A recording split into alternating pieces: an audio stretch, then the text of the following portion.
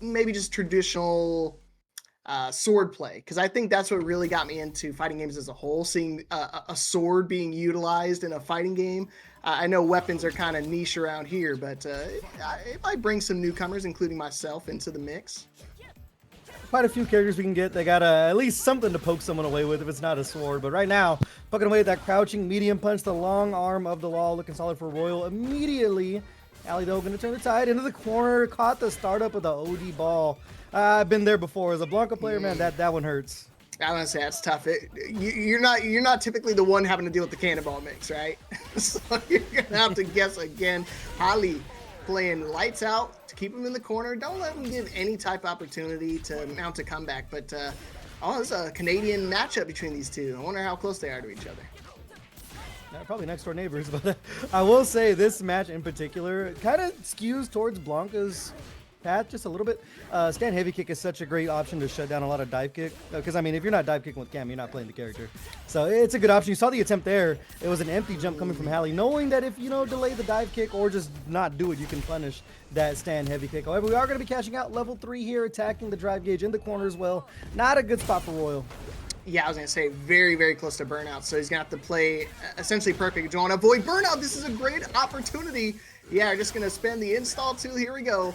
And now the Blanka-chan dolls in the corner just become a lot more scary to deal with. DI, or they do it for the reversal on wake up, but just lands and straight into a throw, right into my loving arms of a Cammy player. Crazy start. Royal started to mount a little bit of some momentum, but Hali again just too big of a deficit.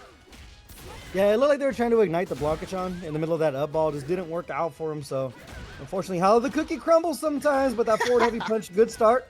Get the cross up as well. The funniest part is I have like 18 Blankas like on my friends list, and I'm not gonna lie, I forgot that Royal was Labubu mix-ups, because the thing about Blanka players, we never use our actual tag as our CFN, so I'm like, okay, that's who that is now. Yeah, why would you ever want to admit to people like, oh yeah, I play Blanka in Street Fighter? I don't think there's a character worse than. Is there a character worse than admitting that? Maybe Doll. No, I think Blanka. I mean, the joke back in the day is like we don't shake hands with Blanka players, so that's been like a long-standing joke since like 2009. So I don't think anyone has like more of a stigma against them in Street Fighter. The Ingrid players might be having that pretty soon, but we'll see. Oh no, Honda players, bro. Honda. Oh, there you tell me Honda players don't get that hate too? Yeah, there you go. That's exactly the case, specifically in this game as well. Oh, big time punish though. Heavy kick over to the corner now. You can look for the DI, and we'll see if Royal lives up to the tag here with the Labubu mix-ups. What do you got for me? Okay, we just do another one. Set up the other direction. DI to get himself out of the corner. Now Royal actually facing burnout. He's got to be a little careful. We're in center stage, but that doesn't matter for Cammy players, because you already know how much distance they can track very quickly. Yeah, it was a great way of fighting out as well. That specific setup pretty much makes Blanka-chan act like a mini Rashid level 2.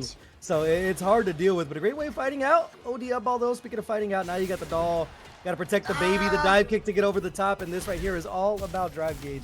Royal going to come up in burnout, has the level 1 to defend themselves, but the question is, if you're Hali, do you rip the DI? Do you just do it? I think you just do it. Yeah, he was just holding down back at that point. But it doesn't matter. Still doesn't need it. Still able to secure the round. Royal getting so greedy. Why try to set up the doll there? I mean, you have such a big life lead. There's no reason to go for something as risky as that.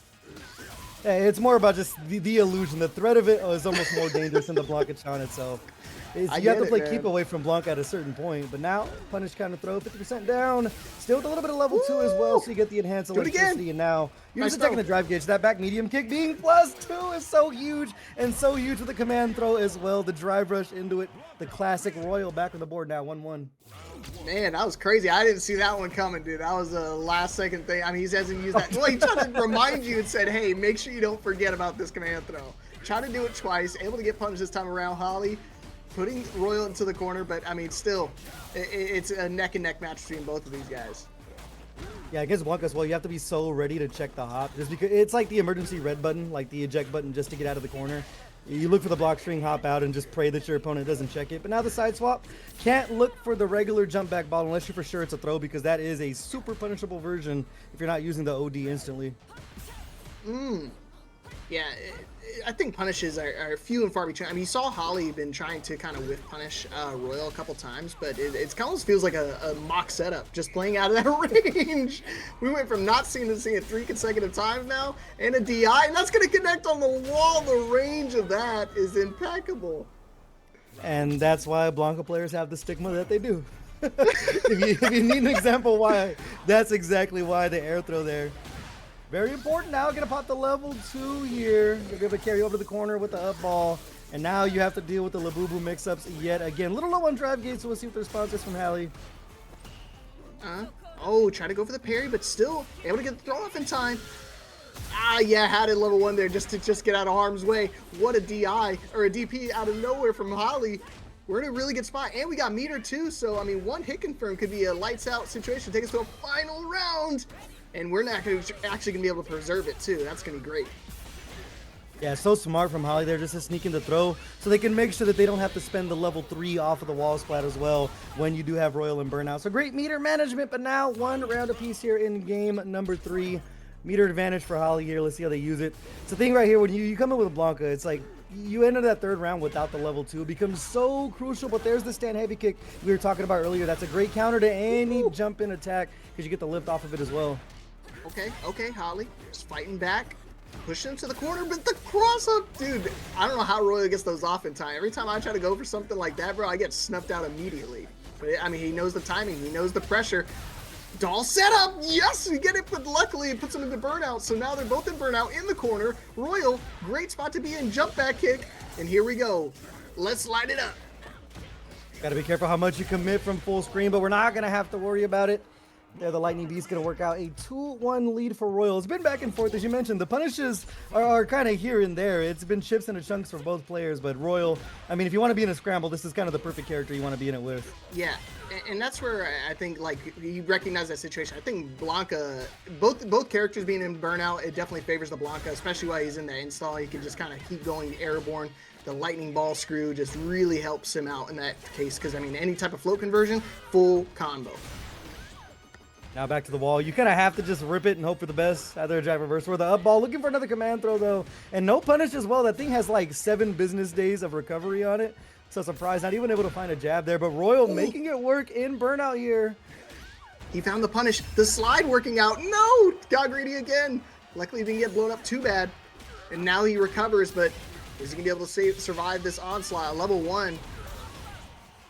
Yeah, now we're stuck in the corner. The low, nice defense from Royal. And Hali actually puts himself in the burnout. Nice throw. That was a perfectly timed throw, because if that would have connected, it would have been lights out for him. Yeah, been there before, man. That's so tough. Big time whip punish, though. Not further enough. Might have been able to get the crouch medium punch, but either way, going to go directly into the Lightning Beast here. More corner carry and another doll for your troubles. Now, this is where Blanka's going to shine, man. Everyone knows it and loves it. I think that level 2 might have had something to do with the Mena and Daigo match, but neither here nor there. Is a bit of a commanding life lead. Jump out for free as well for Royal, and sneaking in the DI. The Unk check working out for him. Yeah, and see that DI connecting was so disgusting. Even T-Dude left on that one, bro. He said, I'm out of here. I do not want to see any more of that. Y'all got Blanka players nice here, bro? Sign up. What the heck is this? In my Motivation Academy, nah, my watch, bro. I'm out of here. Slide finally getting blocked and properly punished. Hali trying to take us to a final game, but Royal can close it out right now. Yeah, now we're just full screen ball and a perfect parry. Great answer. You can either buffer the DP or just time that perfect parry, but either way, gonna take the corner here. Punish counter throw with that level 3 as well. The next hit could be massive, and that right there, with everything going their way, it's gonna put Hali to a tie game 2-2. Between the two. I mean, once again, the great meter management, great heads up by Hali, just knowing they had the meter to spend as well. The level 3 in their back pocket, perfectly optimal. And now, final game here between these two. I think this is round 2 of pulls, if I'm looking at it correctly. Yeah, Hali's been doing great in terms of meter preservation. I mean, every single time that Hali's needed a combo to actually kill, we've had either a level 3 or a level 1 stored up in time. So as long as he keeps that up, I think we'll have definitely a win for the Cammy players out there. I know Judai is smiling from ear to ear, but I know for you, you're definitely rooting for your hometown hero. I know, playing against Blanka too. Neo Judah got that 6 sadistic like smile on him right now, dude. I know he loves this.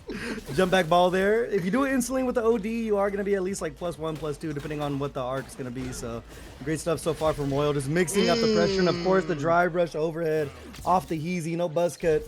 I was going to say no conditioning, but you might not know anything about that. Why would I not know anything about that? I don't know. You have a luscious head of hair. I don't know why you would. Yeah. I was say I use it all the time. Head and shoulders, 3-in-1. I'm golden. Okay, Hali was fighting in center stage. I mean, we're still in there, but I mean, you gotta be real cautious when you're trying to approach the Blanka, because you can see they go airborne, man. He's been doing a really good job of approaching all these different drive rush mix-ups. Yeah, it's a lot of the drive rush heavy kick too. You can tell it's like really starting to turn the gears, catching him with the rainbow ball there. No! They block, they bet it all on the OD DP and the level 3 to make it sweeter. Royal, a 3-2 and a back and forth set. The W script coming out once again from Motivation Academy, but Royal gonna be moving on over in our winner side. Hali, I mean, to going to losers, man, Hali sitting there, that's definitely a shark in the pool of water, but a great set between the two. I see the vision behind it. I respect it because, I mean, he just did it himself. So at that point, you know, Royal did a DP, OD DP on me. Maybe I could sneak one in there and to kind of reset the pressure a bit. But it's a good try. I'm terrified for whoever goes down that losers bracket because they've got some killers already, and this is only round 2. So the fact that we're already, you know, this deep into the matches and how close they can get and such high level stuff, man, makes me nervous.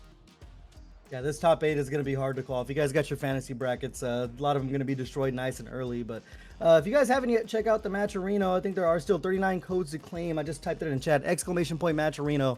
Go over there and claim yourself a code or donate directly, you know, into the prize pool if you're feeling a little generous. As you mentioned, there are a lot of tournaments coming up, so I know these players are going to need those travel funds. So if you are feeling, you know, a little, what's the word for it? Little entrepreneur, generous, whatnot. Generous. I was looking for like a more flavorful word. I forgot what it is. Oh, though. okay. If you're feeling like a philanthropist or whatever it might be, you can go donate directly into the Matcherino if you got the extra cash. There's also some quests as well, some follows in there. Going to throw a little bit of extra change into the prize pool. But massive shout out to everybody that is viewing over in chat.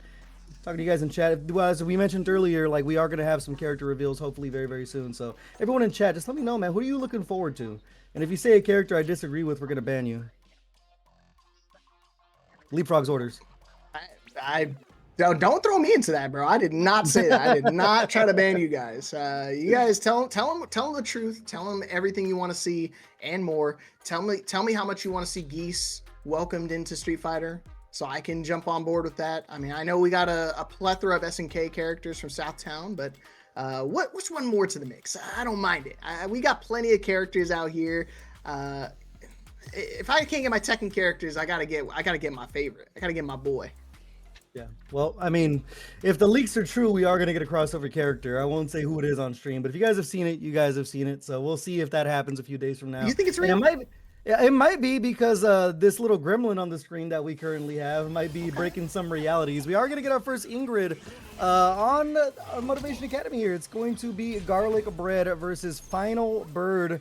This right here, kind of a lore battle if you guys played through Ingrid's story so far. Just kind of put Bison in the blender and then let him back out. And now opening things up, low forward drive rush, and now building up those stocks, which is so important. We were talking about the damage of Ingrid earlier. Like, obviously the character does get a lot of damage, but it all kind of falls back on having those sun stocks. So super important you build those nice and early, because as soon as you whip punish with the heavy, it's big time damage. Yeah, 100%. The back throw, the synonymous one. You pair that up with the level 2, and I know a lot of people will start turning their heads. Oh man, how about a couple forward throws, flicking them right on this dome piece? Did he catch him? Not gonna happen. Yeah, Finalbird getting a little greedy, just trying to find an opening, and GarlicBread taking full advantage. GarlicBread. Yeah, that drive rush heavy kick I think is like +3 or 4 on block, so you end up in like a real like true 50-50 like strike throw position. So looking for the level 1, not gonna work out, but there's the whiff punish with the heavy we were talking about, being able to build up a stock right there off of the heavy. I think that's Sunrise if I remember the moves correctly. Been a while. I haven't played Alpha 3 Upper Max or whatever the hell she was in a long time. But another whip punish with the heavy again, still building up the stocks. And that's the thing with Ingrid players, man. You see them build up stocks, they are plotting. Your demise is imminent. Yeah, we've seen how many laser beams you can get off in modern style. So I'm sure GarlicBread wants to show their prowess on the regular classic, still able to get it done. But Finalbird still fighting back, and this is a great start. Putting it to the corner. Are we gonna spend it? We are gonna spend it. I don't mind this. I like it. Because you're in burnout, you want to give yourself some... Oh, that's actually gonna kill? Dang, I didn't think it was gonna kill, big bro. Not gonna lie. We talk about damage, man. Bison has not been lacking in that department since launch, but fire versus fire, 1 round apiece here. This time, big counter hit, starting things off for Finalbird here, and you have to keep Ingrid in the corner. You do not want to give her space to start doing this nonsense, and the OD Cycle Crusher, a good option as well. That fireball does linger in the air for a bit. It's a real susceptible thing that you can go ahead and punish the Sunshot, but now side swap again, and now here comes the level 2, but new character and didn't get the combo off of it. Okay, we're good. We're good. Well, they got very lucky in that situation because that could have been very, very bad. But now GarlicBread actually in a terrible spot. Not a whole lot of resources to work with. Oh, but just when they say that a huge punish counter, I think you just spend a level 1. No, just going to build up to more stocks. And now in burnout, that's why I was expecting to spend at least a level 1 just to kind of give yourself some time to recharge. But see if Finalbird can close that distance, man. Playing that perfect range. It's outside range for that Psycho Crusher, but still burnout for the both of them. But Finalbird a slight life lead. There's a teleport as well, but the wake up level 1 to put a kibosh on that. Finalbird letting it rip. That teleport too it's such a hard thing to deal with. The down teleport, which is the air one. I think you're like +1 on block in that situation, so you end up in another strike throw spot. So very tricky to deal with, but sometimes you gotta let it rip, man. So think about Bison, not a lot of defensive options, so why not keep on pushing the offense? Yeah, he went for the level 1 a couple different times before, and I thought the GarlicBread was going to be able to block again, but actually ran up and committed to a button. So sometimes getting a little too zealous with buttons, you know, even having a life deficit, sometimes it forces your opponent's hand and make him retaliate more predictably. But you want to talk about predictable? We knew we were going to see an Ingrid win around here occasionally. I'm sure this won't be the last Ingrid tonight either. That's a great whip punish with the low forward. Kind of a stubbier button from Oliver drive rush cancelable normals, but either way, gonna make it work there. Back on the board now, drive rushing in. Little target combo action. Not gonna be able to build a stock as well. Sometimes you see the target combo go into the medium sunrise. The stock build after that is fake. Like you can just mash light punch and kind of punish the startup of it. So it's gonna take the knockdown there and keep moving forward with it. But there's another low forward as well. We have the level 2. We are gonna pop it here. Second time's the charm. We might have the opening. And this right here, you can start building on multiple stocks as we see here. But they missed the heavy sunrise. It's unfortunate. Yeah, kind of, like I said, kind of early on. I think we're, in like day 5 of the character. So a little bit newer with the combos, no big deal. Kind of don't dwell on it. Nice throw tech to get out of the corner. Yeah, he went for the EX Psycho Crusher, but luckily not able to get the punish off in time. GarlicBread in a really good position, despite having a little bit of a life deficit. Oh, yeah. Shoot! You see GarlicBread just on the back foot too. This is where Bison's gonna thrive, and why not just reset it for the overhead. 1 round apiece here. I mean, Finalbird saw themselves in this position before. Now they're coming into the round with that fully loaded gun, that level 3. Throw about 60 on the board early. A little bit of a whiff punish there with the knee press, and that, oh, I was gonna say should be punishable with the light, but we pressed the medium. Uh-oh. Just looping him up. At least 1 charge to work with. Yeah, I was looking for a whip punish, but yeah, just it's one of those things you got to be a little cautious. Some of those moves on whiff are not that bad. Crap, yeah, I was worried about it was gonna connect. Unfortunate. But luckily it was only a level 1, so it didn't lose anything except your whole life. Hold on now. Don't curse of Rawus. Uh-oh. Do we see the reversal here? You have the DI in your disposal as well. Not going to see the counter. The Sunveil might have been the option there in the middle of that DI string, but however, we do have this critical art, and this one is going to hurt unless we take the knockdown. GarlicBread, another chance at life here. You also have a level 2 and a level 3 of your own to work with. Oh, but of course, God. you don't react to the DI. That's super unfortunate. Second time's the charm. And Finalbird going to be taking a 2-0 lead on GarlicBread here, but it's been back and forth. Bro, what happened? GarlicBread, you had it. There's so many opportunities could have got out of there, and then we just sell it. We're selling, bro. Unreal. I definitely cursed him. That's on me, though. But hey, 2-0 lead for Finalbird. If you're a Bison fan, you got to be jumping for joy. We're doing flips right now. We're doing a I-show speed flip. But you know, it's never over till it's over. We've seen the script before, and perhaps it's just a comeback story for our Ingrid folk. Whip punish is huge as well. Saw them use the Sunbeam. Now building up the stock again. Up to the corner we go, and it's been all GarlicBread this round thus far, but it's going to keep on mashing out here. You have to show Ingrid you're not afraid of him, man. You give him that space and start letting him work with the Sunstocks. Things do not go your way, so still just challenging back and working away to the corner pretty well. Saw the knee press land there, not able to find a low forward though. Okay, another EX Psycho Crusher trying to close that distance. And and the low connecting. Yeah, keep the combo simple. And that's going to be another round for GarlicBread. Is this a Dragon Ball player? I actually don't know. Judah, do you know if this is a Dragon Ball player? You're more familiar with the Dragon Ball fighter scene than perhaps me and Factor. Yeah, I was not in those DBZ trenches, so might be. But finally, the first counter we see come out of GarlicBread. There's the Sunveil we were talking about. The OD version going to be strike and throw invincible, the same way Amnesia is with JP. Definitely won't get as much off of it, but still something you have to think about. Slide-oo. Oh, straight, dude. I can't stand that mix. It frustrates me, but I fall for it all the time. You do a slide and go straight into an overhead, and you always get caught. Luckily, GarlicBread puts himself in a position, teleports out of there.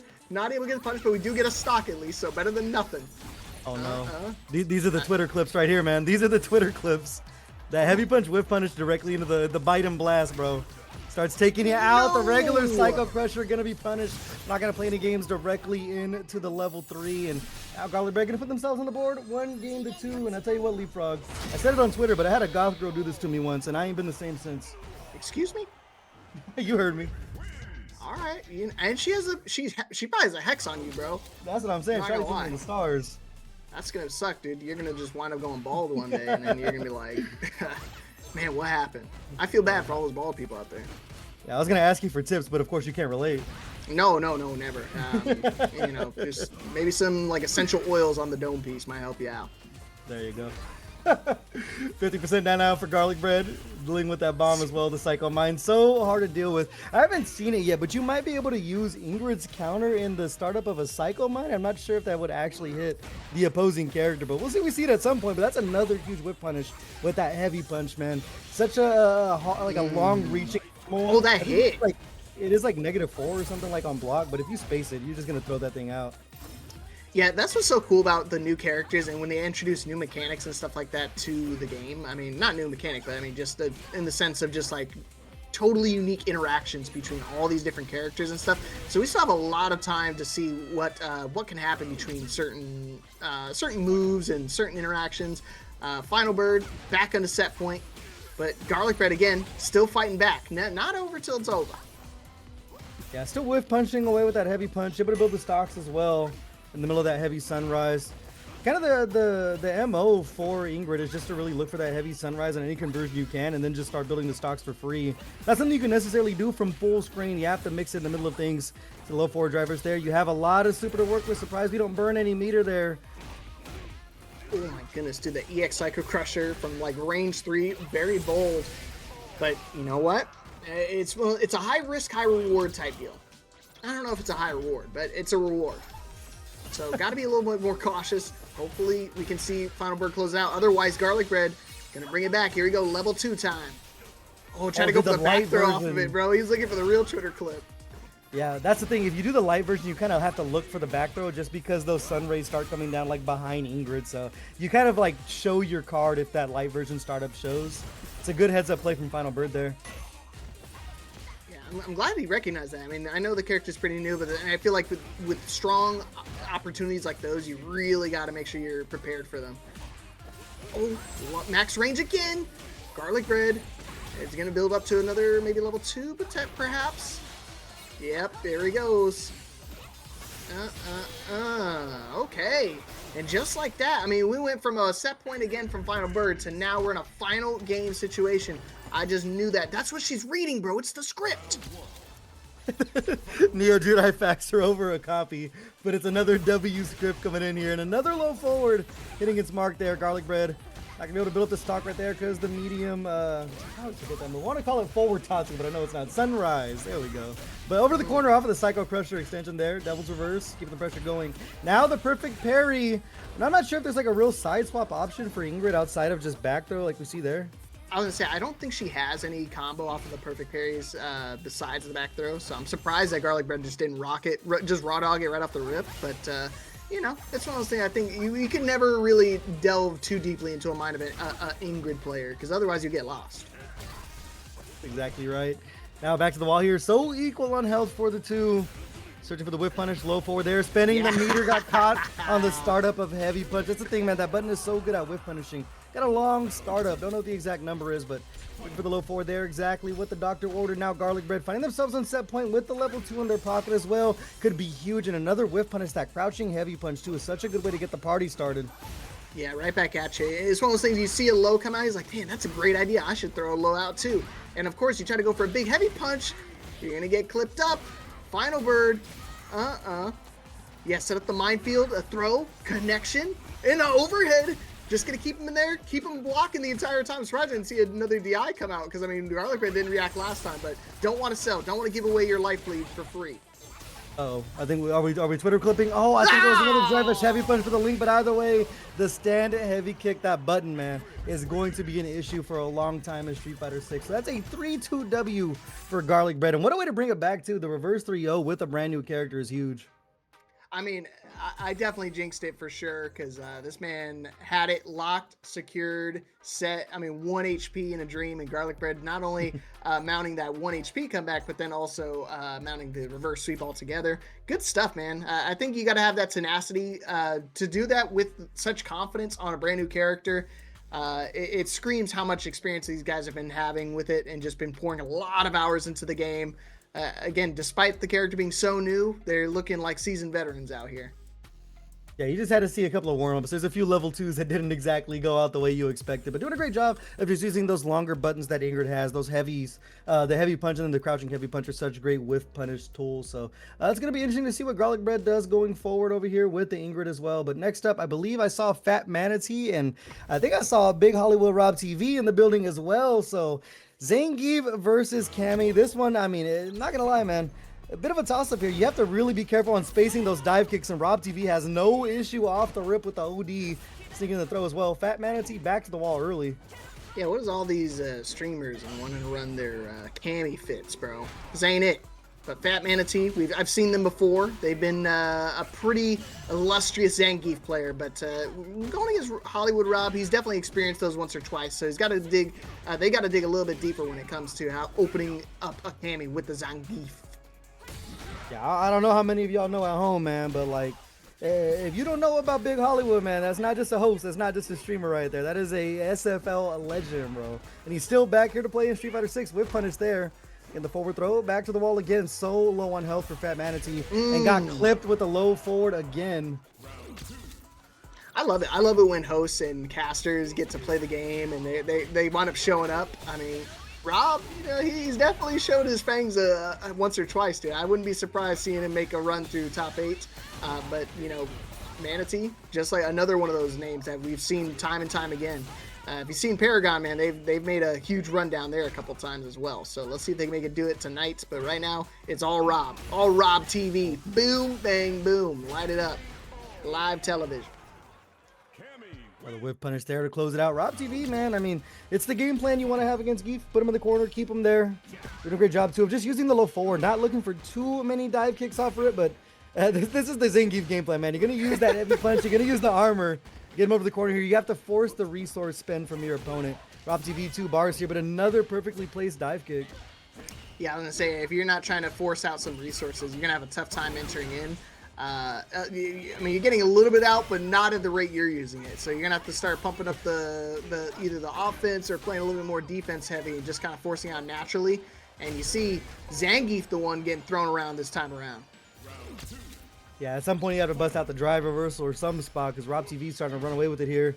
Whip punish has been on point, man. I mean, if you go back and watch the old Rob TV tape, his whip punishes have always been on point. You go back to the Street Fighter 5 days, you cannot whip a button in front of this man and not even afraid to bust it out there. The ODDP just to keep the momentum. It's been a lot of that heavy punch from TheFatManatee, but not too much otherwise.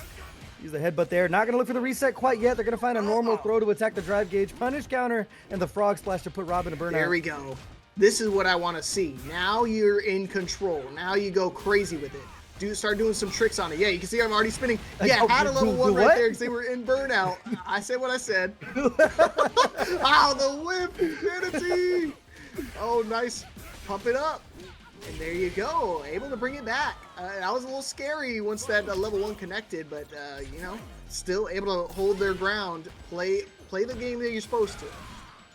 And I ain't gonna lie, man, Rob TV just double dash and looking for throw was so dangerous against a Geef with level 3. We talk about modern controls and the way you have to play differently when there's supers online. When Geef has level 3, you have to really start thinking about your choices. You see the walk back there from Rob. Like, you have to see if you can bait that thing out. A low confirm. Nice Manatee opening him up. It's one of those struggles you kind of have with a Cammy player because they can just play out of like that mid-range where they can kind of make the approach safely. But Manatee's been navigating it pretty well. All things considered, SPD. Oh my gosh, dude. Did you see that damage? It's only a matter of time. Surprised we didn't see the level 3 cancel off the OD Lariat, but either way, man, the SPD is the great equalizer. So the charge and the heavy punch there, it's still... I mean, Rob is working the game plan out. It's still back to the wall for Fatmanatee here. It's just the thing about Geef is like you guess wrong 1 or 2 times and it's cookies. That's it. Just shake my hand, son. You shake Geef's hands? I could probably shake my head with his hands, bro. All right, fair I think enough. I'm fitting in his hands. Bro, for real, that man's crushing sodas with his fingertips. Got the Wembenyama palms. But either way, Rob TV with the quickness, man. Another round on the board, on the verge of going up 2-1 here. See how Manatee responds to lay off the hooligan with the dive kick as well. Mixing up the approach as Rob TV. Okay, momentum again. Starting to go in favor of Rob. Manatee got to find a way out of this corner safely because, I mean, we're just getting throw looped right now. But either which way, there you go. Starting to use the lows again. I feel like that's been a great option for them until they just whiff a command throw. Luckily, they get blown up, but still getting thrown around. And now with no resources beyond the one little itty-bitty drive gauge is not going to do you any good.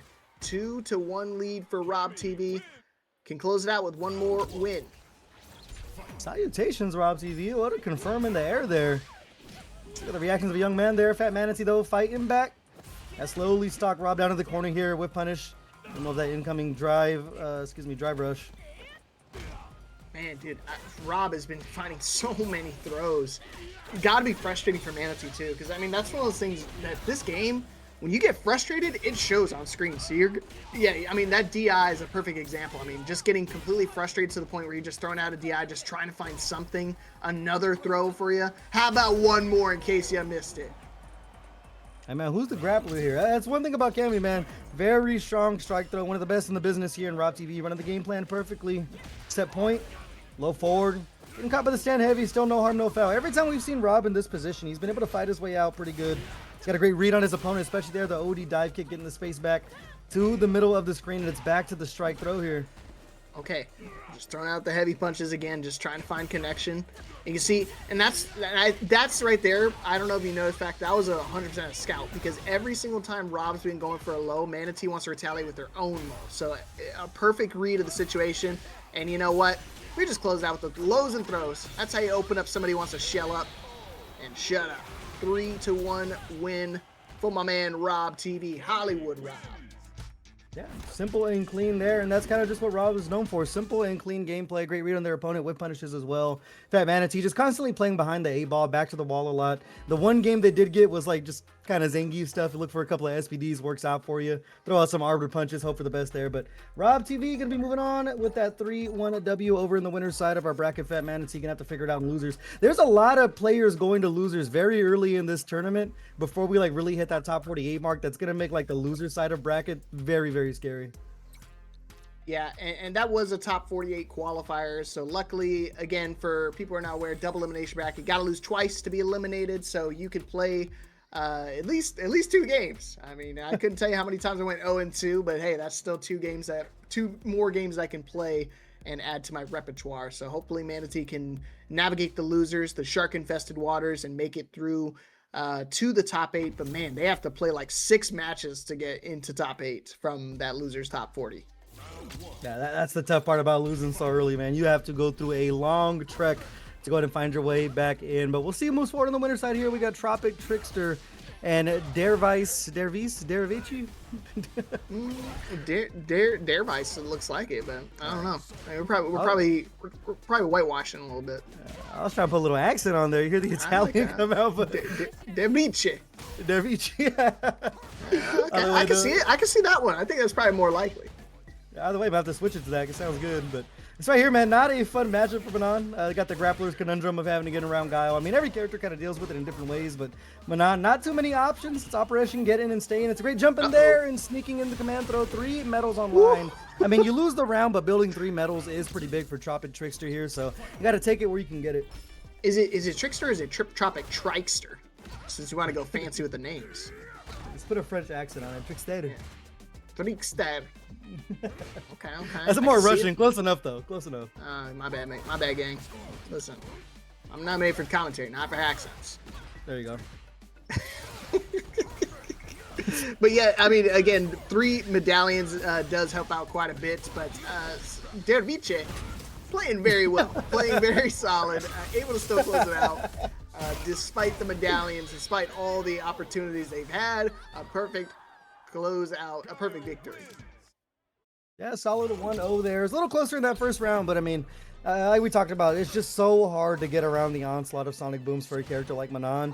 You can pirouette through it if you do have the hard read, or just really pray that one of your jump heavy kicks lands, or get a whip punish there, you can really start cooking. They did pirouette the first time at the beginning, but look at exactly what Dare did. They immediately went for a flip kick, so you got to be a little cautious when you're doing it, because I mean, it's tough because you want to use that close range so you can get around and try to go for a punish, but if somebody like Dare has been like at that moment, he can immediately retaliate with a bigger button. Or that OD flash kick. We've seen busted out a few times, but there's the jump heavy kick. Finally time to get 3 medals online. Dare hasn't been afraid to let it rip like when they're backs to the wall, but now just letting off the gas. He's running that Guile game plan, chucking the booms, the plasma. The thing about Guile too, man, it's like not only is the flash kick always a threat, it's that medium kick as well, but either way, it's not going to matter. Another timely jump in for TropicTrickster, and 4 medals with that first round is pretty huge. Yeah, and you got the win too, so now a 30% of your life bar is at risk. Oh boy, here it comes. One more time, and you're going to see a big chunk of that life gone. Tried to go for the DI, unfortunately, just Dare was one step ahead of you, going for the easy, cheeky little jabs just to make sure we can retaliate quick enough. Looking away here. Oh, look for the heavy kick, no cross up there. Still has a level 3. I mean, with the 5 medals, you're a ticking time bomb with that. And speaking of which, look at the damage just off of that little 3-piece for a quick 20%. Level 3 on deck as well for Dare, so not quite out of it just yet, but you have to be careful not to get grabbed. Yeah, I'm gonna say you can't get grabbed, you can't even get combo starts. I mean, honestly, any route here for Manon will lead to death. So, gotta play perfect, and you know what? That's exactly what the Guile's gotta do. Perfect! Yeah, spending a lot of it, getting yourself out of a bad position, though still, oh, I was about to say still alive for TropicTrickster, but of course the last hit gonna be enough to close it out. 1 round apiece between the 2 now. See, that's how I knew. See, look, I got it right one time. I'm the one getting it wrong, but that was the one time I felt confident. Ooh. Yeah, confidence is key for this matchup. Ah, yikes. Perhaps overconfident may be a hindrance to you. Yeah. That's Raw 2 with the 5 medals, so that one right there going to be about 50%, if not a little bit less, off the board. Going over the top to make it sweeter. Now they're in a bad spot, but still just tossing Das Boo out. Stay away from me. Get back.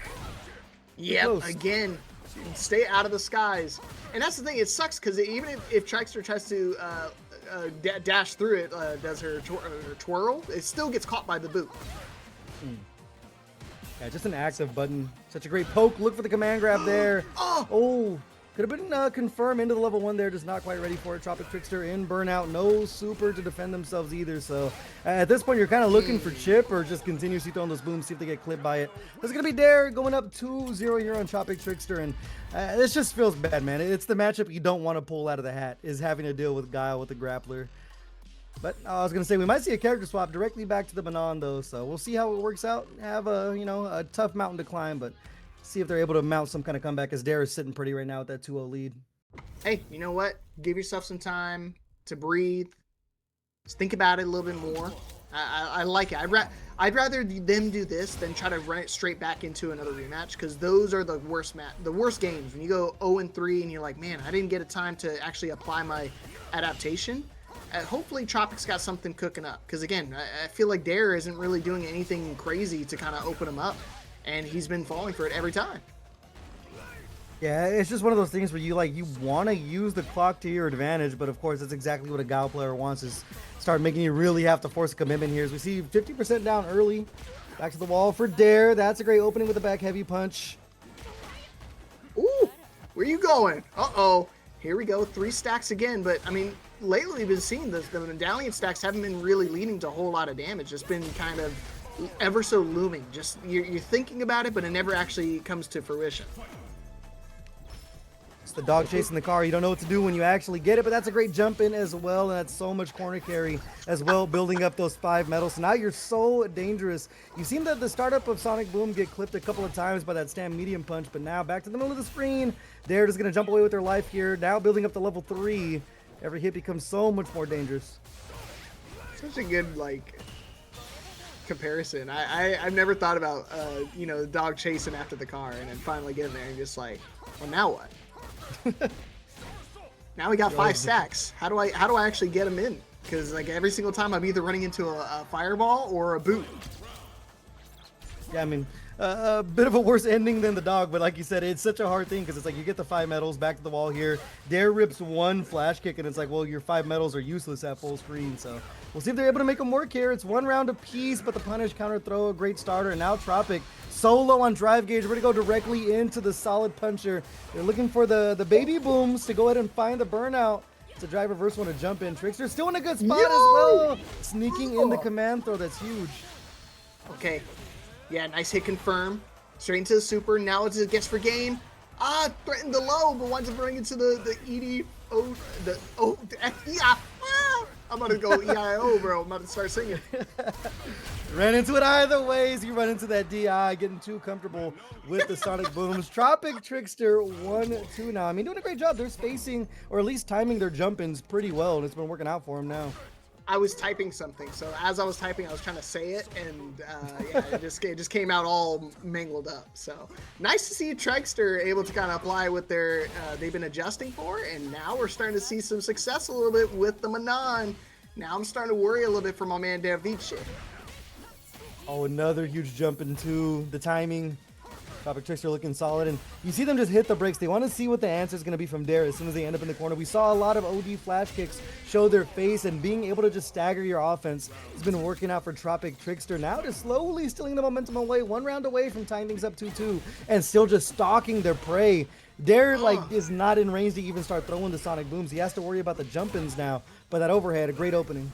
And that's the thing. What's kind of surprising is that he's been answering he's been doing a lot of anti-airs, and despite that, Trickster is still going to the air every single opportunity they get to go over these fireballs. So I think you're gonna have to keep applying that pressure and kind of force his hand. Obviously, it's still working. So, oh man, I don't know how he got that parry off in time. Another boot, and now he's looking for chip damage. I think just trying to get him down to overheat. Yeah, you're just trying to probably just keep yourself like closer to getting out of burnout with the solid punch of the jump over though into the sweep. Gonna work out for Dare now on a set point here. Do got that level 3-4 medals for TropicTrickster, so it's not the end of the world, especially with a whiff punish like that to put you up to 5. Yikes! Oh my gosh, dude! The confidence from Tropic is starting to show, mounting the comeback. And you see Darevice just trying to fight his way out the old-fashioned way, the old-fashioned Guile fireball. Just use him, man. Keep him at that distance. And you see him just trying to build up some more meter. He's a big fan of Das Boot, so not gonna have a whole lot of resources to actually use. Not gonna have enough life to even survive this, anyways. And just like that, we are at a final game situation. The script is alive and true, regardless of the characters on screen. TropicTrickster able to bring it back. Not even a lot of jumping in that round either, just being able to clip him with the startup of the Sonic Boom with the stand medium punch.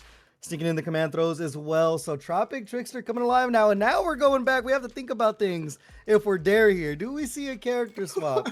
I see the mouse hovering over. Is he swapping? Maybe he's thinking, hey, you know what?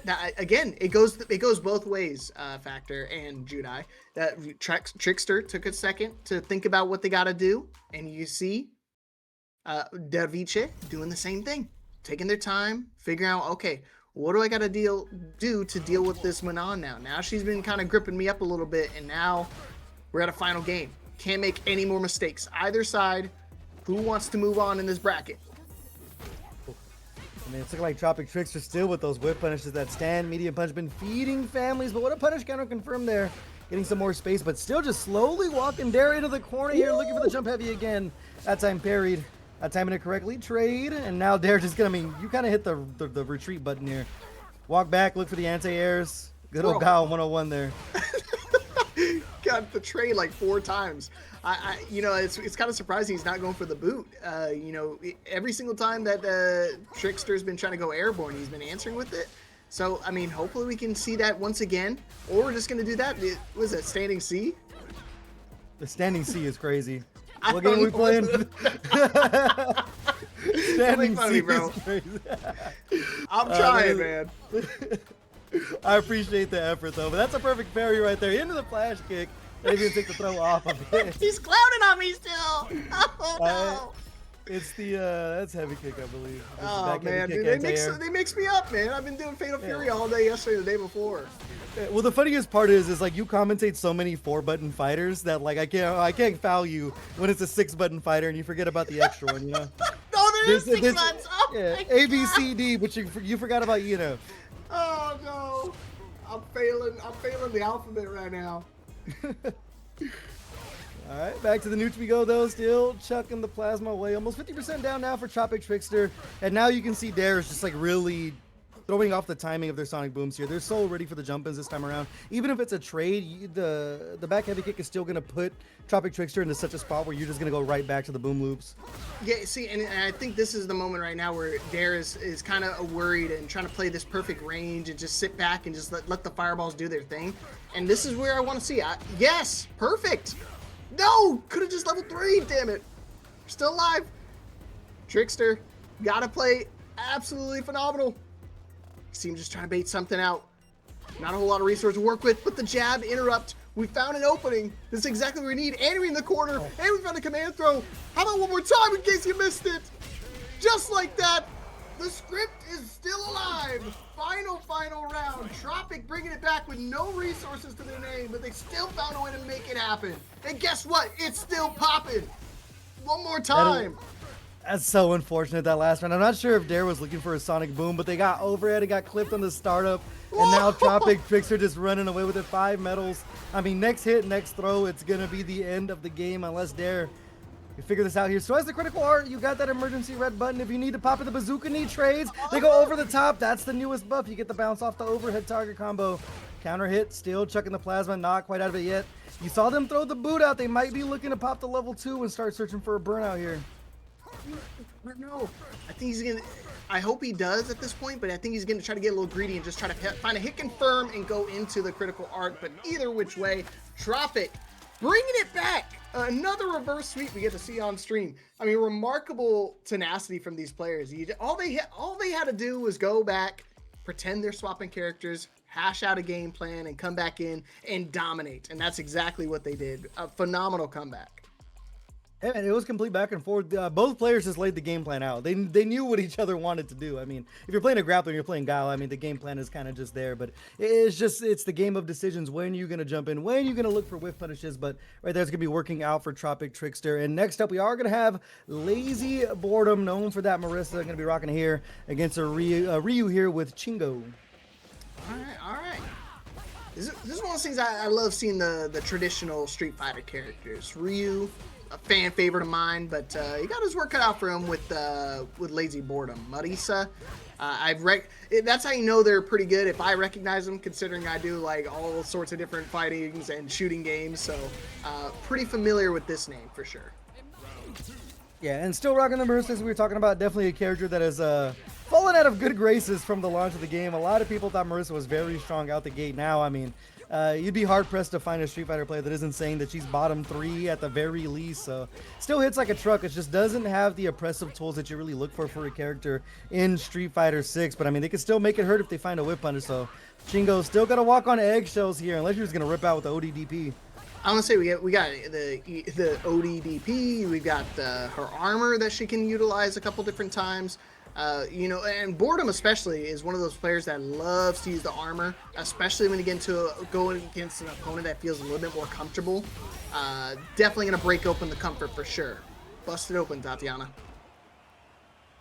You gotta be careful with the Scudum stance, though. I mean, it's susceptible to lows, so against a character like Ryu, you can get, you know, low forward drive rush, the classic. But so far, Lazyboredom playing the game plan pretty solid here. I mean, the game plan for Marisa, though, I mean, you just want to hit at the end of the day. Yeah. You're trying to swing, you're trying to clip every single hit you can. You land is going to go directly into about 40% every single time, as we see here. Chingoe back to the wall here. Ooh. Save, jump, stead up, got clipped there. And this right here, I mean, should be all she wrote. You have the level 1 and a bunch of drive gauge. You're not even going to have to pop it. Never mind, you will. I'm not familiar with the Marisa rounding. I just know that they hurt. Yeah, I was gonna say she is a tank for sure. So good stuff to Boredom. I get a little greedy some of those interactions where they survive, and I'm like, I'll just try to save it up. No, not Boredom. Just confirm it, guarantee the kill. Because I mean, we already know we can just do the same exact combo loop again, push him to another corner, and you've already built up to another level 1. So might as well just rinse and repeat. Oh, huge whip punish there off of the solar plexus. That's massive. Lazyboredom back to the corner we go. Chingoe's just been finding themselves in the spot. And there's another safe jump, the overhead target combo. You don't see that a lot. No, that's rare, man. Even for someone like Boredom, that was like a confidence booster for sure. Just felt themselves a little bit, put them in the corner, kind of keep them there. Luckily, Chingoe does fight his way out, and we're in a decent spot. I mean, if we can get him to the corner, it would help out a ton, unless you get your toes stomped on. Yeah, those chanclas, man, they look fashionable, they help out, but they do not protect your toes at all. What you get for wearing chanclas to a street fight, man? You should have learned. Ryu's been around, dude. You're going against someone wearing red bottoms. You expect not to get stepped on? Yeah, that's gonna be a tough one. You know, normally my mom just uses that the weapons itself. You know, I was talking about weapons earlier, and you know, maybe we could see a character like my mom. She'd be unstoppable. Yo, can someone? There's got to be a mod for Mai, right, where she's throwing chanclas instead of fans. That has to exist. Right, that's got to exist. It even has to bounce like it does in real life sometimes, depending if they're rubber or not. I mean, that would be sick, dude. I'd pay money for that. Chingoe though behind the 8-ball again, a sliver of health. They've been looking at the spot where they have Lazyboredom about 50%, but I mean, it's just such a mountain to climb with no health here and low on drive gauge as well. The thing about Marisa, they can chunk your drive gauge. These strings are very, very meaty. And in the blink of an eye, Lazyboredom going to be on set point here. Sitting with that level 2 in their pocket too. I mean, at some point you're going to build up the level 3 in this round, and I mean, it's 70% off the board. You get clipped. If you guess wrong, it's over.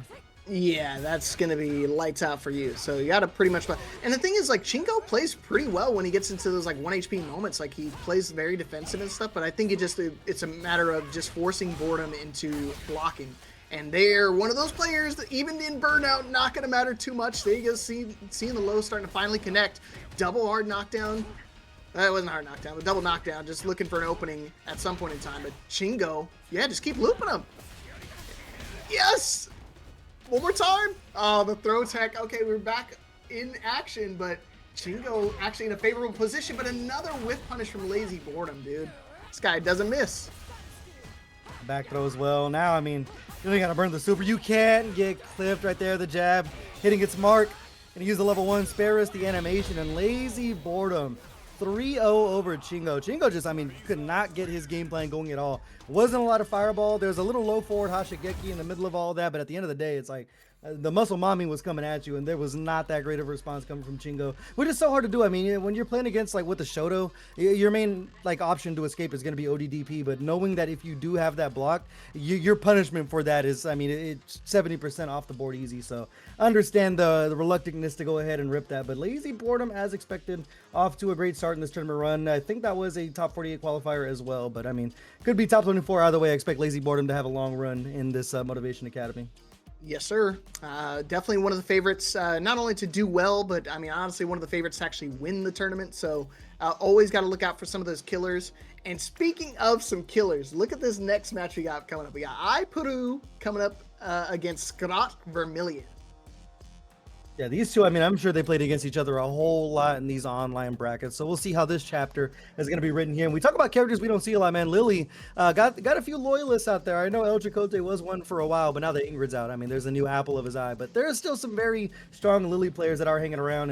And funny enough, kind of similar with Ingrid, that stand heavy kick is pretty much Lily's crouch heavy punch in a trench coat. So we'll see what iPeru has in store for us against Scrawt Vermillion. But massive shout out to every single person that is watching and playing along. Remember to use that Matcherino code, Matcherino command in chat. That's !Matcherino. There are still 32 codes to claim. So if you guys haven't claimed them yet, don't make me send Leapfrog to your house, bro. You better claim those codes.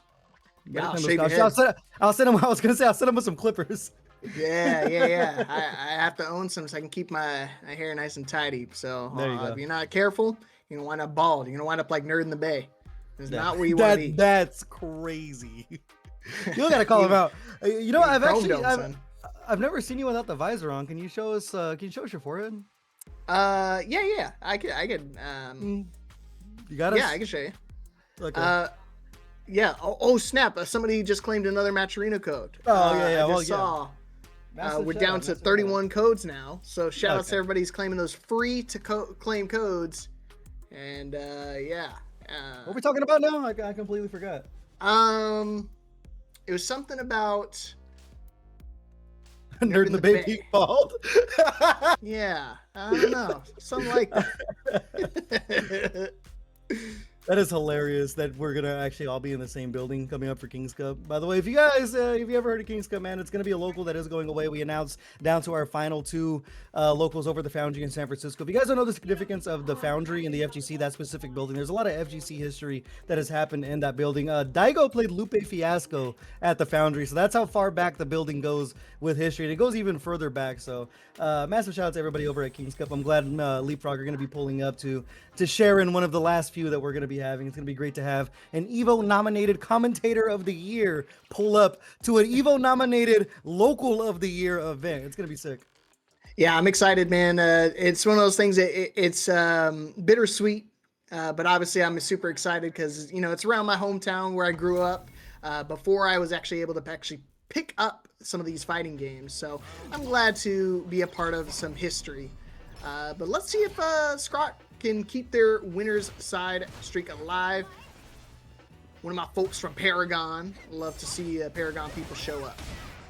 And Scrawt gonna be rocking the Ingrid here, so we'll see how much work they can have. You talk about matchups that you don't see like in a game. I don't think you're gonna be seeing a lot of Ingrid versus Lily going forward, unless something massive changes after this next announcement there. But right there's the bite and blast into the teleport. Get a lot of corner carry off of that one, but you can't get stocks for free. You have to look for knockdowns off of the heavy sunrise, like we see there. Yeah, I was gonna say I don't see Lily all too often. I mean, I literally could count on one hand how many times I've seen a Lily player in tournament. So it's gonna be interesting for Scrawt, but so far they're starting off pretty well. I feel like they've had their fair share of Lily experience, and they've been dealing with it all all things considered. So the use of the sun veil there just to get some breathing room. That's the one thing about Ingrid, to go ahead and look for that counter, you usually want to use the OD version of it. So kind of a meter hungry character to try to build these stocks up. iPeru now got Scrawt back to the wall, and see, you don't have the perfect parry, but it's multiple hits, so not completely safe on that one now. Coming in, little cosmic beam there. Still not going to build up the stock either, just dashing on in for some Oki, but iPeru going to mash that one out. 1 round apiece, and both players going to come into this last round with level 3s in their pocket. So, question: when you perfect parry the first hit of a multi-blade string, do you have to just hold it at that point, like hold the parry, or do you just have to block the second half of it? You're gonna hold it unless you're a god and you want to parry the entire thing. You can also block it as well. There's like other options you can do. You can also just look for an ODDP if the move is slow enough in between hits, but usually you're just gonna want to hold it, or like I said, just try to pull a Daigo. That makes sense. Let's go, Daigo! Oh man, the level 1 locked in, so 1 little hit confirm would be dead for Peru, but we still have a critical art at our disposal. And going for a reset, I guess. I don't know if it was a drop or a reset, but I was hoping to see it utilized at some point in time, so that way they don't have to worry about this burnout. Still burnout in the corner, and another level 2 in case you missed it. Yeah, this is going to be a lot of chip off the board here, especially when we just throw out the solar burst behind it. Understanding you have the stocks as well. That solar burst is so much chip when you have the stock behind it. Using the heavy version is so huge. So Scrawt, I mean 1800 MR with Ingrid already for a reason. Keeping their eye on the ball there, making sure they had the chip kill, and now up 1 game here. iPeru though will not go silently into the night. We talked about that button before. That crouch heavy punch is so similar to the stand heavy kick of Ingrid. Haven't seen too much of the stand heavy kick, but of course we're going to see a lot of that crouch heavy punch. And honestly, Scrawt's just been playing super solid. Just been playing at that range, just making Peru have to make the approach. And it's been frustrating to say the least, but however, Peru been doing pretty good getting him into the corner. I think it's just navigating that corner pressure safely, because I mean every single time they've been getting him into the corner, we've been seeing like level 2s being used and parries at their disposal. So hopefully we see that adjustment going forward.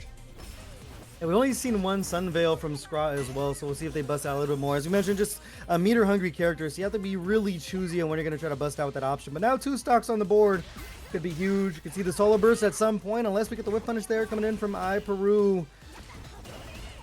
Woo! And again, multiple hits coming out. Got to keep them locked in that corner.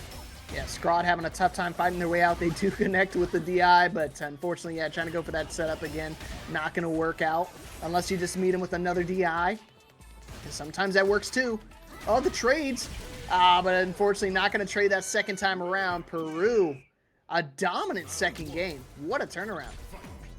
Yeah, that's the thing about Lily, man. They build stocks, they literally just have to cycle offense over and over. Saw a couple of drive reversal attempts there, just not able to get the breathing room that you need. Scrawt not really using teleport too much either, just because you're kind of susceptible if you use the butt slam teleport to that crouching heavy punch. So slowly just getting walked down here. See if they start using those escape options a little bit more, get clipped again with the Condor Spire. Yeah, I mean, oh man, try to bait it, but unfortunately, don't want to look at the doll, don't want your gift.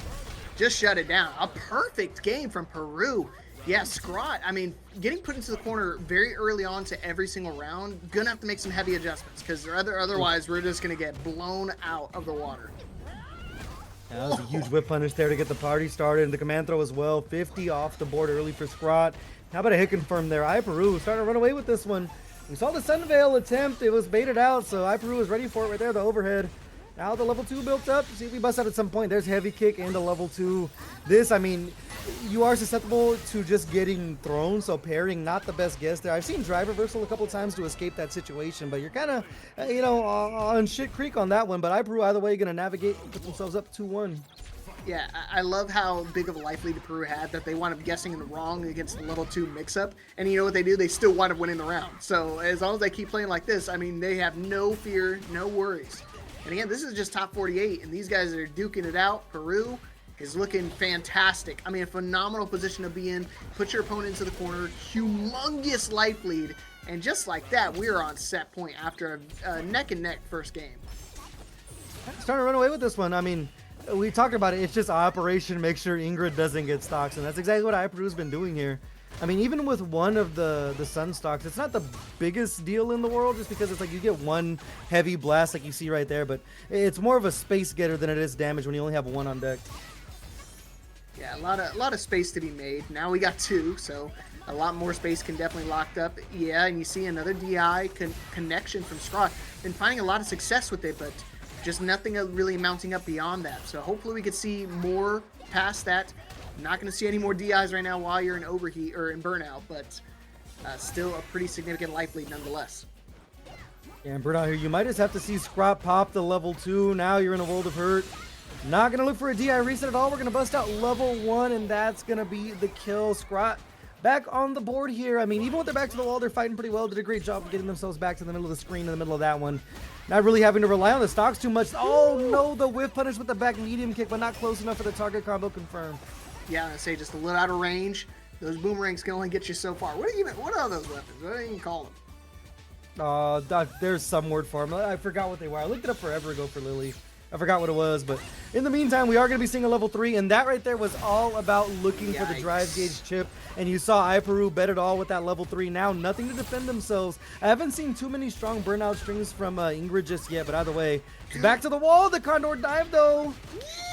No way, dude. If Peru gets out of this overheat, oh my goodness, this is gonna be crazy. They actually fought their way out, and now Scrawt's actually in overheat. A little out of range for that connection, and Peru has a way to be able to close it out. One more connection, one more hit for Scrawt to take us to a final game. But now we're in a really tough spot. Oh no! Yeah, unfortunate to look for the laser beam, but it's getting jumped in on. Unfortunately, too long an overheat, couldn't reach with the far C in that situation, so not going to be working out for Scrawt Vermillion there. But no, that burnout at the end just kind of spelled disaster. I mean, you saw iPeru just kind of rip things with that level 3 and was able to fight their way out. I mean, it did not look good for him. Burnout back to the wall and that Condor dive. I'm not going to lie, kind of bailed him out in that situation, but a great man once said we take those. You got to take him when you got him, son. Definitely unfortunate. But either which way, I wish I'd saw that adaptation a little bit sooner, because I mean, one more round and we would have been going to a final game situation. And if we had made that adjustment a little bit sooner, we definitely would have seen, the lead from Scrawt. And at that point, then we would have been going, Peru was going to have to fight back from that deficit. But either which way, hindsight 2020. Still a great performance from Peru. And now he is just one step closer to that illustrious top 8. He's got to play the winner between Triclops and Prototype. Yeah, and I think next up, I think I saw BigMo get invited to the lobby, so I'm gonna get some more Blanka love on screen. So we'll see who BigMo's gonna be going up against here. I think I saw LeviHakai, but it was another Ingrid, so I'm not exactly sure we're gonna get. But I definitely am happy to see more Blanka. Yeah, Levi, Mokojin. Yeah, see, he's hyped up for that one. Levi, definitely a Moko. He's at the tattoo? Yeah, you didn't know I had that? Oh, snap. I never seen you in person, so no. I don't play about these games, man. This is a lifestyle out here. You know what I'm saying? See, that's the thing. I can never get accused of tier whoring. I can't get accused of tier whoring, right? You're 100% right, man. I've been playing Blanka since 2010, bro. Back when he was ass in Street Fighter 4. Wow. And I was just getting into high school at that time. Hey, I ain't that old. I was 15 when that happened, all right? Okay, I was making sure. Just testing. Yeah. Testing the waters. Yeah. I'm a fighting game veteran at the ripe age of 31. Let's go. Perfect time to get involved with fighting games, man. It's kind of insane to think about how old people can still compete still. I mean, we talk about, I don't want to say old people, but I mean, the unks of our FGC society have been starting to show up. I mean, we have players like Nee that are still rocking. I mean, Arslan Ash is another player that we talk about. I mean, he looks young, but he's like in his 30s. So there's a lot of talent being recognized. I think the legacy status behind some of these games really does make a big difference. Yeah, I mean, we saw Xiaohai just pretty much beat another youngster at Combo Breaker, so age is a mindset. Did you see Xiaohai was playing King of Fighters one-handed on random select and won a tournament that way? I would believe it. I think I saw like a small clip of that. I didn't know he won the tournament playing that way. I'm not gonna lie. I don't know if I'm gonna be mad or like respectful of what happened. You know? I might have to catch some hands after that one, so that'd be disrespectful. One-handed is crazy enough. We seen the one-handed Mai, bro. The one-handed Mai is different, right? We know why Xiaohai playing one-handed, right? He's playing Mai. That's why. All right, Big Mo. Mo Braun James is a crazy name, though. By the way. I just saw that right now, and I'm just like, wow, that's sick. I mean, we talk about Blankas on my friends list, man. I always know who Big Mo is, just because bro, if there's any Blanka that plays competitively, they're on my friends list. Like I'm telling you, I collect them like Pokemon. All right, I don't have any at the moment. I'm still trying to get involved with it, bro. They're just like, who is this guy? I mean, I don't know him. It's because you're pure of heart. That's why. It's like there's some random bronze player trying to add me. My fault, gang. Levi, my bad. I didn't mean to cut you out, but I was just about to say, like, Levi, another one of those players, a Mokojin of the game. We've seen him win tournaments on multiple different characters. We mainly know them for the Elena, but they've been still obviously rocking out with the Ingrid. Yeah, I mean, we saw him with the Elena for a long time as well. I mean, not necessarily playing random select, but they like to get their way around, and right now rocking the Ingrid. Not looking good for him right now, though, as we're starting to get to the fancy stuff here. So Big Mo really thrives, dude. I'm not gonna lie, I've stolen so much tech from this dude. It's like unbelievable, the layers that come out. And I mean, even if you don't get that last successful Blanka mix-up, you're out of dolls. You have such a massive life lead. Like, Levi's got to work for this one. Yeah, he's got a lot of work to do for sure. But, I mean, we've seen crazier comebacks mounted from this guy, so I wouldn't count him out in the slightest. And you see Big Mo is definitely respecting and not trying to do anything risky to put himself in harm's way. Overhead, looking for a duck.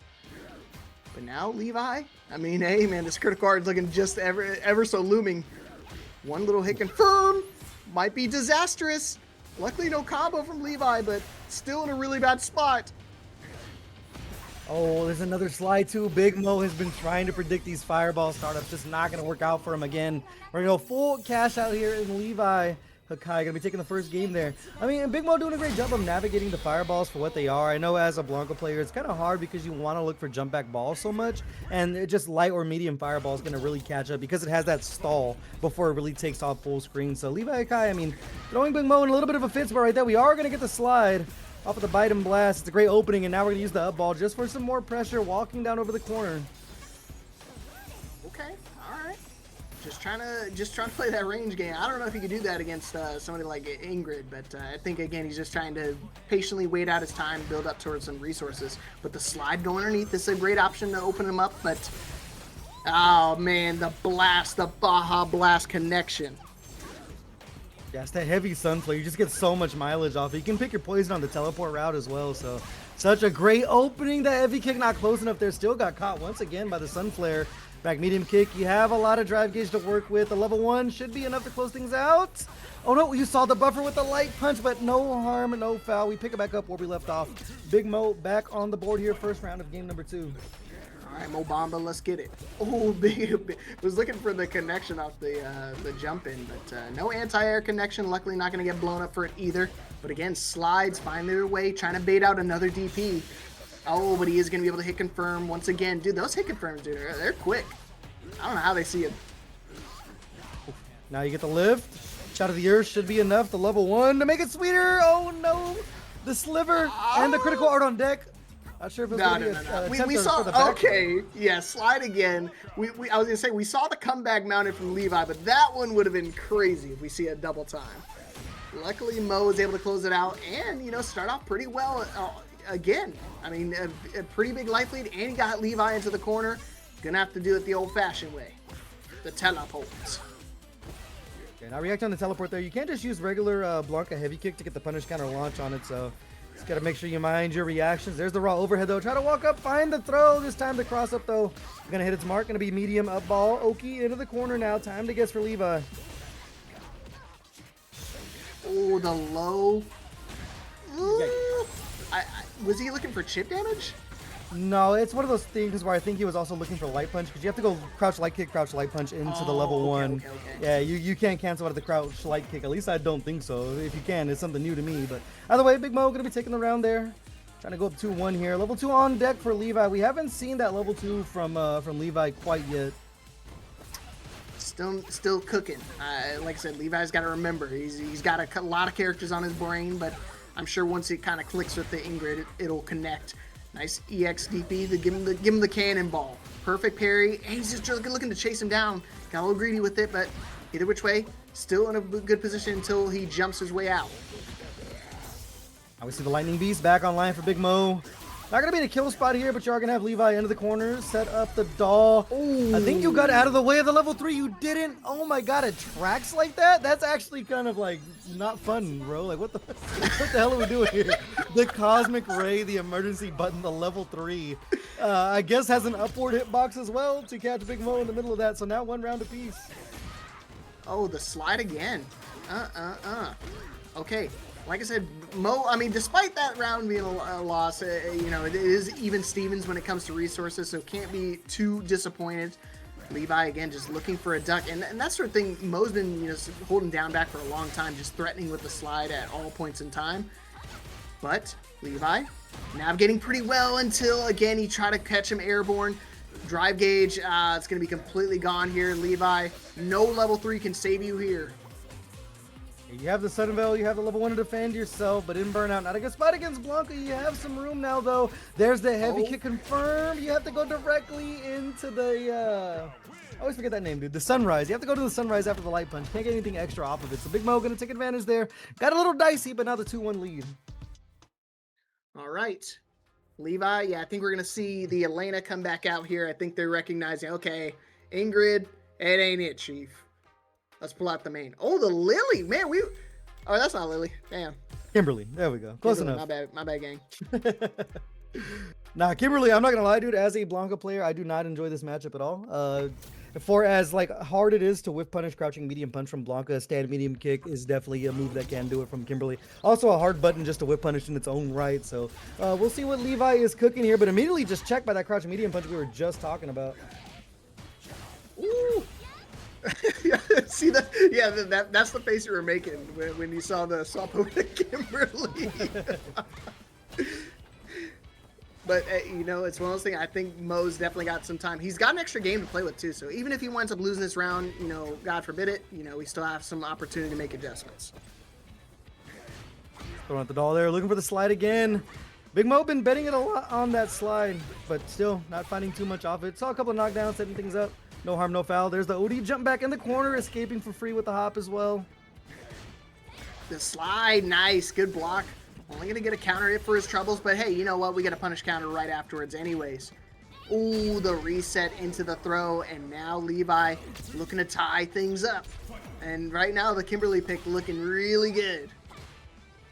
Yeah, so close to that level 3 as well, and that's the gambit of Kimberly is to build that level 3. What a check with the light punch though. BigMo coming in, has a level 2 of his own right. He's got to find the meaty enough button, look for the forward heavy punch there, just dashing on in though. Levi sitting pretty. Level 3, as we were just talking about, that buff is so important. But speaking of level 3s, they go ahead and bust one out here. BigMo not going to hold that slide, and this is going to put Levi into burnout. So not looking too solid. Actually, half a bar. Oh, there it goes. Yeah, there you go. Yeah, I was going to say not too far behind it. Now Levi got to do the impossible. Out of the corner. Oh, this is good level 1. Okay. Not going to build it up in time. Woo! Oh, gosh. Levi, this dude's going crazy on it. The low, and now he's out of burnout too. Drive dash. Oh my goodness! What on earth, dude? Just couldn't stop him. Relentless. The marathon runner of all songs playing in his ear takes us to a final game. Yeah, that's Kimberly, man. Just completely can snowball you that way. Great check off the slide though. BigMo coming back in for a little bit more. It's a W script to get into final game. Oh, okay. Let's see what adjustments BigMo's got, man. Because he's got he's found the adjustment against the Ingrid. He's got a game to play with. He had a game to play with the Kimberly. So hopefully he can find an adjustment now. I mean, before it was a slide. Now, what's the adjustment to make the approach here on Kimberly? Oh, might not have the adjustment here. It's a lot of drive gauge to work with into the level 2. No adjustment needed, man. That is going to be a BigMo in the grave. 1 round away from the 3-2 for LeviHakai. See how Mo responds here? I mean, you do have a 1 bar super gauge. You're going to get that level 2 at some point here. It's just when do you get it? Great whip punish, though, with that stand medium kick. Over to the corner now, and now Kimberly can start cooking. Build up the paint can is so huge. Yeah, when she's got those paint cans, I mean, it's just as scary as the Blanka-chan setups, too, man. So, got to be a little careful. See Mo just trying to apply a little bit of pressure. I think he's starting to feel the pressure himself, so maybe just trying to find something. This is a great corner pressure, and now we got the setup too. Yeah. What else you got? Oh, he tried to go for the overhead, but interrupted. Now stuck in the corner himself. Oh, goodness. Oh, punish counter. Gonna get the slide off of it. Amazon River Run, they look for the cross-up, not close enough for it. Yeah, that sucks right there. Did the frame trap immediately into the level 2, and that's LeviHakai taking a 3-2 over BigMo and gonna be moving on inside of our top 48.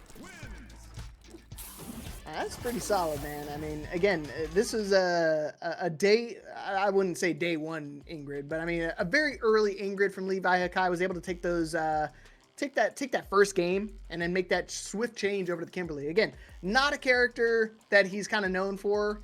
I know a lot of people talk about LeviHakai, they automatically think of the Elena, but the dude plays a lot of different characters. He can play them all at a really high level, so for him to kind of whip it out in tournament just shows that he's confident in his game plans and just his skill as a whole. Yeah, it's such a change of pace to deal with too. I mean, as with Ingrid, more of a zoning character, at least from first impressions, a zoning character, then just dealing with the rush down of Kimberly it's hard to like mentally change those gears between the characters. So BigMo gonna have to make a run over in loser's side, but I think we're gonna start having some top 8 qualifiers here. I see Prototype and iPeru, I think, are queued up for the next one. And Prototype, longtime Honda player over in Street Fighter 6, used to be playing that Alex in Street Fighter 5, and now they finally got their boy back. They've been cooking with this Alex for a little bit here, so we'll see what Prototype has in store. Alex is one of those characters, man, where I'm not gonna lie, man, it might just be a me thing. I personally don't think they're that strong, like maybe the higher end of mid, but there's a lot of people who absolutely hate this character. The way you can cycle mix-ups off of the Prowler stance and force true 50-50s with the Lariat, it's pretty hard to deal with for a lot of characters, so we'll see how much Prototype is getting down with that Prowler stance. I think the strength of Alex really does rely on who the player actually plays, because some characters, they can kind of make that Prowler stance rudimentary, so it's not a true 50-50. Like I said, as long as you have an answer for it, I think it helps when it comes to that specific matchup. Otherwise, you're kind of just guessing for game and just hoping you're not going to run into the same the same issues over and over again. Hence this one issue. Yeah. Yeah, then more matchups, I mean, you're not really going to see. It's going to be Alex against Lily, which, I mean, I'm not going to lie. This might be my first time seeing this match literally ever since Alex has been out. So yeah, we'll see how that goes between the two. It's two characters, I mean, that kind of just want to do the same thing. They want to look for a knockdown and really start cycling offense. One of them has to get stocks to do it, but we'll see how that plays out. But before we get there, I want to remind you guys about the Matcherino. Use !Matcherino in chat down below to go ahead and get over to our Matcherino. There are still 8 codes left to claim and a lot of those quests still. We're up to $11.06. Also, if you're feeling generous, you can donate directly into the Matcherino to help support these players. Without further ado, we are going to get Prototype versus iPeru. As you mentioned, that Alex versus the Lily. And of course, Prototype's going to bust out the wallet, but we're going to be paying for that new costume. All right, let's see who can make it happen. Winner moves on to our top 8. So let's see if we can make it happen. Come on, Prototype. Lock in, bro. I saw the fuzzy hesitate, so I wasn't sure. I mean, Prototype 2 doing a good job of just using those heavy buttons. I will say that's definitely, if not the Prowler stance, one of Alex's biggest strengths is just being able to charge up those heavies. The charge heavy punch into heavy chop. I mean, it just takes like a bar and a half of drive gauge away from you. And since it shifts the hurt box away from like your opponent, those buttons like pre-order whiff punishes. They're so hard to deal with. And we were talking about the drive gauge. Look at that now. iPeru and burn out early. Oh, yeah. Prototype taking full advantage. Update on the bracket. Rob TV qualifies into our top 8 on winner's side. Defeated Dudesickle and TropicTrickster. No way. Yo, Dudesickle friggin' he finished 2nd place at Texas Showdown. That's what I'm talking about, man. Don't sleep on Big Hollywood Rob TV, man. You guys got to do your history work on there. One of the strongest Street Fighter 5 players of all time, man. As you mentioned in top 8. 2 big names to take out too, but we got 2 big names here as iPeru gonna find the command throw, building up those stocks. And this is, I think, a hard time for Alex to really chase down Lily while they're building those stocks. You're forced to use the drive reversal on the charged up Condor Spire just to try to get that breathing room again and start trying to look for the Prowler stance as you can off of that target combo here. Getting the throw with it, level 3 on deck, so next one's gonna hurt. Okay, Peru. Yeah, he's able to build up a stock too. And we still have Prototype in burnout. Ooh, punish counter, didn't believe. I don't know if that was just a real punish or what, but Peru not pulling the trigger, just trying to patiently wait it out and not trying to get caught by a critical art. So I guess I respect that. But now you let Prototype get back into it. Drive gauge fully replenished. Yeah, it just gives them more drive reversals as well. I'm gonna say this is scary, man. You're playing very defensive. But hey, you know what? Defensive pays off. This is why he's up there and I'm on the mic, bro. I will say Lily does have a lot of long-reaching buttons to try to knock Alex out of Prowler stance. So one thing, you want to make sure your character does have like a long-reaching button that can't take him out of it. That isn't just sweep, so you're not like leaving yourself susceptible to the movement. But Prototype off to a hot start. 50% down for iPeru. Able to escape the corner though. Is that charge heavy kick? They try to dash behind it, but what a check. Oh boy. Yeah, Prototype got a big life lead, but I mean, may not last too much longer depending on if Peru can actually open him up. Okay, he's able to build up at least 1 charge, but I use it right away, and luckily it's a whiffs. But again, Prototype just playing very strong defensive game, patiently, waiting his time. Oh man, big call out. And the button check from Peru. Yeah, so unfortunate. Prototype, no confirming to the level 2. Off of the OD there, iPeru in the driver's seat now. You can start looking for DI. You have the critical art of your own. A lot of great help on deck for Prototype here over the corner. Oh my goodness, yeah, they fought their way out of the corner. Able to replenish again. Caught him with the level 3. Peru, man. The patience of this dude is unreal. Unlike anything I've seen in a while. And he just waits for his perfect opportunity to throw out the level 3. An easy connection. Able to take that first game despite how close they got. Yeah, as a grappler, gotta wait your turn, man. iPeru sticking to his guns there. That 1-game lead, so huge, and what a whiff punish there. We talk about pre-ordering whiff punishes with Alex's heavies, man. That's a great one right there from iPeru. Coming back in, cross up though, low on drive gauge again. But iPeru, I mean, for the times they've been mashing out lights, it's been working out for him. Okay, another punish counter. Able to throw him up. And a huge life lead again for Peru. And now starting to apply a lot more offense. Another command throw connection. And you can see him just full on offense. I mean, granted, you got your headbutt off, but that burnout. Ugh, that sucks. Tough to deal with. I mean, even the Condor Spire is another way you could just close the distance in the middle of Alex being in a prototype. You really, excuse me, Prowler stance. You really shut down that option. You have to force prototype to get close to you, which, I mean, Alex can do, has some pretty good buttons when it comes to being close range, but you really want to start searching with those heavies and the crouching medium punch. So iPeru completely in the driver's seat. 50% down now for prototype. Seeing with that level 2 as well, another whiff punish. Oh, okay, luckily caught a button. But again, dude, that's very little for what we need here. We need a lot more out of you. And yeah, perfect parry. We're gonna spend it. Yeah, we're just gonna go straight into level 2. Interesting. I thought we were gonna try to do a camp combo that build up to maybe a level 3 DI. Actually, trades. Oh, okay. But he ends it early. I don't know if that was a drop or is that a reset or what, but it doesn't matter. Peru still able to close it out despite the potential comeback from Prototype. 2-0 lead. Gotta slow things down a little bit.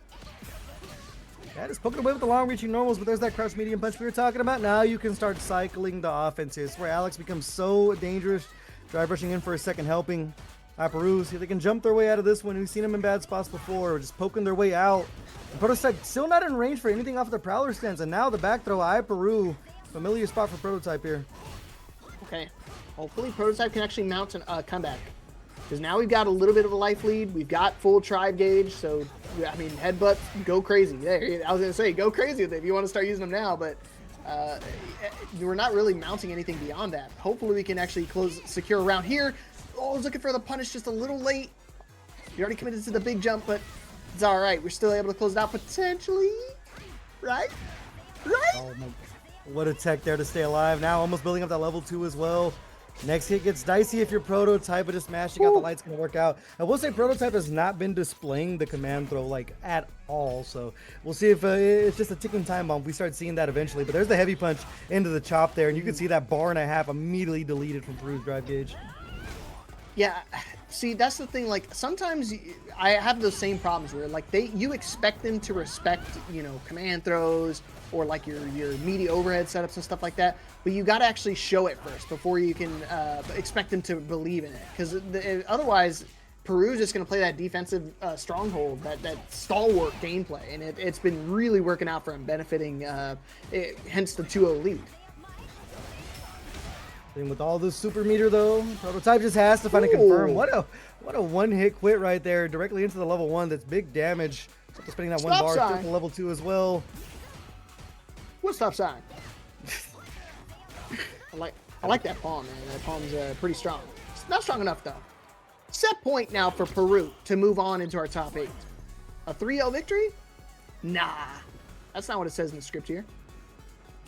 I mean, we've seen a couple of 2-0 leads immediately get evaporated, so we'll see if Prototype has another one in store if they're going to get caught with that tick throw there. iPeru now displaying the command throw a little bit more. Another whip punish, no confirm though. Still sitting with that level 3, so dangerous here. There's the big sneaker coming in, Prowler stance, just trying to force like a hard commit from iPeru, but I mean, it's just sticking to their guns the entire time. I told you, he's not going to give you an opening. He's dreading that close range games. That's why he can willing to just kind of poke in, poke out, poke in, and just sit there and let you try to whiff. And he's more than willing to take those headbutts because it's burning more your drive gauge, and you're not getting anything off it. And you see even a punish counter right afterwards as well. And that's something he's been leaning on the entire set. And then the one time he threw it again at that moment, I feel like it was inevitable. A button was going to come out, only to be met with a pure punish. Good stuff to Peru. Moves on into our top 8. Yeah, it's tough sledding for Prototype. You have to really wonder, like, how much Lily experience do you have with Alex? There is not a lot of them that are roaming around, especially at the level of iPeru. It's like something you don't really see too much, but we'll see what Prototype has in store as they are going to be taking a trip over into our loser side. But as you mentioned, iPeru going to be, I think, our second top 8 qualifier. So now sitting in top 8, we have Rob TV and iPeru waiting to see how the rest of it's going to shake out. But next up, I think we're going to have Kharsonist and Sledge. And Kharsonist had quite the weekend over at Combo Breaker as well. I think they got, if if I remember correctly, 3rd at combo starter. I was commentating it. I'm not gonna lie, it was a long night. Things got fuzzy after a while, but Kharsonist I think had also a really good run over at combo starter. Not sure what their combo breaker placing was. Let me pull that up real quick, but definitely one of the better Akis that's roaming the earth right now. But they have to go against Sledge with the Akuma, and not exactly the easiest matchup in the world for Aki, just because you can change the trajectory of your incoming jumps with Fireball and things like that, or even just Demon Raid is so hard to deal with as Aki themselves. So we'll see how that shapes out. Kharsonist got 17th at combo breaker. What is that? Reading Rainbow? Is that a Akuma reference? Am I not getting it? We'll save that one for chat. Uh-oh. When I tell you guys, first of all, combo starter did take a while. I don't know if you saw us sitting there in that top 8, but we were burnt, we were spent, and we were tired. Yep. But let me tell you something. I put that Reading Rainbow slide up because you motherfuckers are killing me in this top 40. I need y'all to read. Okay. Damn. But no, I do appreciate everybody being here, tuning in, you know, all the good stuff. You're chugging along in this top 48. Thank you everybody for the follows, subs. Thank you to these two gentlemen for being here on comms as well. Yeah, you know, motivation, you know, we gotta. And listen, let me tell you something. People went from telling me, hey, Mondays is too busy, to joining. So I don't know, man. You guys are getting motivated, and I like to hear that. But I'm gonna bring it back to the commentators as we got this next match going. Again, I appreciate you all, and I hope you guys are enjoying the bracket. All right, down to that final Matcherino code left. All you gotta do is !Matcherino and claim that final code for us. Matcherino is currently sitting at $12.81. Once we get that last code in, we'll hit that $13 mark. So I appreciate everybody for claiming those codes. And we'll see if anybody wants to directly contribute. There's also some free campaign codes alongside of it. All you gotta do is drop follows on certain handles, and you'll get more money for free into the prize pool. And again, these tournaments are free to enter every Monday, 8 p.m. Eastern. So make sure you guys sign up. It's a lot of fun.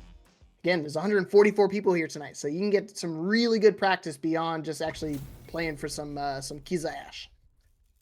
Yeah, the Matcherino was looking a little light, man. I had to throw a little 10 piece in there. Yo, trying to motivate y'all on a Monday, man. As these players lock and load, it's gonna be top 16. This is the top 8 qualifiers. Sledge and Kharsonist.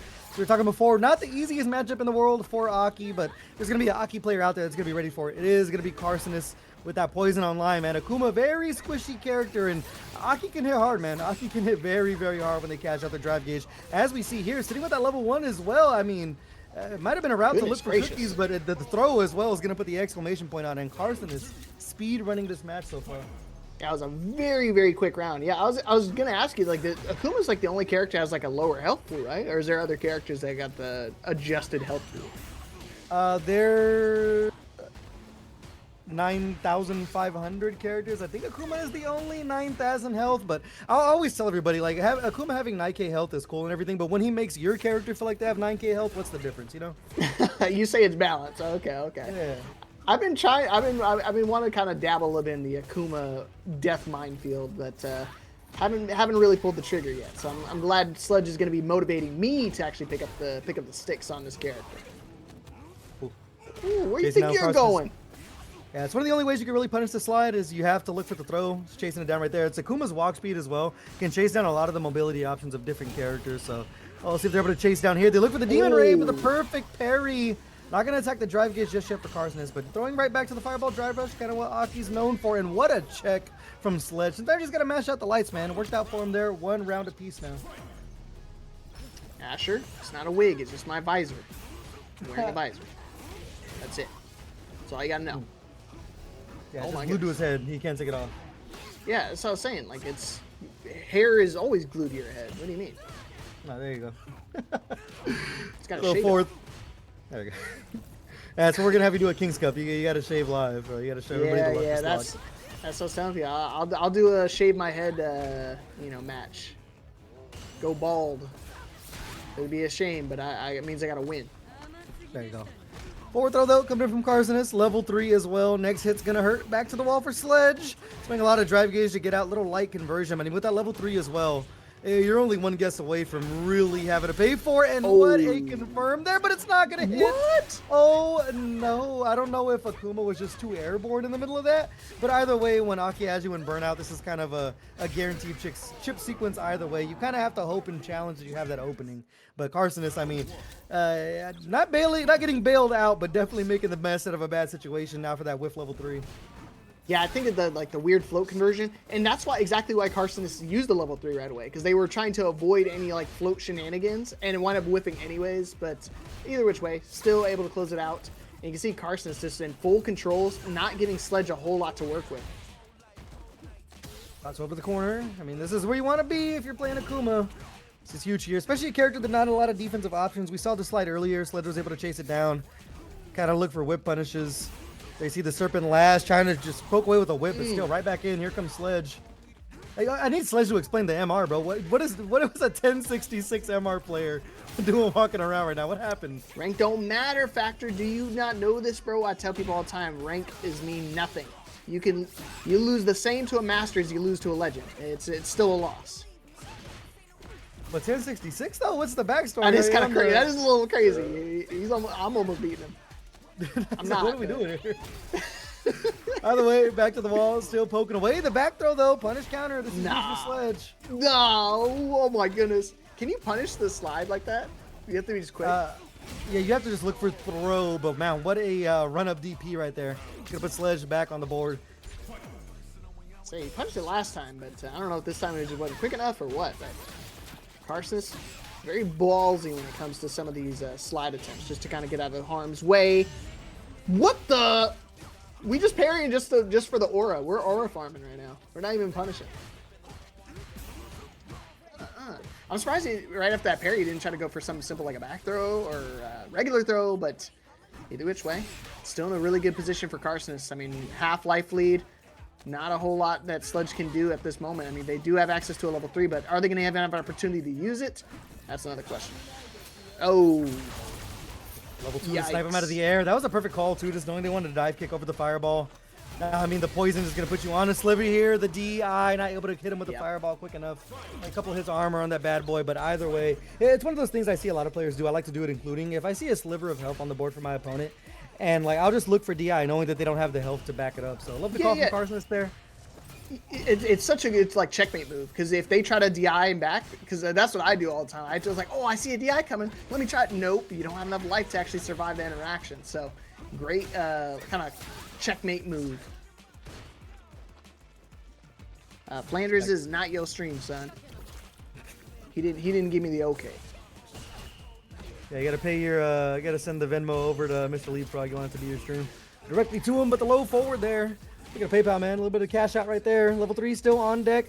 Next hit gonna be it here. Trade off of the fireball. Dive kick coming in right at the toes too, keeping himself plus. But it's one thing about Aki players, man. They have such a knack for just fighting their way out of the corner by pressing buttons low. You see the fake cross up, punish counter throw. Now with the level 3, the shoe's kind of on the other foot. The parry not gonna be canceled into the level 3 either.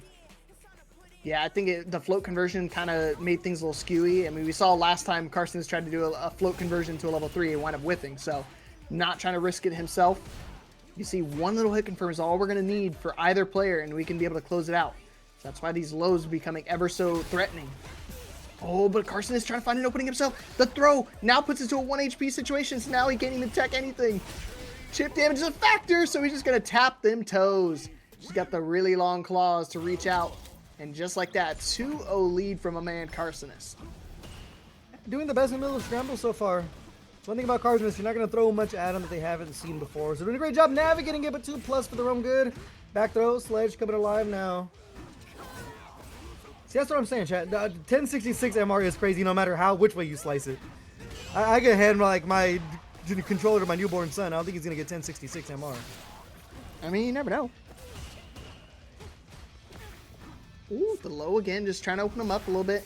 And now you see Sledge is kind of I was just going to say he's a little put off to going for some of those dive kicks, but still able to find success on it. All things considered, Kharsonist is still willing to go for the slide to get out of harm's way. Gotta be careful though. The Aki, man, she sets one little poison ball off in your face and you're just guessing for game. Especially with that level 1 just looming. A sliver of health though. Surprised we don't see Sledge just DI in their face, but the Demon Raid going low off of that one. Gonna be working out for Sledge. We've been getting these first rounds. We've been sitting pretty in a good spot, just not able to seal the deal there. The Serpent Lash coming back in for a second helping. What a tech there. Okay, poison has been set. Oh my gosh, bro, that hurt. That one hurt me. That one stung. A perfect? No, okay, I jinxed it right away. My bad.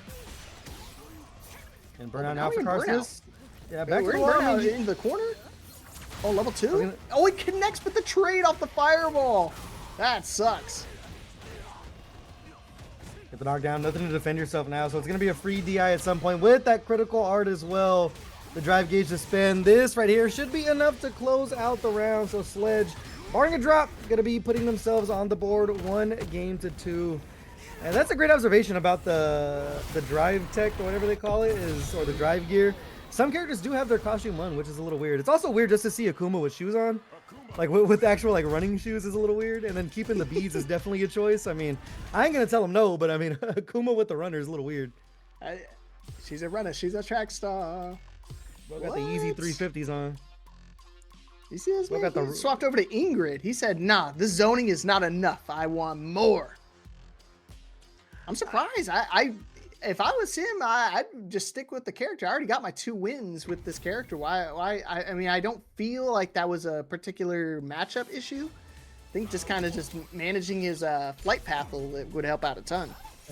Well, he said this guy's 1066 MR. There's no way he's ready for Ingrid. There's no possible way.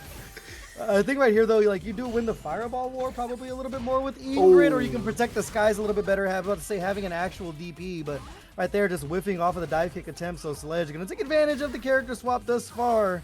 Kharsonist back to the wall. Yikes. Look for the counter as well. The Sunveil not going to be the correct answer, and a perfect KO to put the exclamation point on it. So Sledge on the verge of a 2-2 here, unless Kharsonist has some tricks we haven't seen yet. Yeah, I was gonna say we gotta dig deep here, man. That's why I was kind of skeptical on this switch to begin with, because I mean we have not warmed up. Yeah, we have not warmed up this Ingrid at all, and it is not paying off at all. We were stuck in the corner now against Akuma. This is not where you want to be. You're in the lion's den for sure. Yeah, that's unfortunate. You saw the sunrise a couple of times just looking for the anti-air, but I guess Akuma's jump arc, especially with the Demon Rage, is hard to deal with. So the double perfect. The double P going to be working out for Sledge there. I'm pretty sure Kharsonist is going to be switching back to Aki here. Might have just been a little bit of a failed experiment with that Ingrid at the double perfect. So we'll see what the answer is going to be. But I mean, they tried to outzone Akuma a little bit just with the sun shot, but just not working out for him. So yeah, it's going to be back to the Aki. Yeah, I just don't. I don't see the reason behind it. You got to believe in your character, my man. I mean, there's no reason you just toss him a free game, and now we go to a final game. You put it all on the line for your Aki, when you could have had an extra one to kind of adapt a little bit. But either which way, it must have been for the script. So at that point, I understand it. Yeah, don't want to make it too easy. Kharsonist the 20. Yep. Yeah, under the table. But I mean, as far as the Aki, it was looking well for him. I mean, in those first 2 games, especially there, the heavy Serpent Lash, anti-air over to the corner with the dive. Wow, what a delay on the heavy kick as well. The can showing up huge with all this drive gauge as well. Should be a level 1 conversion here to close things out. Styling on him a little bit. Maybe Kharsonist up 1 round here on set point. You see what I'm saying? Like that was amazing. Like what are we doing? Like, come on now, Carson. You lock in, big bro.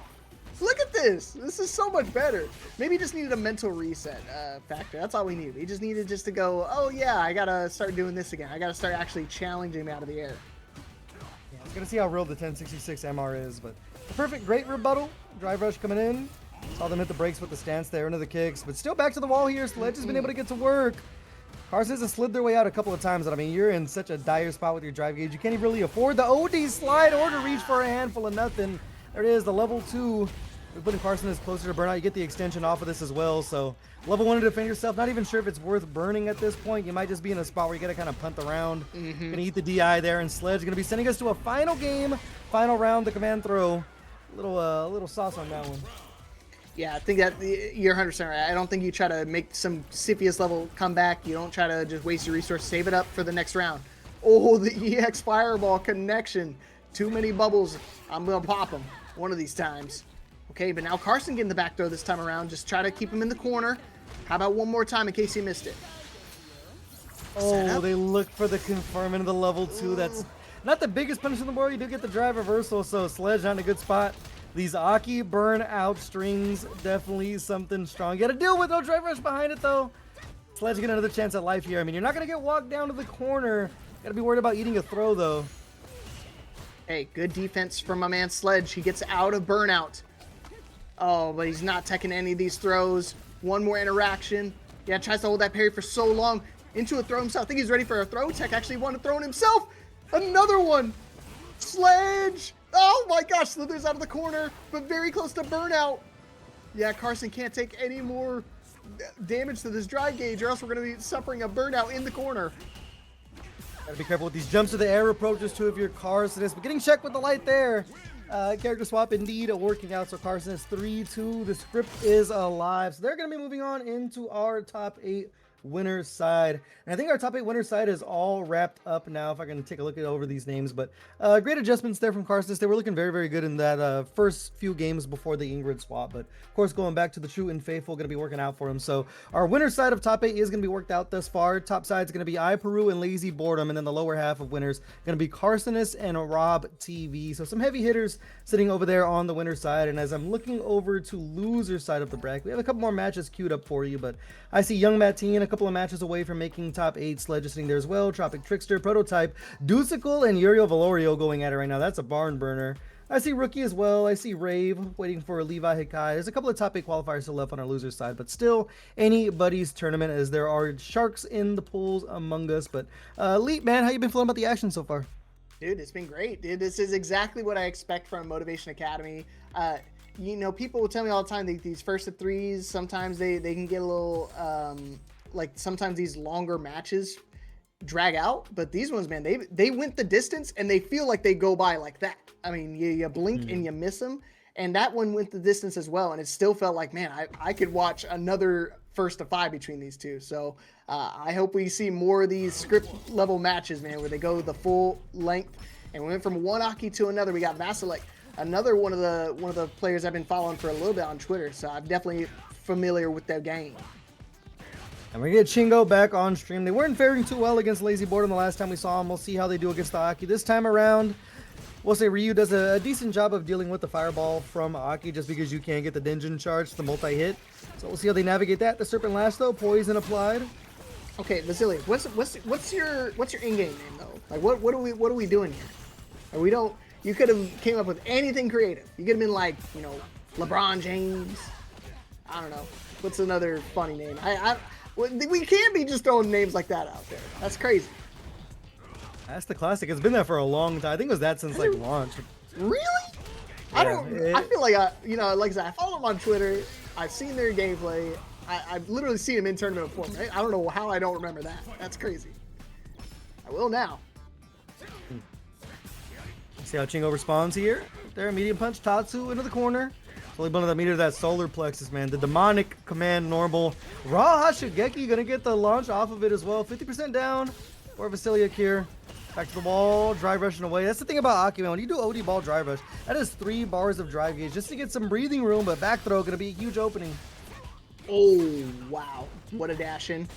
Looking for a setup, baits out the parry, so now he's in burnout. Tries to jump out of the corner, but it'll only be met with another DI.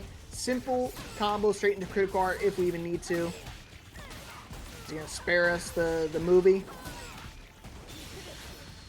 Okay, good. Yeah, spares us the critical art movie, going for the level 1 combo. Vasiliek, very solid start to the game. First game over. Yeah, it's in the situation where we're seeing Chingoe on screen. They're just not able to get their game plan going, but OD Fireball gonna start things.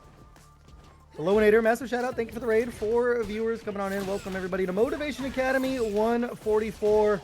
Starting to ramp things up as we get closer to crowning our full top 8. We got Vasiliek here against Chingoe. As Chingoe back to the wall again.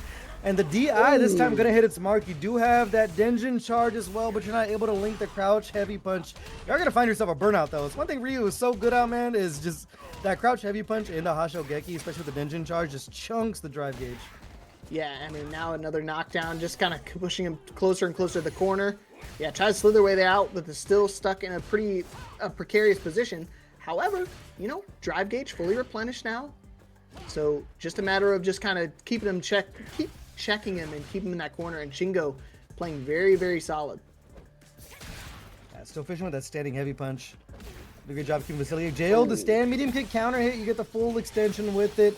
Gonna have to spend the level 2 for the kill here, but I mean, if it gets you the round, that's a return on investment. So Chingoe putting themselves on the board here, up 1 round in game number 2. Doing a great job this time of keeping Vasiliek into the corner here. Okay. Vasiliek pushing Chingoe to the corner.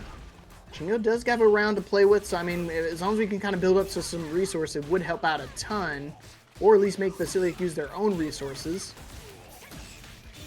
Oh my goodness. Level 2. Okay, this is, I mean, look at the bright side. You've got a level 2 yourself, and we go into a final round. But bad news, you got your back blown out that round. Let's see how Chingoe responds here.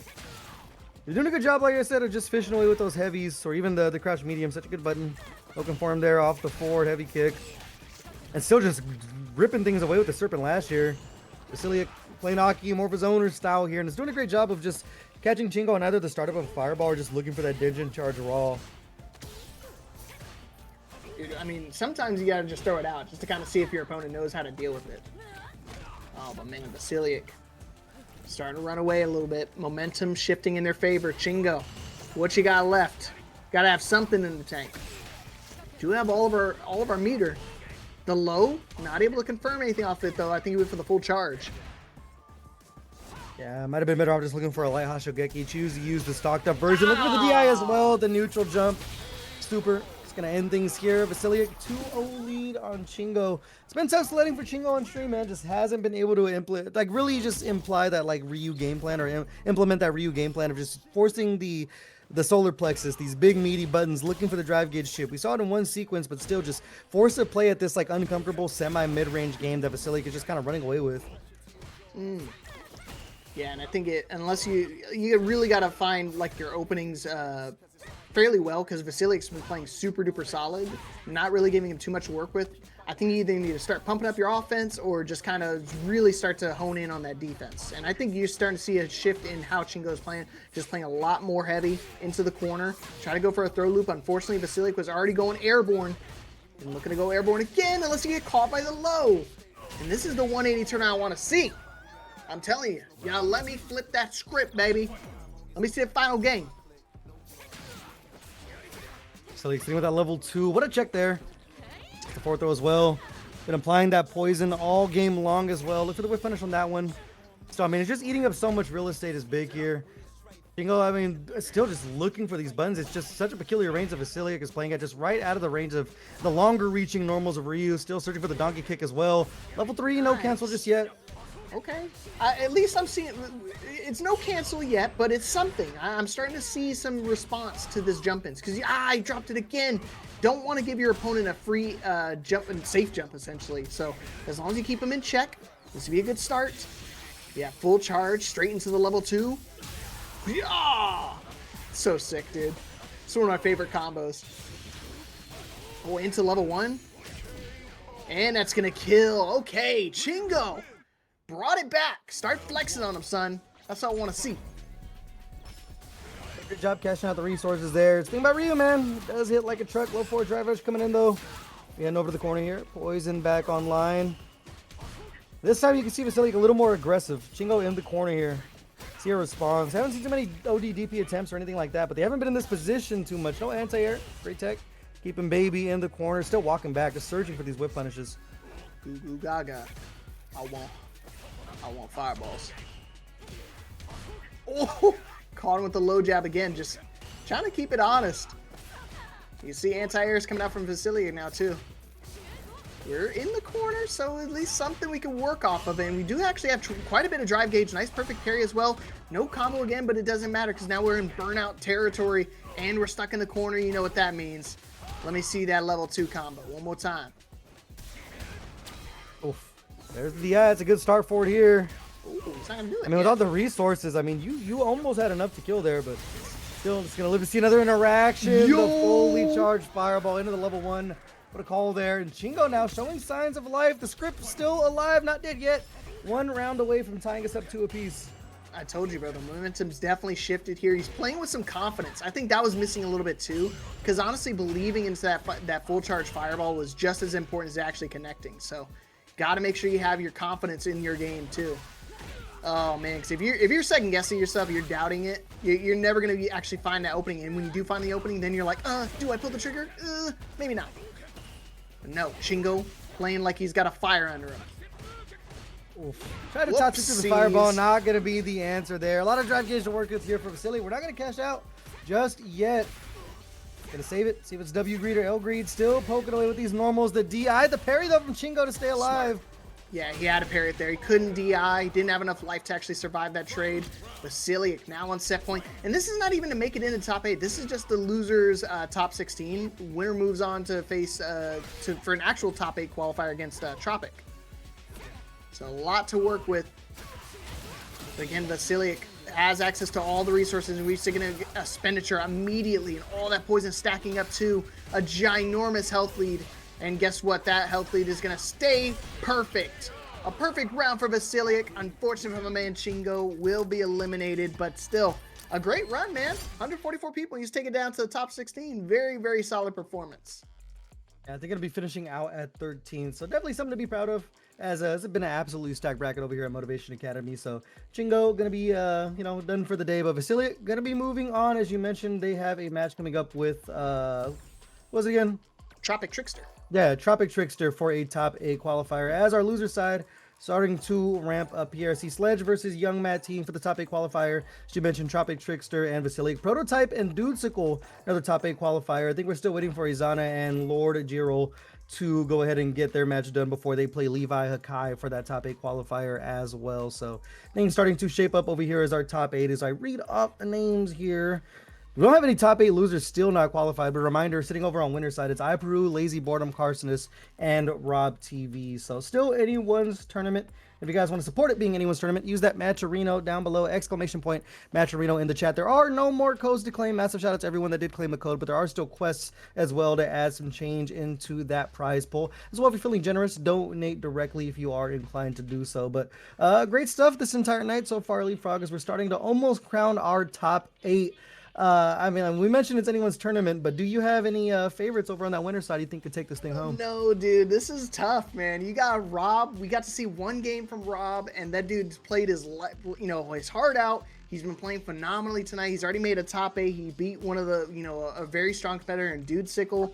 So, I mean, that could be somebody to look out for. But then you look at Peru. He's been playing amazing with this Lily, and I think it's a really good matchup against Marisa in particular as well. So, it would not surprise me if we see a Rob and Peru winners finals. And between those two, man, I have no clue. I have no idea who's going to win from those two.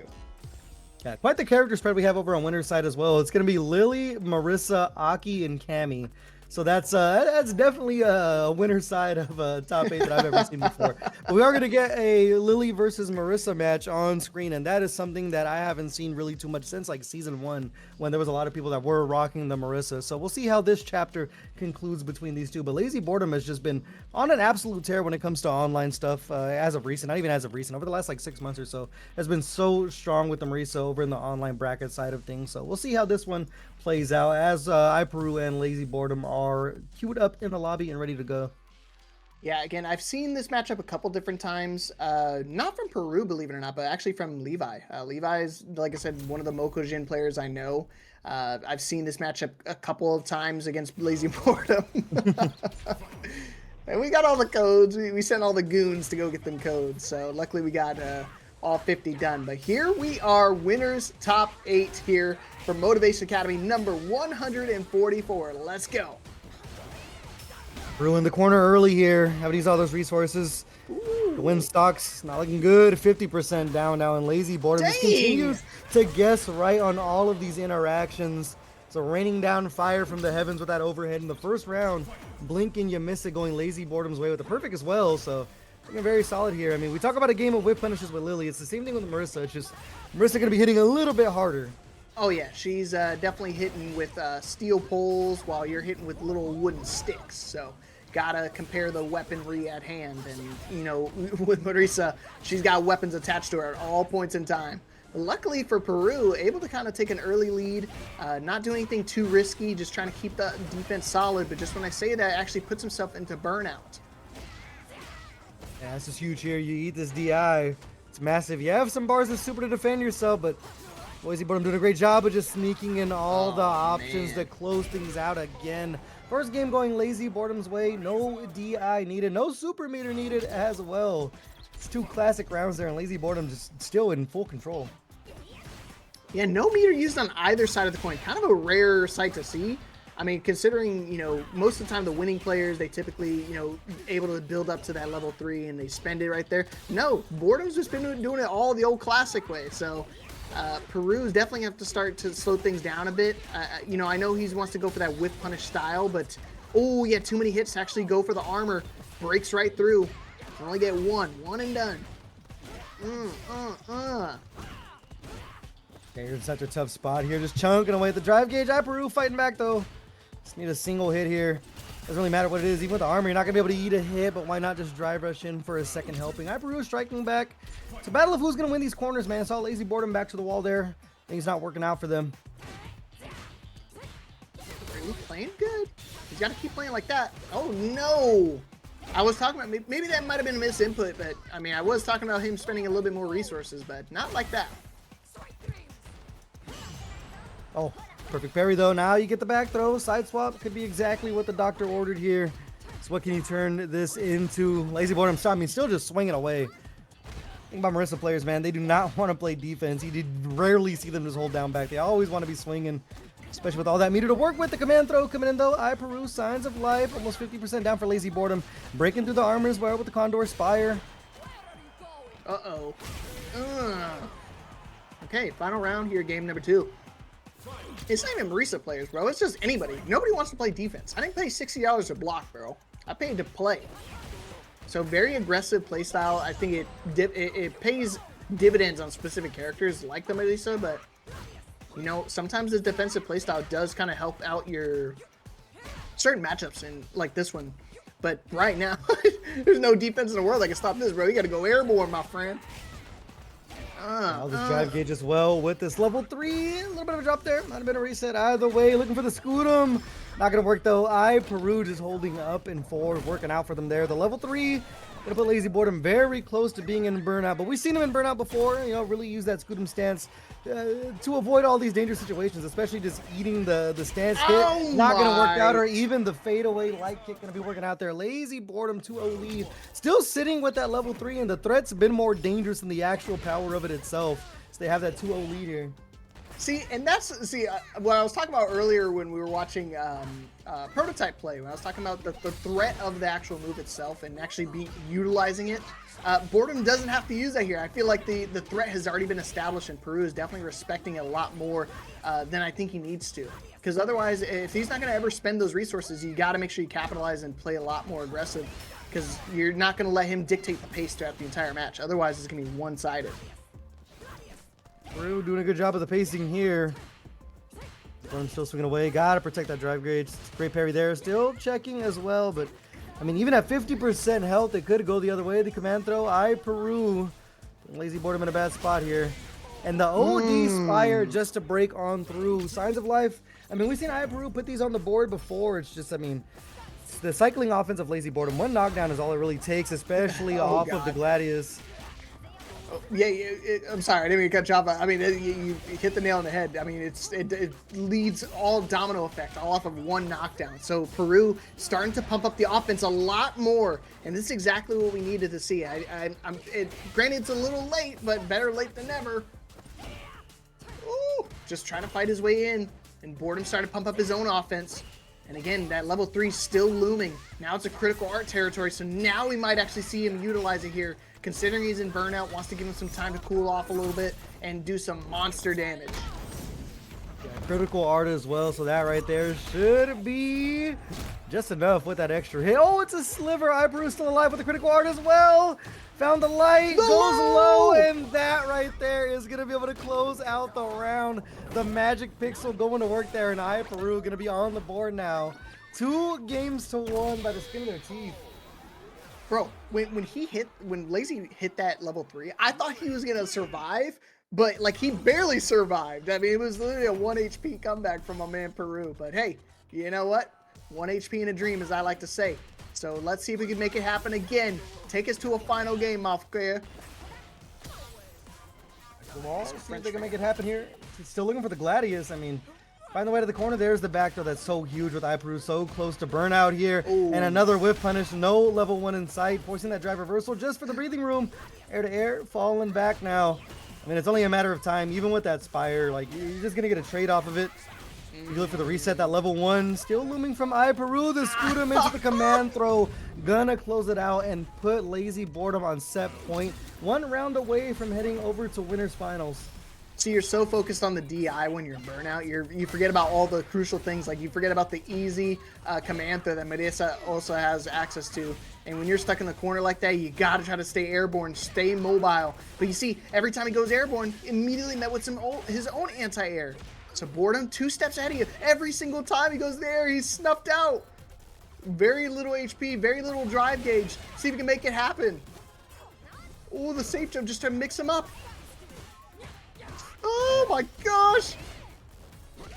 Oh my god, the trade again, dude. How does he keep doing it every single time he goes in the air?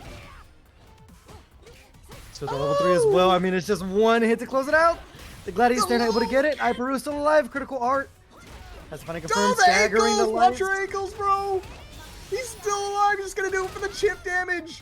It's not enough.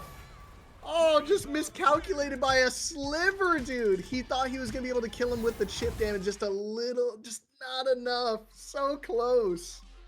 Yeah, that's unfortunate. I mean, you like the bet there to use the level 2, as you said, is looking for the chip. But unfortunately, man, Marisa, another thick character with a lot of health to work with. So not going to work out for them there. And Lazyboredom going to be heading over to our winners finals. Going to be waiting the winner between Kharsonist and Rob TV.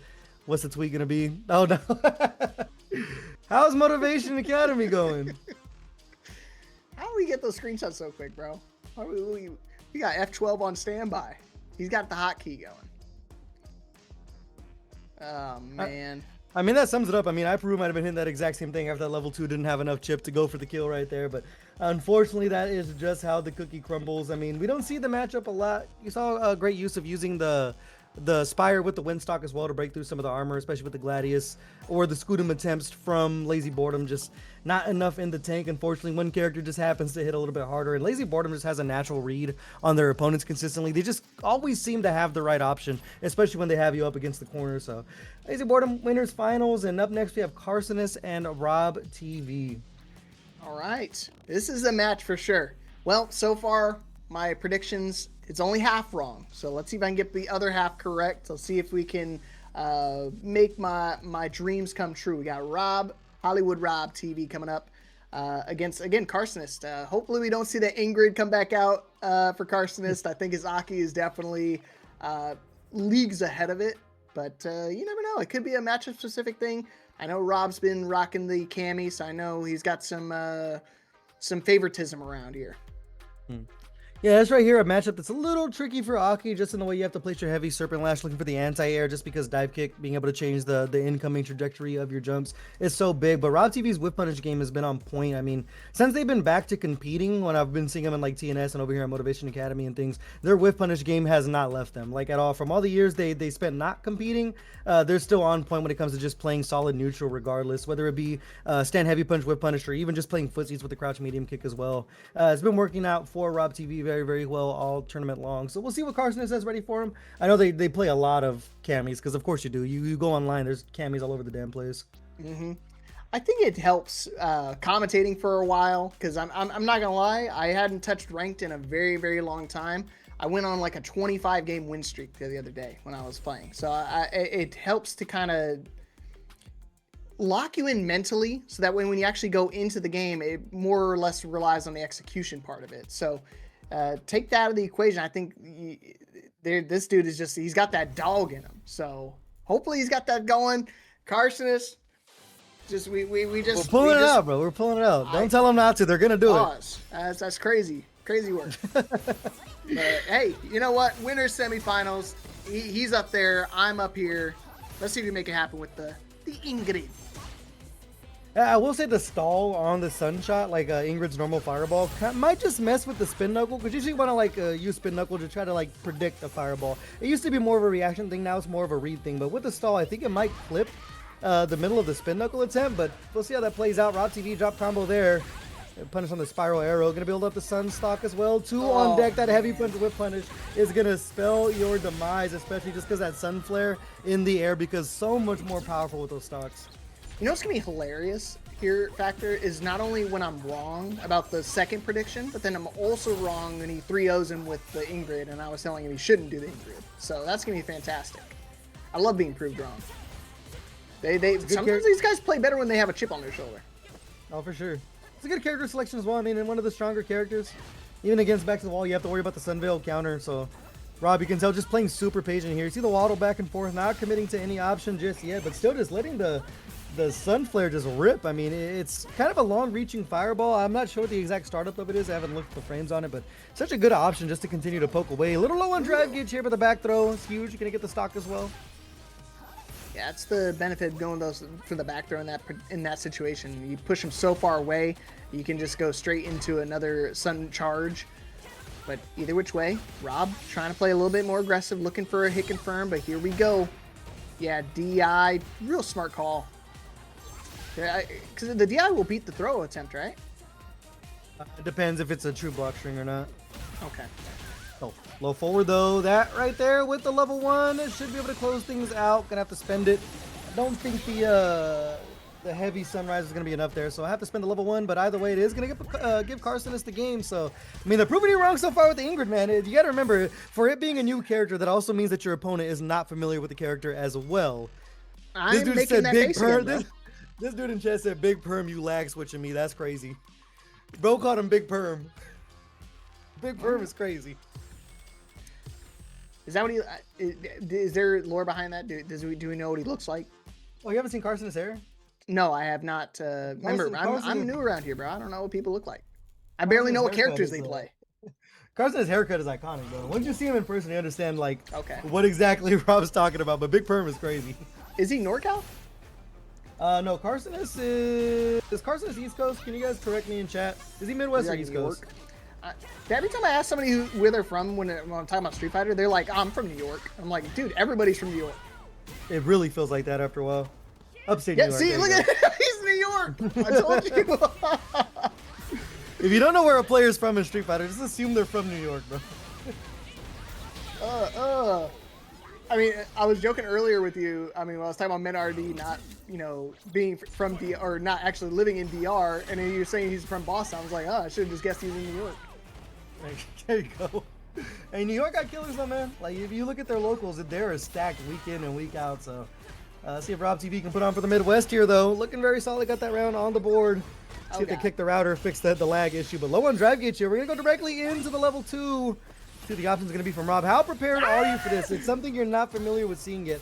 Well, one thing I can say is, like, you holding parry against Ingrid level 2, not the answer, man. It's such an easy punish counter throw. Yeah, you just run up and throw them. I mean, you have all the time in the world. All 3 of those bursts, like, perfectly spaced where you have to you can't really do a whole lot. I mean, you're just purely guessing at that point. But either which way, Kharsonist able to secure that round. Still has access to a level 1 as well as I'm just playing perfect spacing, I think. That makes making Rob kind of force his hand a bit. Oh, but just when I was talking about forcing your hand, looking for a DP connection, but just another thing I talked about earlier, execution. I mean, we know all the frame data, we know exactly what to look for, but execution sometimes may not be our friend. There you are going to find the burnout, though. Back to the wall. I mean, you keep continuing to look for the sun flares. Able to work your way out there. Haven't seen so much teleport. Worried about the DP attempt. What a jump in over there. The fireball. Rob TV. Level 3 cash out. 1 game apiece now. You can see the gears start turning on Rob's head with this character. Playing a little bit patient. It's a lot of walk and block. And that's something you kind of have to do against Ingrid. And you have to be ready for the teleport attempt. Just because the forward teleport, I think it's like -2 on block or something like that. But that teleport, the butt slam, is +1, so you have to be ready for that with the anti-air. Either way, it's going to be one game apiece here. Okay, Kharsonist pulling back out the Aki. It's the Aki way. Sure. Oh, not that Aki? My bad. They are from upstate New York, so I mean... I was saying the New Yorkers should know. I was just about to say that, bro. They should know. Can't forget the Bev, bro. Can't forget that dive kick either. And this is what we were talking about, man. It's kind of hard for Aki to stop the dive kick, especially when they're perfectly placed right by the toes to like just make them bust. It's like the heavy serpent lash is not exactly the best tool in the world to deal with it, so kind of forced to just block there. Either way, though, spend a lot of drive gauge, sneaking in a couple throws. Why not go for 3? I was gonna say, might as well. Get a little greedy with it. Life's about even, and we start trying to apply some poison too. Oh, but Rob, he took the antidote. He's ready. My antidote is my fists connecting with the face of my opposer. Oh, big time cross up though. Level 2 online. Like conversion there. Might have been a purposeful drop to find that throw. Back to the wall for Rob TV. The light again. Still a sliver. The punish counter back throw. That's so unfortunate for Kharsonist. Just needed one more light link there. Rob going to take advantage of it with the back throw. On the verge to go to a 2-1 here. Ooh, and the low confirm. Okay, and he's going to spend it for the wall carry too. Okay, now what's the approach? Yeah, now I'm going to throw you this time around. Watch the bait. Oh, the trade actually. Okay. I thought he was going to go for something bigger, but luckily Kharsonist didn't pull the trigger. Gonna work their way out with the fireballs though. Still has a level 3. Next one could hurt, and still just spacing things with that heavy kick as well.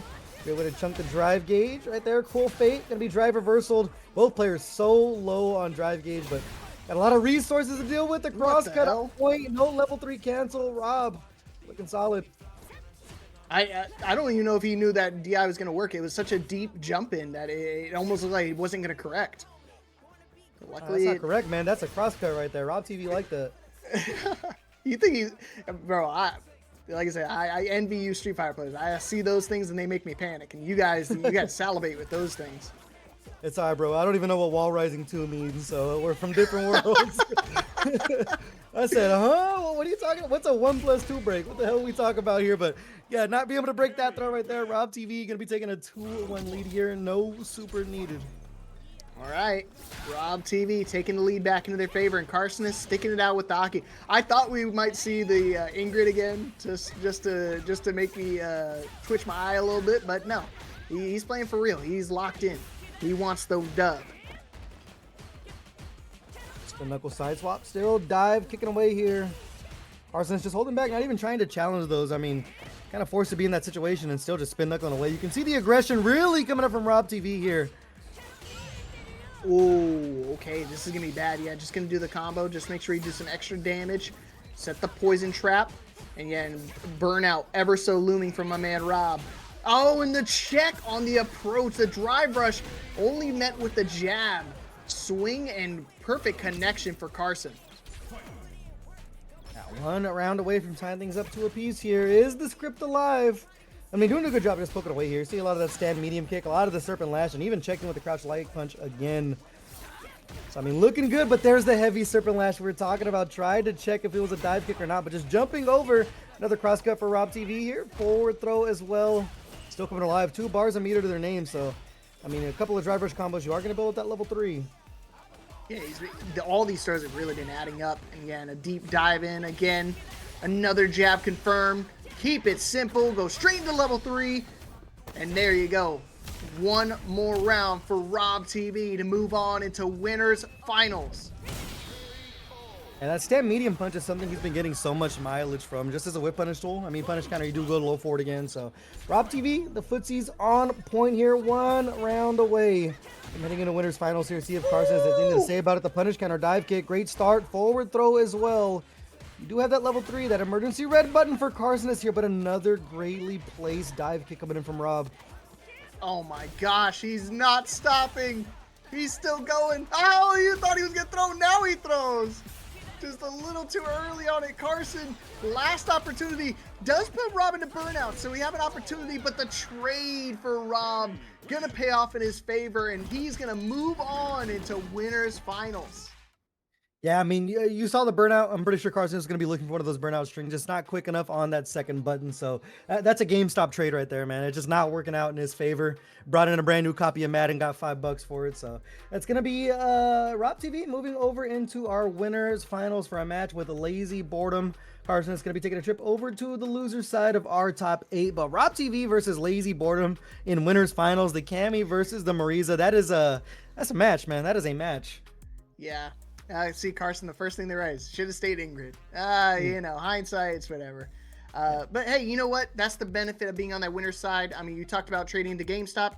I mean, sure, you either get $5 or you can get $40 store credit. So you don't know damn well I'm about to go straight into that store credit, save up towards my next the next pre-order. So hopefully we can see them succeed in the loser side of the bracket.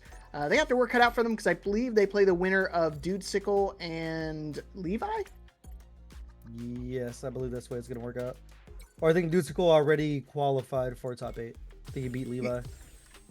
No. So Levi's playing against Izan. Oh, yeah. Okay, yeah. The other side. Yeah. You're right. You're right. My fault, gang. It's the glasses, bro. They're helping you out. Mm-hmm. I can see the future with these things. Where am I at? Mine are somewhere. That's why I can't see, bro. I don't have my glasses on. So, okay. No. Maybe you could borrow Vasiliek's. They got big enough glasses for the both of y'all. I got a pair that looks like that, man. Shout out Zenny as well, man. Is Zenny hooking the brother up with the shades, bro? I appreciate it. Bro, I've been rocking Zenny Optical before they got sponsored, like with the Evo stuff. People don't know, man. I was on them $5 frames for a long time. Hey, they look good, man. No matter which one it is, they look good, man. Shout out to the boys right over now, at bro. They're solid. I can those see are Zenny as well? Yeah, I've been using these since I was in high school. I just got the same frames, just ordered the fresh pair. Damn, since high school, so that was like 15 years ago, right? 10, but yeah. Well, I was about to say, I thought it was a bigger gap than that, but close enough. Either way, Vasiliek and Sledge here. Losers round 1 of our top 8, just poking away at each other.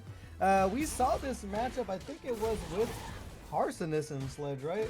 Yeah, I thought it was Kharsonist and Sledge, because he made that crazy comeback. That's right, yeah. Because he swapped Ingrid, and we were clowning on him for a little bit. Hey, you were clowning on him. I'm sorry. I was clowning on him. I'm sorry. I don't mean to throw you under the bus. My bad, bro. But we see this I know who I'm not taking to rob the bank with, bro. He there you go. ratted me out immediately. Say who? I ain't doing no bid. I'm gonna walk into the interview room. This bro's gonna have fried chicken, Kool-Aid, all that stuff locked in there. What everyone been eating? What they been eating on Twitter, bro? The Kool-Aid pineapple spears. Oh yeah, you seen those? Yeah, did they good, dude? My lady's been trying to get me to drink more pineapple juice. I wonder why.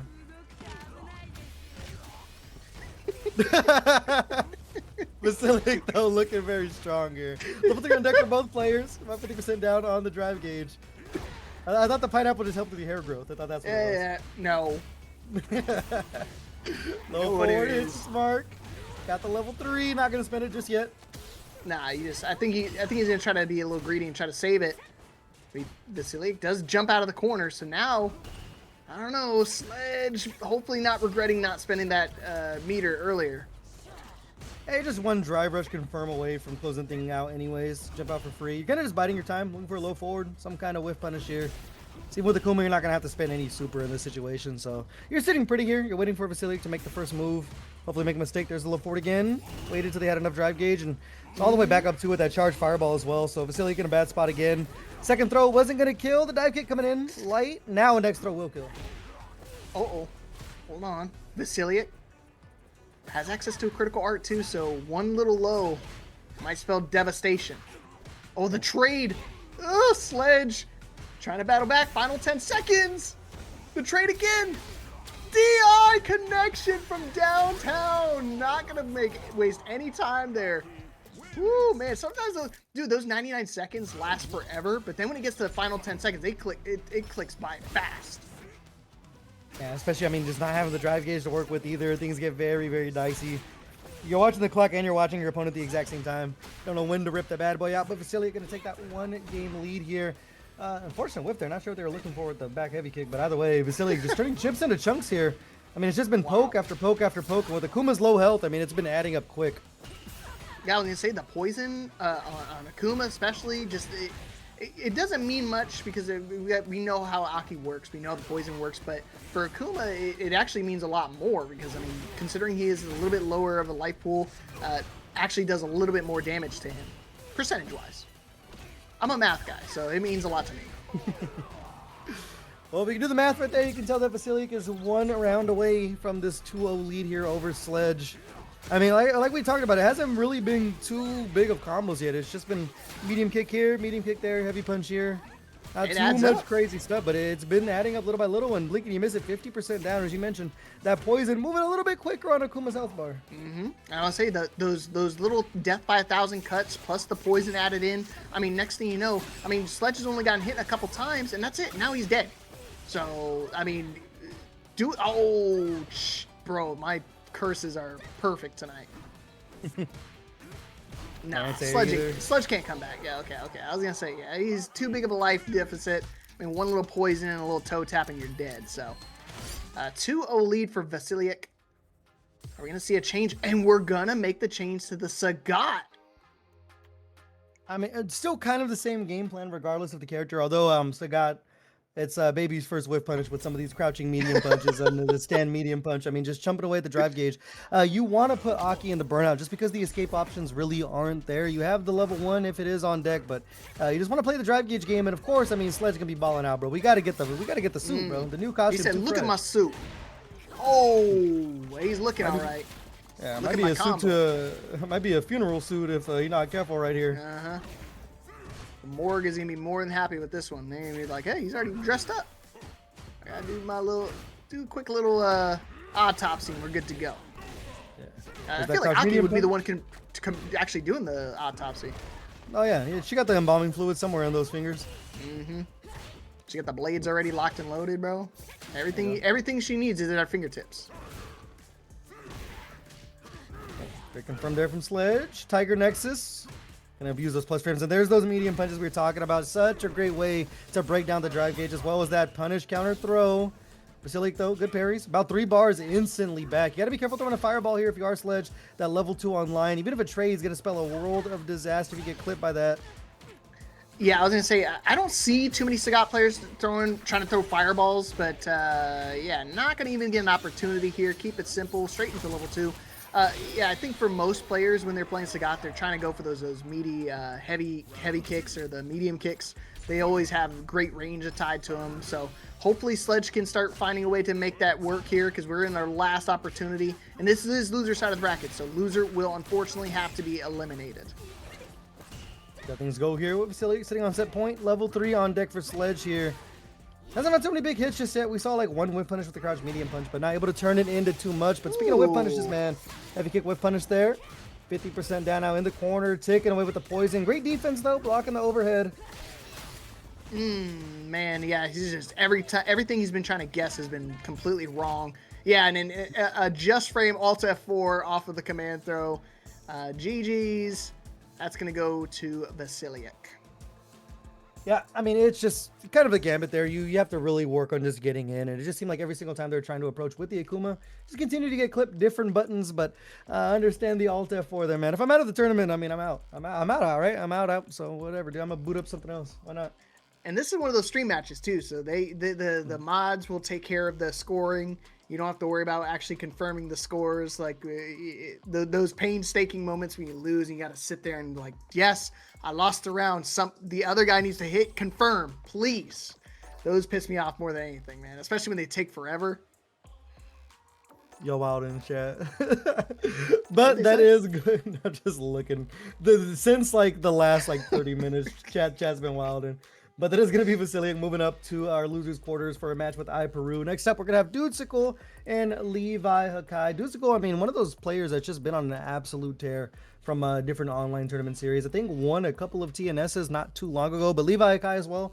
Absolute online bracket demon. You see their name in top 8 graphics all over the damn place. So we'll see what the character is going to be. We saw Levi rocking the Ingrid earlier, but kind of found a home with the Elena for a long while now. So we'll see what the choice is going to be. But of course, Dudesickle, Shoto player. Saw him on Can a lot, but also been dabbling with the Ryu as well. So we'll see what the matchup's going to be here. But massive shout out to every single person that is watching over in Twitch. much. Shout out to every single person that played. If you guys haven't yet, check out the Matcherino. All codes have been claimed, but there are still quests available. And if you want to donate directly, use !Matcherino to head over to there and do without wilt with that information. But Leap, man, it's been a pretty good top 8 over our last few matches so far. That last one of the better endings I think we've seen. But as things are ramping up, I think you said you were half right on the winners final. So how do you see the rest of this bracket playing out? I don't know, man. This is kind of tough. I mean, seeing Sledge kind of get blown up by Vasiliek. Vasiliek is playing very, very well.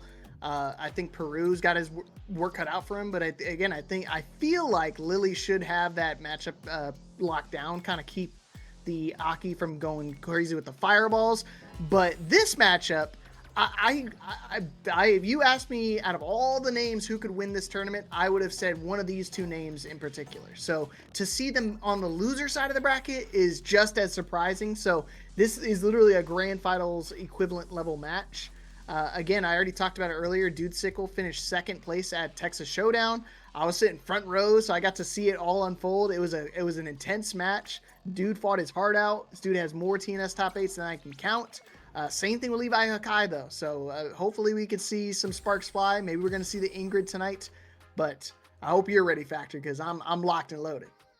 Well, I'm always ready to watch some Dudesickle play, man. This guy right here, dude. I want to see how things play out, but I didn't see what the character lock-in from Levi was. I think I see Elena, yeah, ugly ass haircut. I was saying, do you see that cut right there? I'd never get that haircut. Shawty got the Mark Davis cut, bro. That's kind of crazy. Oh man, Dudesickle, LeviHakai, loser side of the bracket. Let's see who is going to move on. Again, I think Levi has got plenty of matchup experience. I think when it comes to, playing any particular character, this dude has so many under his repertoire. Would not surprise me if he has a couple of the Shoto characters like Ryu and Akuma in that like 2000 MR range. I mean, very, very strong player overall, has tons of them at his disposal, but Dudesickle, got to try to fight back from the deficit. You see him trying to bait out maybe a level 1 or a DP attempt. Not burning out yet for Dudesickle, but he's still playing very, very solid. So Levi, not trying to do anything risky, just kind of baiting his time, slowly inching up, slowly creeping into that ever illustrious low. Caught him with his hands up high. But, again, this is only the first round. Still go either which way. Oh, here we go, and now we start dancing the capoeira. That's what you really got to pay attention to. But Dudesickle's ready for them dance moves. They do not fool me. Nice throw tech to get him out of the harm's way. But again, Levi's still trying to open him up with the more lows. Dudesickle recognizing that situation. Throws and lows mean nothing to me. I will not be foretold. Little low on drive gauge though. Does have that level 2 drive rushing in for the conversion. Donkey kick into the corner here. And the big time shimmy. You cannot afford to reach for a handful of nothing against Ryu. I mean, no super needed as well. So coming in with that level 3. Both players likewise. But man, just one whiff and it's kind of cake against Ryu, man. It's this character. For as long as their like normals do reach, it's just the damage you always have to deal with. It's Marisa with the fireball at that point. Are you done already? Holy macro, you're fast. Yep. It usually takes me a minute to go down there. Ooh. But Levi, okay, one hit confirmed, straight into level 2, and I just saw a big dono. Let's go. Got Jam Duoza, $27.19, made the prize pool an even $50. Thank you for the direct contribution, my friend, and of course to my co-commentator, Non-Factor, dropping $10 himself. Bad for me, bro. I'll start acting silly out here, you know what I'm saying? I'll start acting a little unwise, but massive shout out for the donation as well. You make things a little bit sweeter for these players here. Dudesickle though, low on drive gauge, low on health as well. Still sitting with that nuclear option, that critical art from Ryu. I mean, even if you go low forward Hashigeki, I mean, it's such a huge amount of damage you get. Yeah. Not a lot of scaling on that bad boy. Not going to get an opportunity. I was going to say, when you're in a final round situation, you might as well just go for the low confirm into the super, because at that point, you're not taking it over to the next game regardless. So might as well spend it while you can. I can't take it into the afterlife. Ooh, finally pulling the trigger. And that's the thing, Levi's been dashing and doing nothing the entire time, just trying to bait that out, and finally Dudesickle pulling the trigger at the perfect opportunity. Say jump inwards. Levi back to the wall here. That's where Ryu really shines. I mean, talk about these normals again. Punish counter confirm.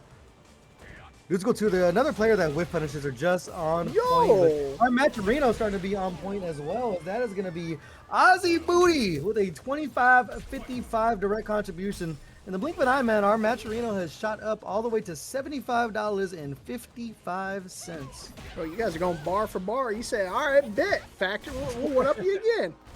I said, Ozzy Booty is a crazy name, though. That's some wild work. Depends on the Ozzy, if that's wild or not.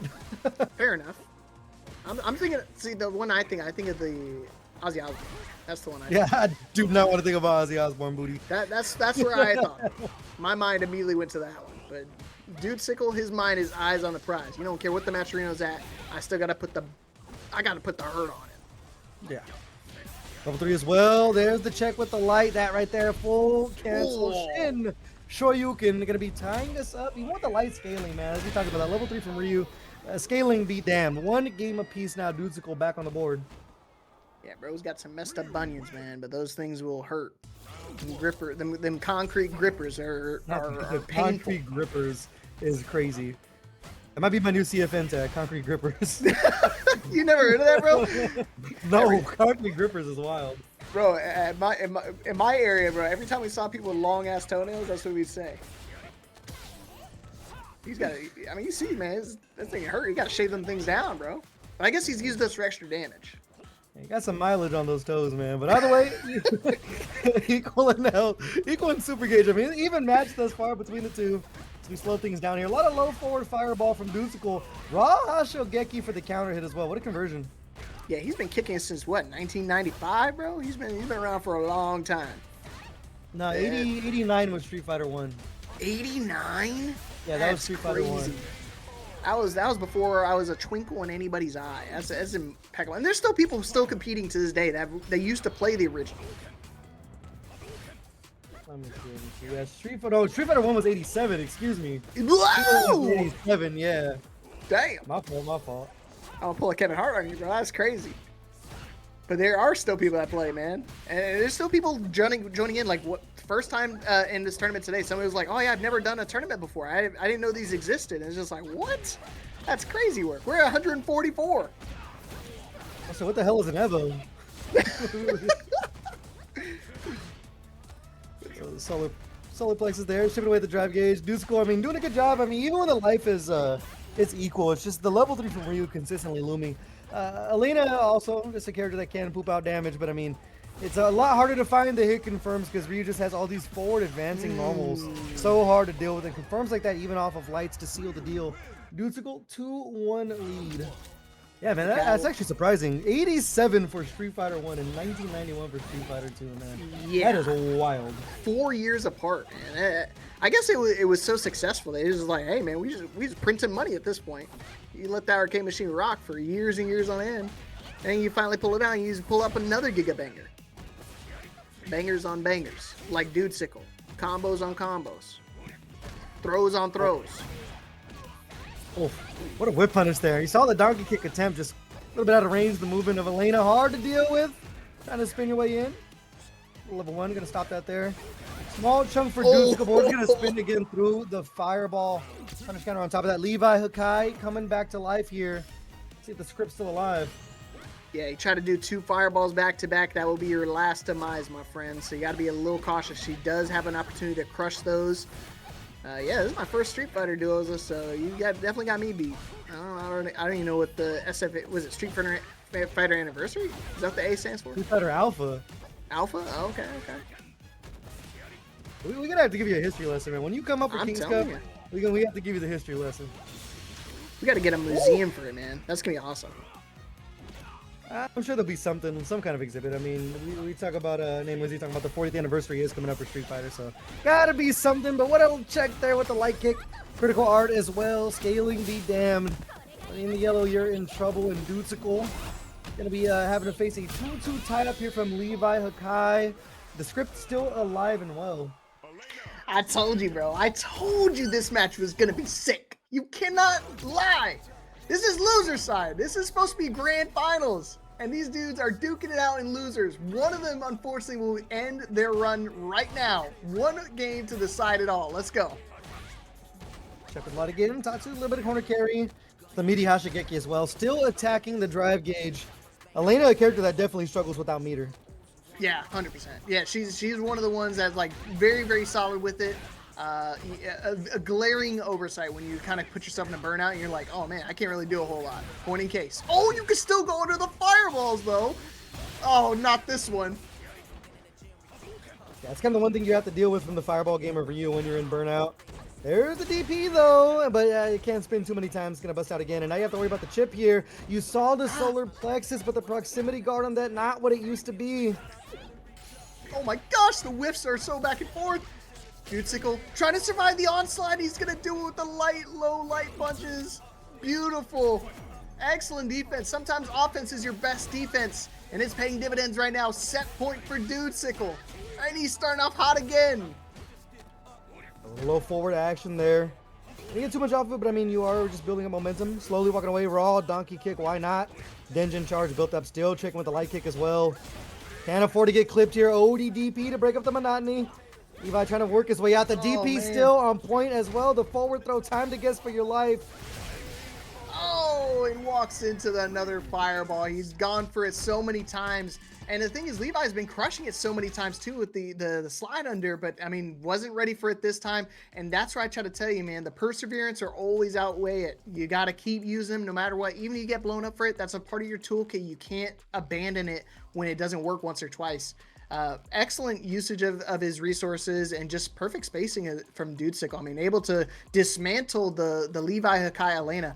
And what's crazy is, you know, Hakai has been playing all sorts of different characters tonight, pulled out the big guns here, but it didn't matter when he ran into a brick wall like Dudesickle. Yeah, the moral of the story for all the players, man, is just keep playing Ingrid. That seems to be the moral of the story. But either way, that is going to be Dudesickle. Moving forward over in our top 8, it's going to be the end of LeviHakai's run. But once again, another top 8 on Motivation Academy. Definitely something to be happy about. Shout out Dyer as well with a raid of 8. Massive shout out to everyone that is joining us. Hear a lot of talk about the older Street Fighters in there, man. But Lindsay, you got a point, man. Alpha 2, that's the best Street Fighter of all time. I will die on that hill, man. Alpha 2 is peak. Best art style, best soundtrack. I wouldn't say best roster. That might be the one thing it's lacking. But Alpha 2, I mean, it just custom combo mechanics is like the sickest thing ever. So, I mean, you guys want to argue, man, argue with yourselves in chat. I see someone say EX Alpha as well. The EX games are so underrated. The Street Fighter EX games are like so underrated. Shout out my boy Crackerjack, man. Any Crackerjack memes in chat? See, dude, my first fighting game was Tekken 8. So, like, I'm still so new to Your first fighting game was Tekken 8? Yeah, dude. Yeah. What were you playing before this? Overwatch. People keep forgetting that I'm a first person shooter guy, dude. I used to do Overwatch commentary. Yeah, I know. And I just picked up Valorant the other day. I mean, about a year now. I started doing Valorant tournaments and stuff. So when I do a lot of these collegiate events and things where I'm traveling out to these schools and doing commentary for all them, the main games they have is like Marvel Rivals, Overwatch, and in Valorant. So now that I'm starting to introduce like fighting games into the mix, it's kind of opened up a whole new world for me, because now they want me to do Smash Brothers commentary all the time. And I'm like, ooh. I was like, I don't think I have the BO required to do that. I might stay away from those, but yeah, I've been at this fighting game thing for a while, man. My first, like, I mean, there are pictures of me at 4 years old playing Street Fighter 2 on Super Nintendo, but like my first fighting game I actually paid attention to was Street Fighter 4. But I got a long history with these characters. Like I said, bro, you don't go out and get a Blanka tattoo because you're barely into it. You know what I'm saying? I've been at this for a while.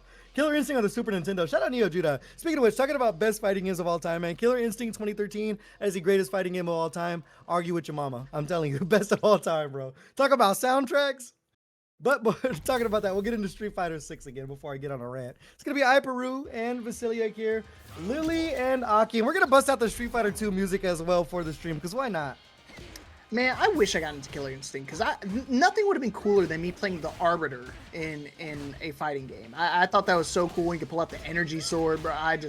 It's so cool to watch. I've been watching him for a long time, though, so I'm always jealous when I see players like these that can duke it out, and they've been doing it for a while. So let's see if they can find success tonight on here in our losers quarterfinals. We'll say the name of the game here is just to build up those win stocks. You want to use the Spire to get through the fireball just like that. 50 off the board now for Vasiliek, back to the wall, but these Aki players, man, feral animals when they're cornered, and right back at you, another 50%. drive reversal to get some breathing room. But it's the thing about Lily's drive reversal, man, you're almost full screen, so you have chances to build up those win stocks and cash out big damage like this. Just a sliver of drive gauge. You saw the walk back, see if there was a chance at a throw there. And now we're going to speak in the command throw. iPeru on the board first. Okay. Yeah, I mean, when you back a Aki into a corner, they literally act like a snake, whether they try to slither out or they strike at you. And they got a venomous bite, so got to be very cautious when you kind of corner an Aki. They are somewhat predictable when it gets into that moment, but sometimes they can do the unpredictable that can catch you off guard. And now the poison, still throwing out the poison ball as well, but not very fearful of the Kondo Spire just yet. Anti-air on point as well from Vasiliek. It's just hit and run again. We've seen it from Vasiliek pretty much all tournament long. Not a lot of big damaging combos, but they're just making the most out of the normals, and especially that Serpent Lash. Ooh, you see him out of the corner, out of harm's way. Oh, but in the Venom's grip.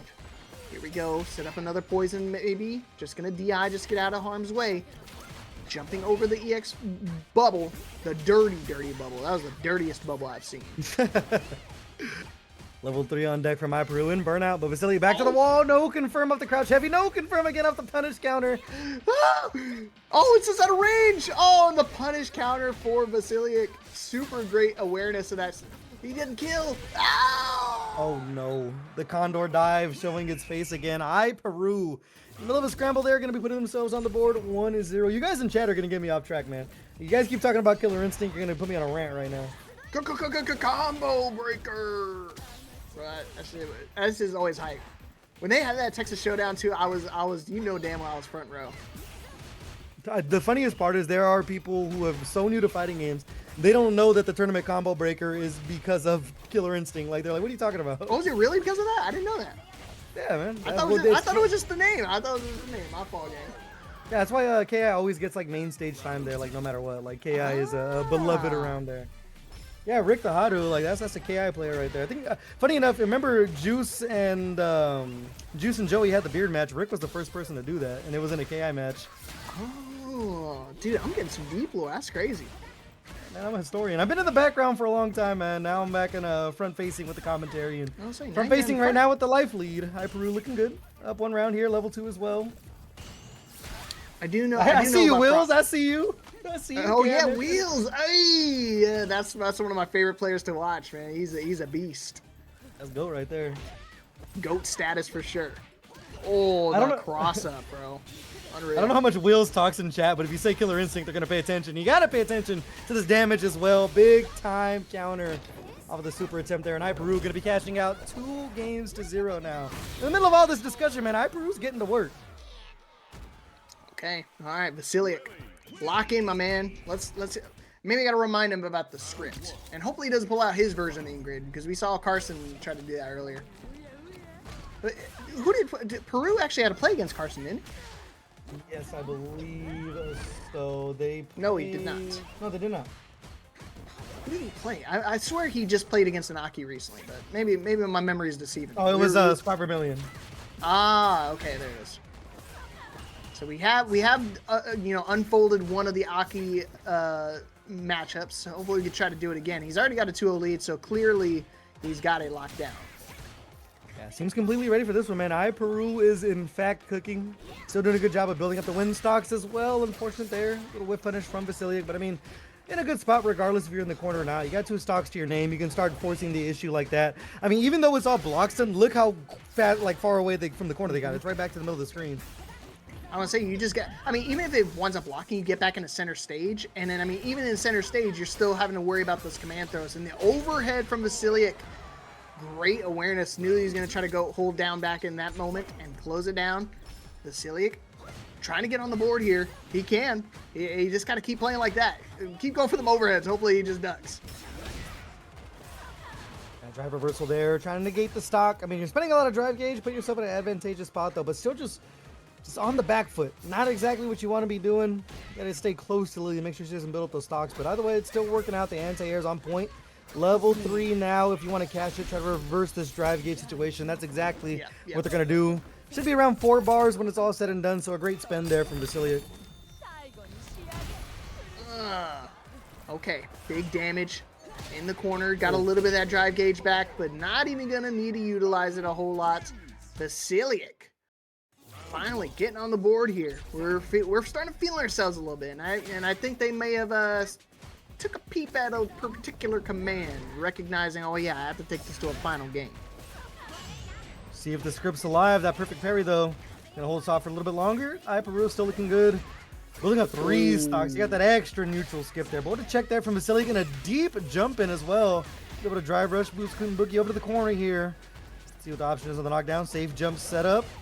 Yeah, it had the Condor dive has a lot of range, but I mean, at some point in time, you're going to wind up whipping it, and luckily Vasiliek was ready to get that whip punish, finding a way to get the connection, looking for another round here. Nice little anti-air as well, keeping him out of space. Puts himself in a burnout, but it's okay because he's still got a ginormous life lead.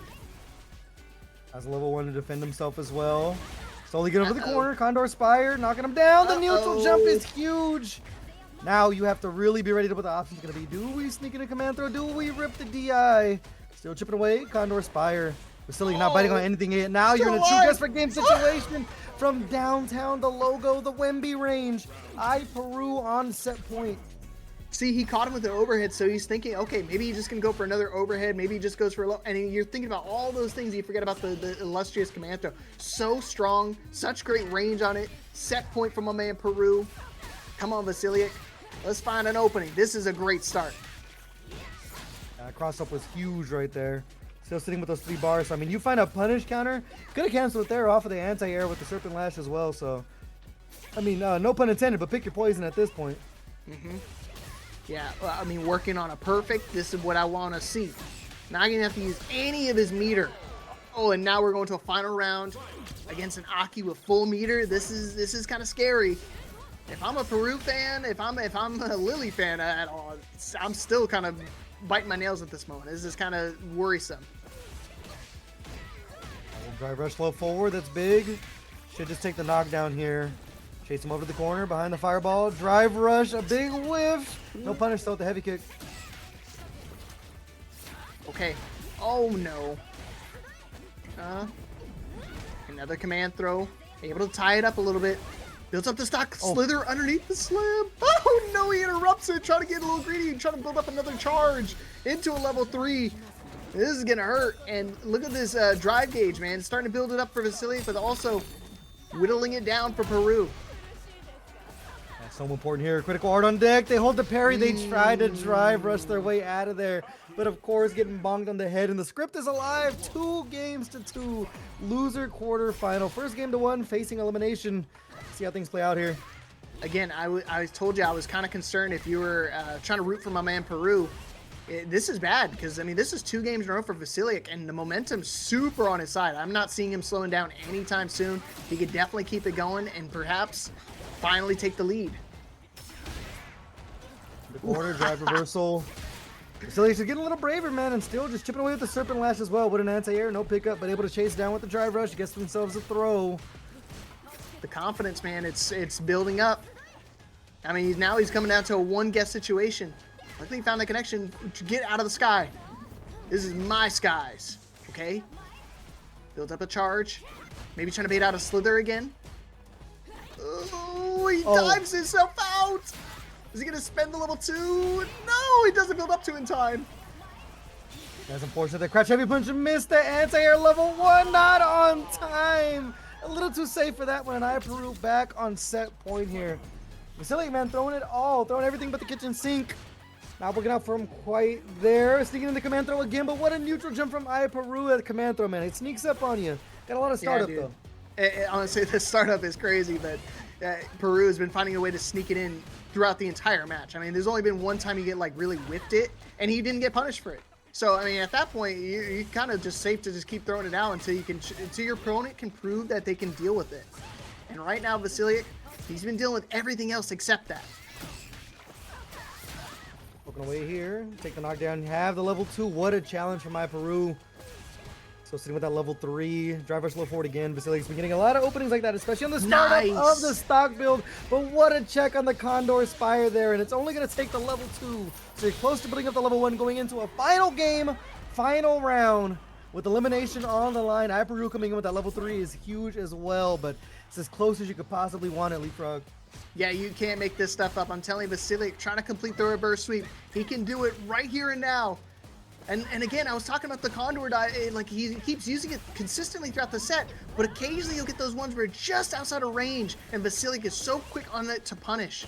You can see him trying to close that distance now, but I mean, he's got a bit of a life deficit, so he's gonna have to try to find an opening, and this is a great way to do it. The drive rush low again. It's been caught so many times, blocked so many times that he's surely not gonna do it again.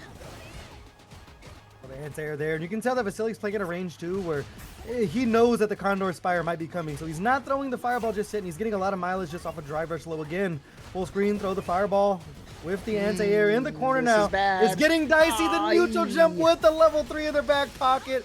That's gonna be it. Not even have to spin it. The level 2 to advance iPeru over to losers semi-finals, and an absolutely scrappy set between iPeru and Vasiliek. That went back and forth, man. The script had to show its face, but it was still iPeru reigning supreme at the end of it.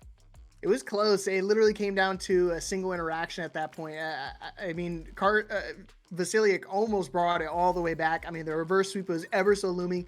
Came down to that final round. But either which way, still a great set for these guys. And still, I know they're obviously they wanted that win, but I think a top 5 finish in a tournament like this is nothing to scoff at. Because again, this dude has been grinding for a minute, and he's been playing better and better each and every week, dude. It seems like he gets more and more leveled up. So hopefully we see one Aki fall. Maybe this one can succeed. But now we're gonna see the Ken come out from Dudesickle, a different version of the Shoto. Yeah, I'm not gonna lie, man. From both of these like character mains, like I hear pretty much conflicting things. I know Ken players don't like it, and I know Aki players don't like it. So we'll see how this one plays out here. So I think Dudesickle, I'm sure, has a lot of work against Aki players. I mean, you don't get legend rank because you're not going through the entire roster, you know? Yeah, I wonder why he chooses this one versus if he just stay in the Ryu. Do you think the Jinryu kicks is just a good way to kind of oppress an Aki from like leaving a corner? It's that the corner carry as well from Ken is just so strong. You want to put Aki in the corner to really start forcing the guesses. The Run Tatsu has been like a coast-to-coast solution since launch for Ken. So see if that plays out here. But both players, I mean, using that drive meter. Oh, checking away. A sliver left. What a jump in from Dudesickle, getting over that fireball there. That's going to close out the first round. They're swinging. Yeah, dude. That's the one thing. I've been trying to learn how to play the Ken Masters, but dude, it's tough, dude. To get the DP right after the Tatsu sometimes is a struggle for me. But you know, that's why I always gotta just drift over to the modern style. I think I made you throw up with that one. My bad, gang. Nah, I'm not gonna lie. I used to be on the anti-modern train, but it's like something you don't really see too much anymore. So I'm like, let it rock. It is what it is. There are modern players that I really like get down with heavy, and it's like. The instant reversal with supers isn't like the end of the world thing. You just have to like change up your pace a little bit on offense whenever like a modern player has super on deck, but it's not the end of the world. Anyone that's still complaining about modern like that it's just coping and seething. Yeah. Oh my goodness, dude! What a perfect parry. This dude is ridiculous. This dude sickle. Conversions have been like crazy since I've seen Dudesickle play. I mean, they've been at it since like launch of the game, but they really caught stride over the last year or so. Starting to see their names all over the place, and it's just the way that they play neutral is just so solid. And even their jump-ins are on point. They have such a good knack for when their player wants to throw a fireball here. So there's that corner carry we were talking about as well with the Run Tatsu, and this is the objective you want to do. No matter what the character is, you want to put Aki in the corner. I mean, in general, you want to put your opponent in the corner in this game, but Aki definitely struggles. Yeah, you see Kharsonist saw the little gap in the Jinryu kicks. And if you're quick enough, you can try to interrupt it, depending on which one they try to go for. And you can see, again, now starting to go for the little bit safer options, the ones that come out a little bit quicker so you don't get interrupted unless you try to go for it again. Dude, Kharsonist not letting him get away with any freebies out here. And now a single guess in the corner, almost impossible to do the daunting task. I mean, he could build up to a level 3 potentially with a good combo, but I don't know, man. This is gonna be kind of dicey. You can't get kept low for it either. The level 2 doesn't scale too hard, so it should be there. What a call for the DI there. The only way Dudesickle is getting out of that one is if you directly cancel into a super after that heavy punch. So great read there, or great call from Kharsonist with the DI. So if they can get themselves a round, could he cancel and parry in time? No. You couldn't parry after the heavy punch. You would have to cancel into super. Okay. And that's like less of a reaction. That's more of a read in that situation. So it's a great call. Okay, now you've seen the respect from Kharson again, just not trying to swing into those Jinrai. But dude, you know, still playing very, very solid. Again, he's been playing, I think, Ryu probably most of the night, and then now swapping over to the Ken in this particular matchup, and it's been looking pretty good. Yeah, Ken was their original main, so it's the tried and true right there. But Kharsonist doing a good job fighting the way to the corner. I mean, hasn't eaten too much damage just yet. Still sitting with that level 3. I mean, mutual for both players here. You know, I don't want to see in this matchup. I want to see his Akuma. I think I saw a little bit of his Akuma down at Texas Showdown. It was pretty sick to watch, but I think when it comes to the Aki matchup, I think Ken definitely probably the favorite of the three. Oh, now in Burnout, now you're really susceptible to these Jinrais. How does he hit confirm those all the time, man? He's so quick with it. Uh-oh. Speaking of confirm, man, confirm into that level 3. That is huge right there, and that's going to be dead with that level 3. Not a lot of scaling at all. Oh my goodness, never mind. We got the sliver. Okay. Was off with the lights, scaled pretty hard here, but I mean, you're in another situation where you might just want to DI in their face if you see them approach you. So we'll see what it's going to be. Knuckle Dude, what's up, brother? Shout out to the $10 in the match, Reno, bringing us to a grand total of $85.55. Much obliged, appreciate it.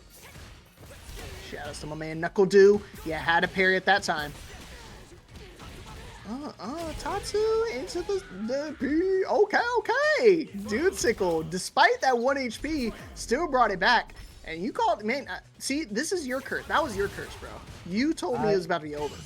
I had nothing to do with it, man. I had nothing to do with it. You can't prove that in the court of law. Drive rush in, gets the jab. So same with that level 3.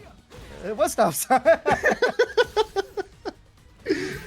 Chips to the chunks though. 50% down for Kharsonist. The punish counter throw is huge. Next confirm. Gonna be able to close out this game for Dudesickle. Light right there. Little crouch jab to close it out. Full conversion. Level 3. Actually, we're gonna use the level 2 spares the animation to be able to close out the round. And Dudesickle 2-0 over Kharsonist. It's been, I hate to say it, man. It's 2-0, but it's close. You know what I'm saying? They're going back and forth here. Yeah, like even if this winds up being a 3-0, I think in this moment they literally could have gone either which way. It's still been very close for these first 2 matches.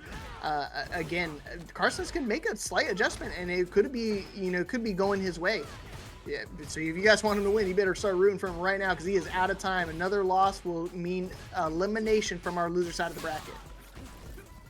So I'm just going to hit the heavy punch and a run. Not sure what he's looking for. Great challenge from Kharsonist though. The back throw. It's exactly where you want to be. I mean, Dudesickle not afraid to rip out the ODDP either, but Dry Meter not looking in the healthiest spot here as we continue just to like stagger our offense. Big time whip punish there.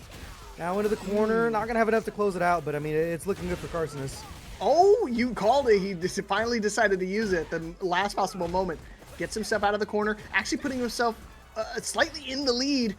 It's only by a single percentage, but hey, you know what? Those single percentages add up, especially when Aki poison on the table. Yeah, try to go for the jump. Unfortunately, walking straight into the lovely cables.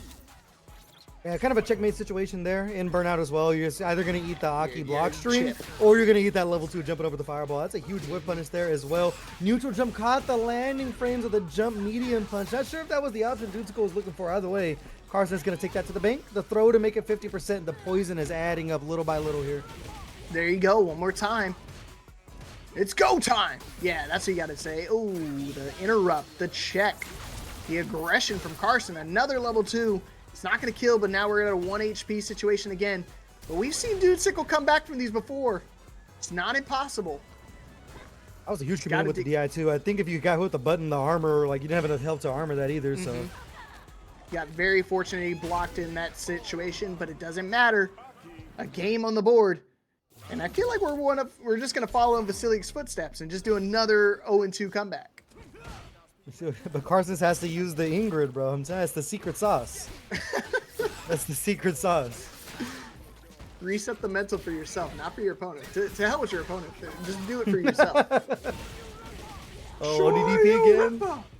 Dudesickle still not afraid to to bust it out. We're going back to the Jinrai. It's one thing, as Aki, you don't really necessarily have the best option to challenge in the middle of the medium Jinrai. There is that gap there for people to ODDP through it. I'm not sure exactly what the option is for Aki. No cross-cut though in the cross-up attempt. Kharsonist in a good spot here. That was unfortunate. That's another thing I feel like is unlucky. Sometimes I'll do like the jump in and try to go for a throw, and it's just outside of range, and my opponent tries to tech the throw and throws me. Yeah, it'd be it like happens. But set point here for Dudesickle. Kharsonist You gotta lock in, big bro. Last opportunity, otherwise you'll face elimination. Gonna run Tatsu over the corner. It's not a lot of damage, but it's just a game of real estate. Especially with Ken, you're just so good at looping things in the corner here. It's a back throw from Kharsonist. Not afraid to bust out again. That's a huge bet. I mean, your drive gauge was going to get absolutely destroyed if that didn't work out. But we're going to go Jinrai into the level 3 to put Kharsonist in burnout. So sitting pretty for Dudesickle here. Level 2 to defend themselves. The level 1 as well. Invincible just a run up chin check. Gonna be able to close things out, and Dudesickle a 3-1 W over Kharsonist. They're gonna be moving over to loser semifinals for a match with iPeru. Good stuff. He tried to challenge again. There's been a couple times where he actually challenged and actually found success. So I appreciate him still trying to go for it. Unfortunately, not going to pay off in that moment. I guess it was, you just had to do it anyways. You were in burnout. You were kind of hoping to just get a random connection so you can kind of loop it into a critical art. But either which way, Kharsonist, again, just like Vasiliek, another top 5 finish. That's going to be a funny graphic to show back-to-back Akis sitting right next to each other in that 5th place spot. But hey, again, 144 players and you made it into top 5. That is nothing to scoff at. Yeah, for sure. Massive shout out to the Akis that have showed up. 2 of them making top 8, man, is it's not helping the downplay conversations with Aki, but definitely a solid character. So next up, I think we're going to be moving over to our winners finals. If I am correct, I saw Lazyboredom enter the lobby. So I'm not sure we're going to jump to, but it might be Lazyboredom, Rob TV, or it's going to be Dudesickle and iPeru. Either way, it's a very nice little top 4 players to round things out here. But I see Hollywood Rob TV queuing up, so that should be Lazyboredom versus Rob TV. I don't know how much experience Rob has against Marisa. I know Rob is consistently on Twitter reaching out to different players to try to get matches in to get these matchup experiences down, but not sure how much they've dealt with Marissa's at Lazyboredom's level. So we'll see how things go here for Rob TV. All right. Hey, he's done well so far. We're here in winners finals. Top 3 guaranteed for both of these players, so I know they're ready to lock it in. They've been sitting for a minute. But here we go. Hollywood Rob TV. Yeah, that's right. That's the one I'm talking about. The real deal, baby. Going against Lazyboredom. He's been playing his heart out with this Marisa. See if he can keep finding success. His interruption, though. Just been on point with that stand heavy punch, the stand medium punch, but not on point with that attempt to break out there with the OD, and you got to pay for it against Marisa. But why not go back to the well? A sliver of drive gauge. Playing in a good range. Unfortunately, ending up in burnout. Yeah, trying to escape with a dive kick as well, but what a fadeaway from Lazyboredom. Rob TV will not be denied, though. The back throw's huge. Oh, man, big charge. Full connection at max range. But Rob's getting closer to get out of the charge, out of the overheat. He does get out of it. And he perfectly times the DI. I don't know what he tried. I think he tried to go for a charge-up move, but just a little too late. If he had done that while he was in overheat, he might have had a little bit more success, but Rob persevering and weathering the storm to be able to take that first round. Yeah, I mean, making things work out in burnout is just so huge, especially against a character like Marisa who can just throw these plus frames continuously in your face, start hunting for that DI. That's a great opening from Lazyboredom there. Another forward throw. Gotta watch the drive gauge. Yeah, you know, as silly as it sounds, it really is like her main gameplay. Her gameplay loop is to kind of just force you to make a mistake, force you to swing into her armor moves, and then catch a huge counter hit.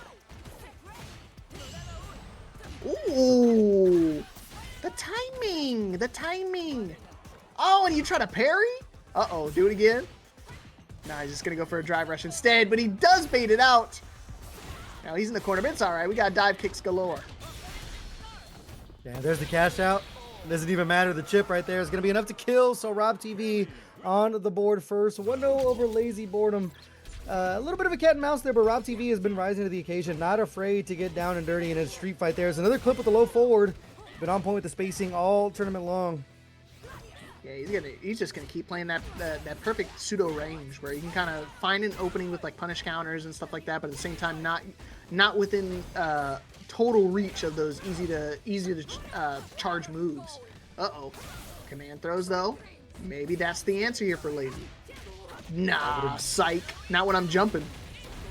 That's a huge jump to get over the Gladius as well. Lazyboredom, back to the wall. There's the armor. Still chipping away here. A little bit of lights. Yo! Oh, that's a huge just run up. 5-knuckle shuffle. Lazyboredom back on the board. 1 round up here in game 2. Yeah, Tonjok, that is the Hollywood Rob TV, my friend. That is the real deal. Bill O'Neill. Tell you, man, y'all must be new around here, man. Rob TV a demon, bro. Don't fall for the on-stage persona, man. This dude's a killer. Is that Rob's actual name though? Because I know some people put their name, they put names in the tag, and then they're like, ah, my name's actually Bob. I think Rob's real name is Rob. Okay, let's just check it. I'm not gonna lie, it'd be the plot twist of all time if his name was like. I've seen Kyle, crazier like... things, bro. There's this dude named Jordan in my friend group. We called him Jordan because his name tag is Jordan, and he's like, oh yeah, my name's Matthew. I'm like, what? Yeah. Funny enough, speaking of Rob, you know Super Rob, right? Yeah. Commentator. Yeah, he's from my region, right? His tag is Super Rob 64. Bro's real name is Ian. Bro is like has nothing to do with Rob, and I'm like, what are we doing here, bro? Yeah, really confusing. It really does put your head in a blender, bro. Okay, all right. We were discussing names, but he's like, I got a name for myself, and that's a winner. 1-1. Bobby Television is his Bobby full legal Television. name. That is fire. That's like an alias when you're on the run from like the FBI. Is Bobby Television. That's awesome. I gotta have you come up with a nickname for me, champion. I got a couple of nicknames for you, but I don't know if I'm allowed to say them on air. All right. Back to the wall for Lazyboredom here. Another jump over the Gladius. Rob been on point. It's a lot of startup on that Gladius, man. From long range like that, you definitely can just kind of like react with the jump in, but been on point from Rob thus far. Scootum stance coming on in. Yeah, he's naturally been going to the air anyways, so I feel like it's just been a natural deterrence for most of the approaches. And he's also been looping throws in as well, so always keeping your opponent honest. But then you see Boredom make those adjustments to those jump back, as like those anti-air punches. He did that the last match too, so I mean, you can't lean on it too heavily because this man definitely has an answer for it. Be back online with the drive gauge as well. You can't get clipped low here. See Lazyboredom immediately hit down back, but the Scootum stance gonna be the savior. On the verge of going up 2-1 here. The armor showing its face a lot more now. Yeah, and again, I think you have to kind of lean on it a little bit more too when you're playing Marisa, because I mean that's her toolkit. If you're not utilizing her strengths, why do you play her? I mean, there's a few reasons why you might, but it depends on your it depends on your preferences. That's true. That's true. Gladius in the face. Still sitting with that level 3 is Rob TV. Low on drive gauge. Whip punish again. You see them walking back. They're trying to catch these long-reaching normals. These slower buttons. He tried even to do it again. Yeah, still looking for the whip punish. Ooh, and he's got access to a level 3, both of them. So I think these lows are gonna be so much scarier. Get a low confirm off of that. Do some meaty damage. And for Rob, unfortunately, it would wind up killing him. Saw the jump back light punch again. Trying to go air to air with it. Rob playing patient though, forward throw. This next interaction so huge. Drive rushing in, staying calm. Light conversion, level 2. Gonna be all she wrote. Lazyboredom, 2-1 lead over Rob TV. Robert Television, man. Need a response here. The whip punish game still on point here. It's just the armor is really starting to come into factor here for Lazyboredom. Yeah, I think he needs to be a little bit more reactive when it comes, or I mean, proactive when it comes to his defense, because he's trying to react to certain of these moves and he's wound up getting blown up for it. So hopefully he can make an adjustment because this is his last opportunity. Can't lose another one, otherwise we face the loser side, the shark-infested waters. Oh man, Lazy just trying to keep the momentum going. He's doing really, really well. Corner pressure galore now. Can't even jump out. Oh yes he can. No he can't. That Gladius is such a good anti-air option, especially if you're not in cross-up range. Gonna land right in front of that bad boy. There's the OD dive kick. Low on drive gauge here for Rob TV. What a walk back. The shimmy shimmy ya. Almost building up to level 2 as well. Lazyboredom in a bad spot here. No tick throw attempt. Just gonna walk up and attempt to do it. He tried to do it again. Oh god. Back throw to keep him in the corner. Oh, and the low interrupt. So ballsy, dude. All right, Rob's still alive. He's got to try to take us to a final game. We pressing out here, baby. Yeah, both players on the verge of level 3 as well. I thought that was a throw. I was jumping. He did that might not have been the worst option. I think it would have killed me. It would have clipped me for some reason. The dive kick plus frame. Saw the screen shake. There's the Scootum again. The back throw. Critical art, man. Oh no. Command throw. I mean, you cannot afford to get DI'd here. You better be ready with the reactions to throw again. I ain't gonna lie, bro. I would have woke up super, but that's why I'm here and he's there. Oh my god, did they correct? Okay, he's got some resources to play with. Nice tip range. Just make sure he's honest. The dash and throw. He's teched it. Not this time, though. Ah, the command throw, dude. I did not see that coming. That one got me.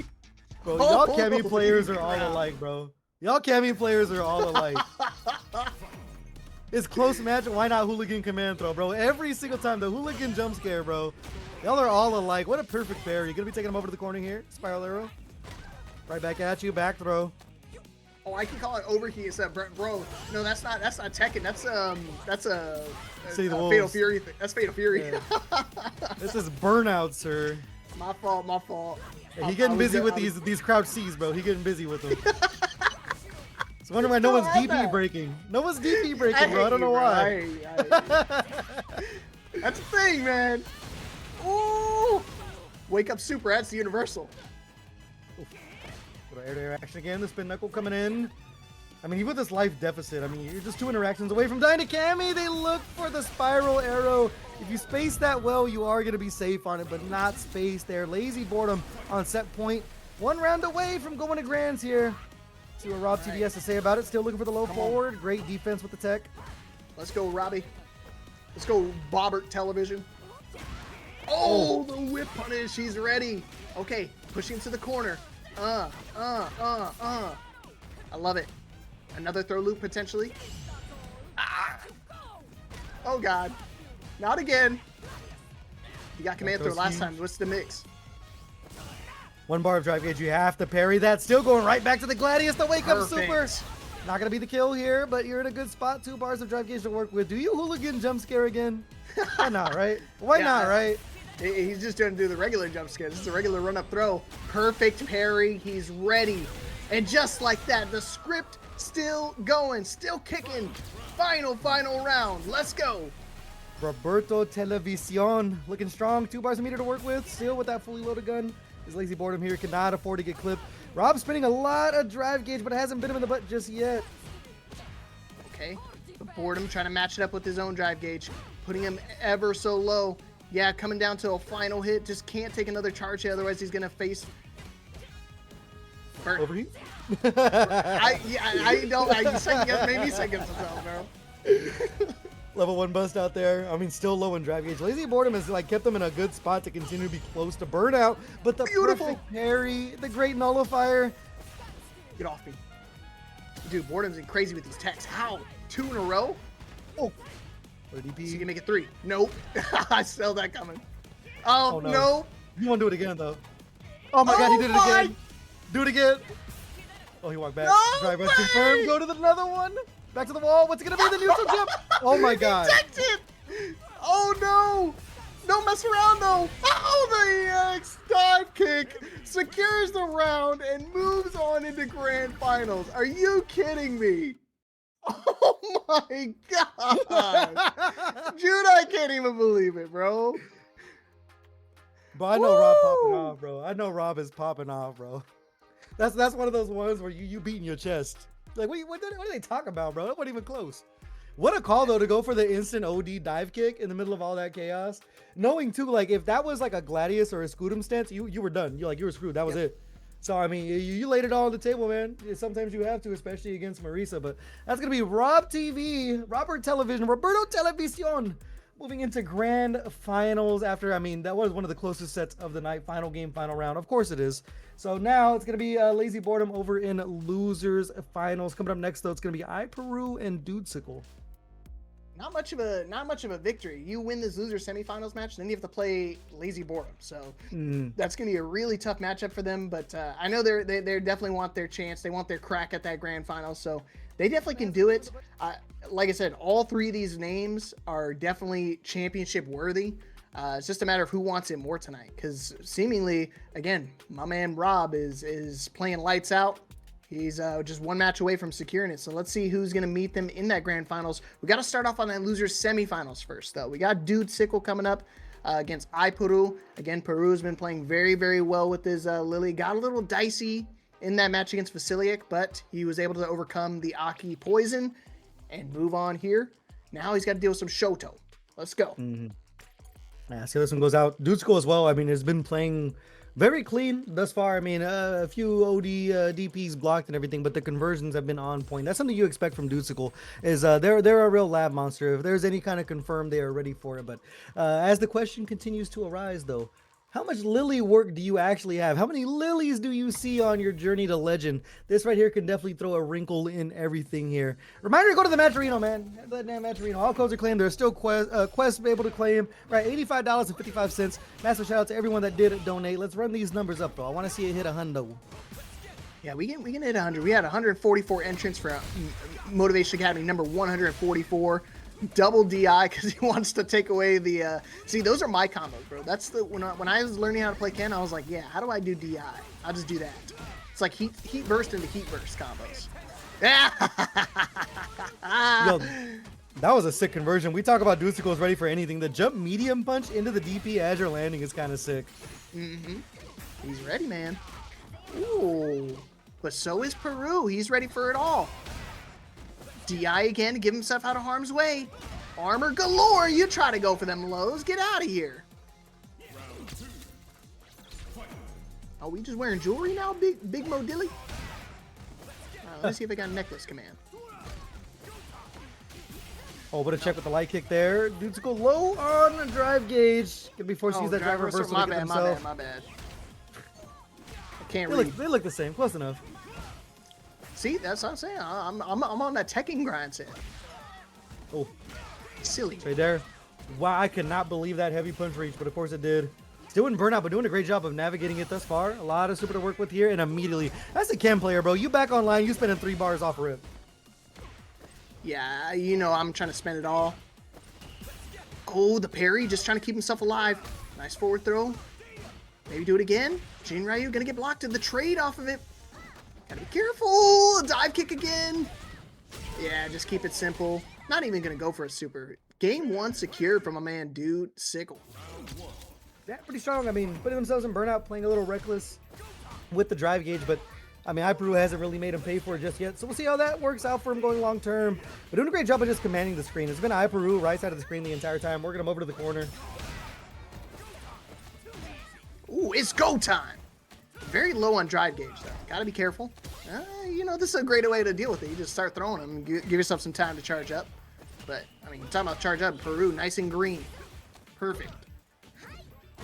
Yeah, back up there, that's big.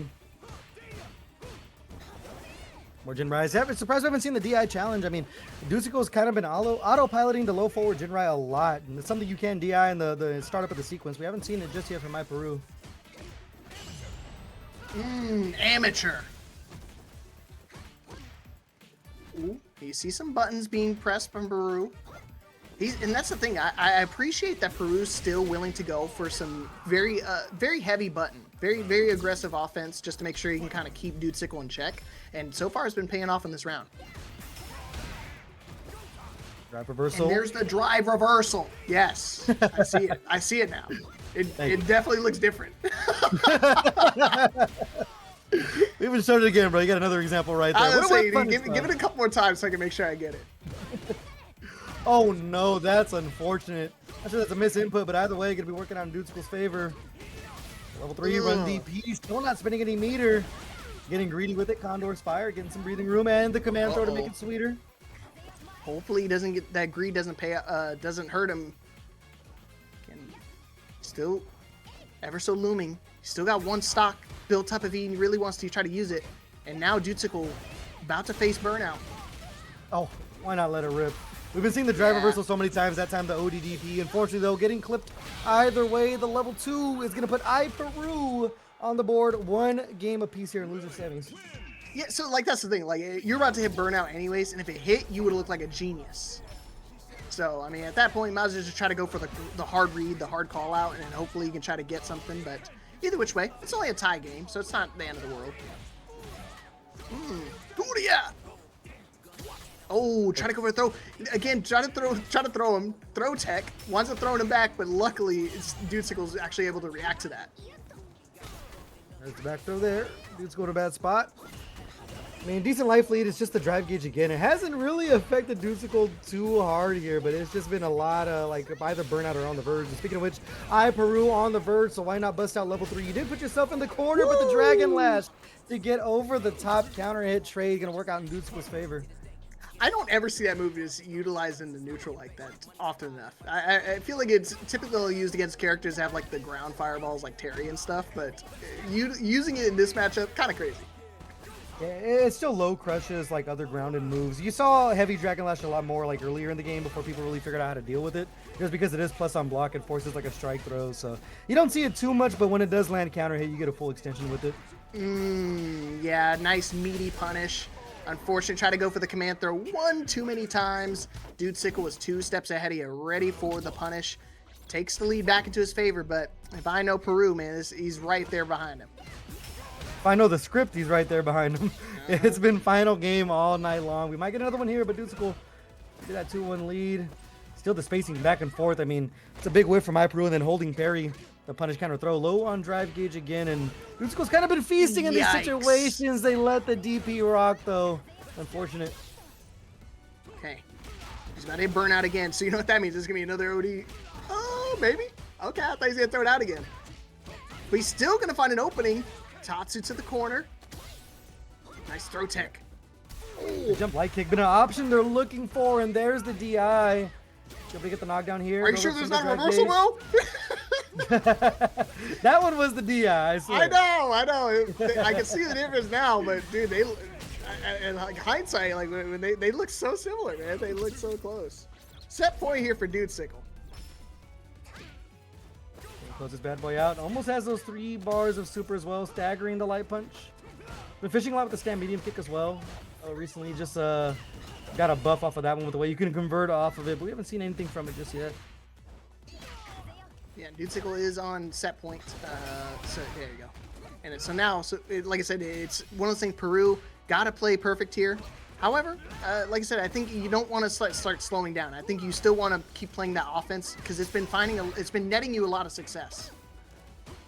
Oh, such a huge bet to put yourself in a burnout for Dudesickle. See if it pays off for him. They tried the drive reversal like in an offensive position, knowing they have that level 3. Next hit's gonna hurt. Run step there, but I mean, this is not the character you want to be in burnout against. Just because you can build up those Condor Spires, really start forcing the issue here. Now it's like a matter of time before you get chipped or you just get caught by the all-seeing button. That crouch heavy punch is the do-it-all button for Lily, and now iPeru on the verge of sending us into a final game. The script still kicking and screaming here. Bro, that was 4 seconds, and he was almost in burnout. I mean, that's an intense workout of the drive gauge button. So hopefully we can try to keep it alive for as long as we can. He likes to use it all day until it gets over 1 or 2 bars and just pump the brakes a little bit, but hey, you know, he's 1 round away from winning the set. Woo! He just won the set. That's it. Holy mackerel, dude. Yeah, you saw the drop there. They looked for the Jinrai with the light ender. Wasn't close enough to get that hit for the confirm, but why not just use the medium kick target combo to close things out there? So, I mean, pretty commanding W. It was a 3-1, but Dudesickle kind of just looked in control the entire time. Definitely spending the drive gauge and making it work for him there. So it's going to be Dudesickle moving on to losers finals for a match with Lazyboredom. Winner of this one going to be heading over to Grands for a match with Rob TV, but losers finals, man, you want him to get this far and get into grand finals. So we'll see what Dudesickle has in store for us against Lazyboredom. Another question, man, how much Marisa have you seen? I know these two run into each other a lot, especially when it comes in a rank, both of them being legend rank players. You don't really see a lot of different players once you get that that level of play. So we'll see how familiar they are with each other. All right, here we go. Losers finals, everybody. Again, we've had a huge attendance again, 144 players down to the final 3. So let's see if Dudesickle can keep that run alive. See if he can get that grand finals appearance. Let's go. He wants that run back, dude. If he meets Rob in the grand finals, it'll be a rematch from pools. Or Dudesickle? Yeah, he got sent to losers by Rob. Oh, wow. So both of these players got some history with Rob in this bracket. They got beat. Lazyboredom getting sent there, yep. Got to settle the score here. Lazyboredom, though. Chip of health, the DI. Why not let it rip? The thing about Marisa, a lot of her buttons are so committal, and a lot of them are like exactly things that you can just cancel into level 1 with, because level 1's kind of like the armored super in it. So great call from Dudesickle, just letting it rip there. Yeah, you can't do a DI back. You can't try to do your charge moves. None of that stuff is going to work in that situation when you're that low of health. So great awareness from Dudesickle. However, Boredom maybe starting to scout the reversals just a little bit. He has been kind of leaning on that a lot over the past few games. Whoa! What a jump over. Crouch heavy punch starter.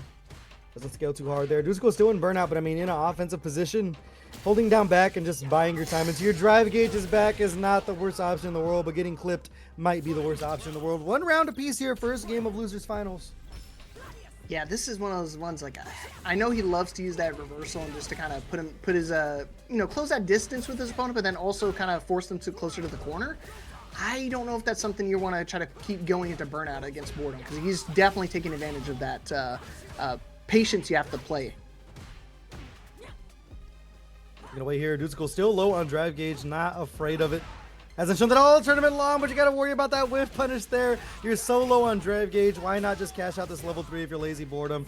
Or they look for the safe jump. They weren't going to hunt for the burnout. They're trusting the strings. There's the Gladius again. Back to the wall. Air to air. Oh, no. Yeah, he just hit confirm into the critical art. Beautiful work for Dudesickle.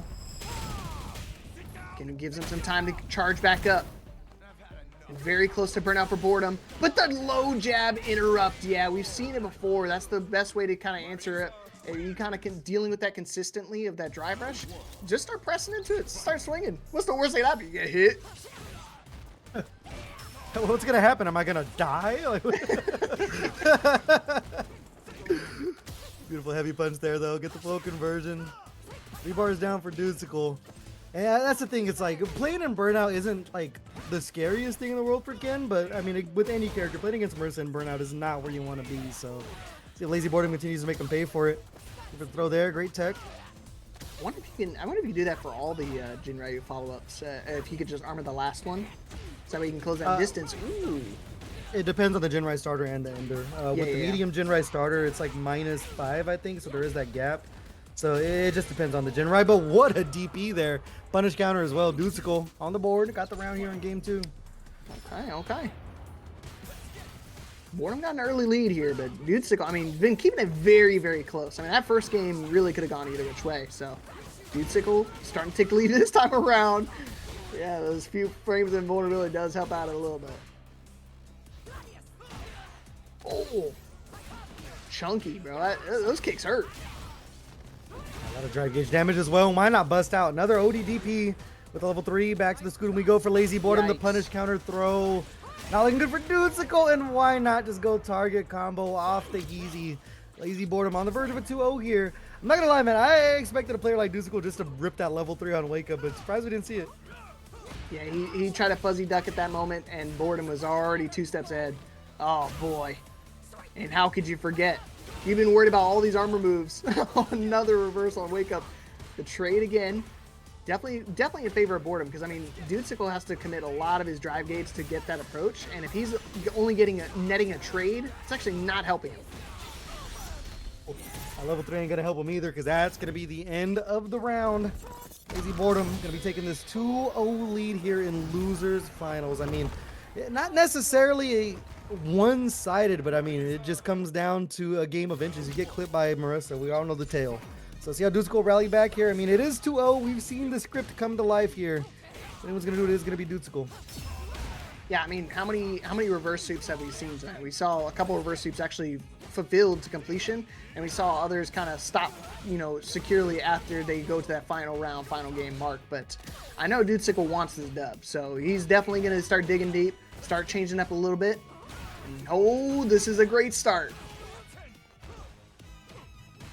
Lazyboredom still just mashing out the lights, trying to get some space here. Check the approach drive, rushing out. I mean, you're still not in a bad spot, especially with that punish counter throw. You could force the burnout. They try to see if that ODDP was coming out. Unfortunately, hitting the brakes not going to be the answer. Dudesickle, I mean, another first round, but can you close it out is the question. Oh, this is a great start. Try and stop me. Yeah, you're asking if he can close it out. Try and stop him, bro. Ain't going to happen.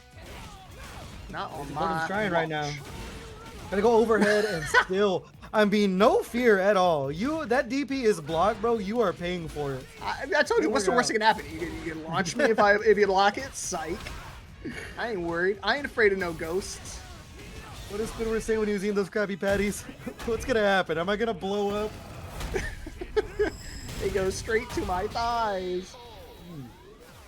All right, Dudesickle on the board now though. That level 3 cash out exactly what the doctor ordered. 1-2 here. I don't want to curse of Raw, man, but we mentioned there's been some reverse 3-0s here. We'll see if Lazyboredom is gonna be able to put the kibosh on it here. But Dudesickle, I mean, still, spending that drive gauge faster than I spend my paycheck, man. Immediately insufficient funds. Overdraft fees galore. But it's all right. We got a chime account. Look at that. See, we were talking about how much he's spending the drive gauge, but look who's in burnout. Oh, is that the Dragon Lash? Again, got the conversion. I You gonna say overheat? It was like on the tip of my tongue. I said, oh, burnout. Well, just wait for the heat burst, bro. Or what is it called? Is it called heat burst, right? In second? Yeah. Okay. Heat dash, heat burst, whatever. Same thing. There you go. Ugh. Ooh. Both players got Rage Art too, brother. Did he get him? Oh, he got him! He's still alive, though! Oh my god.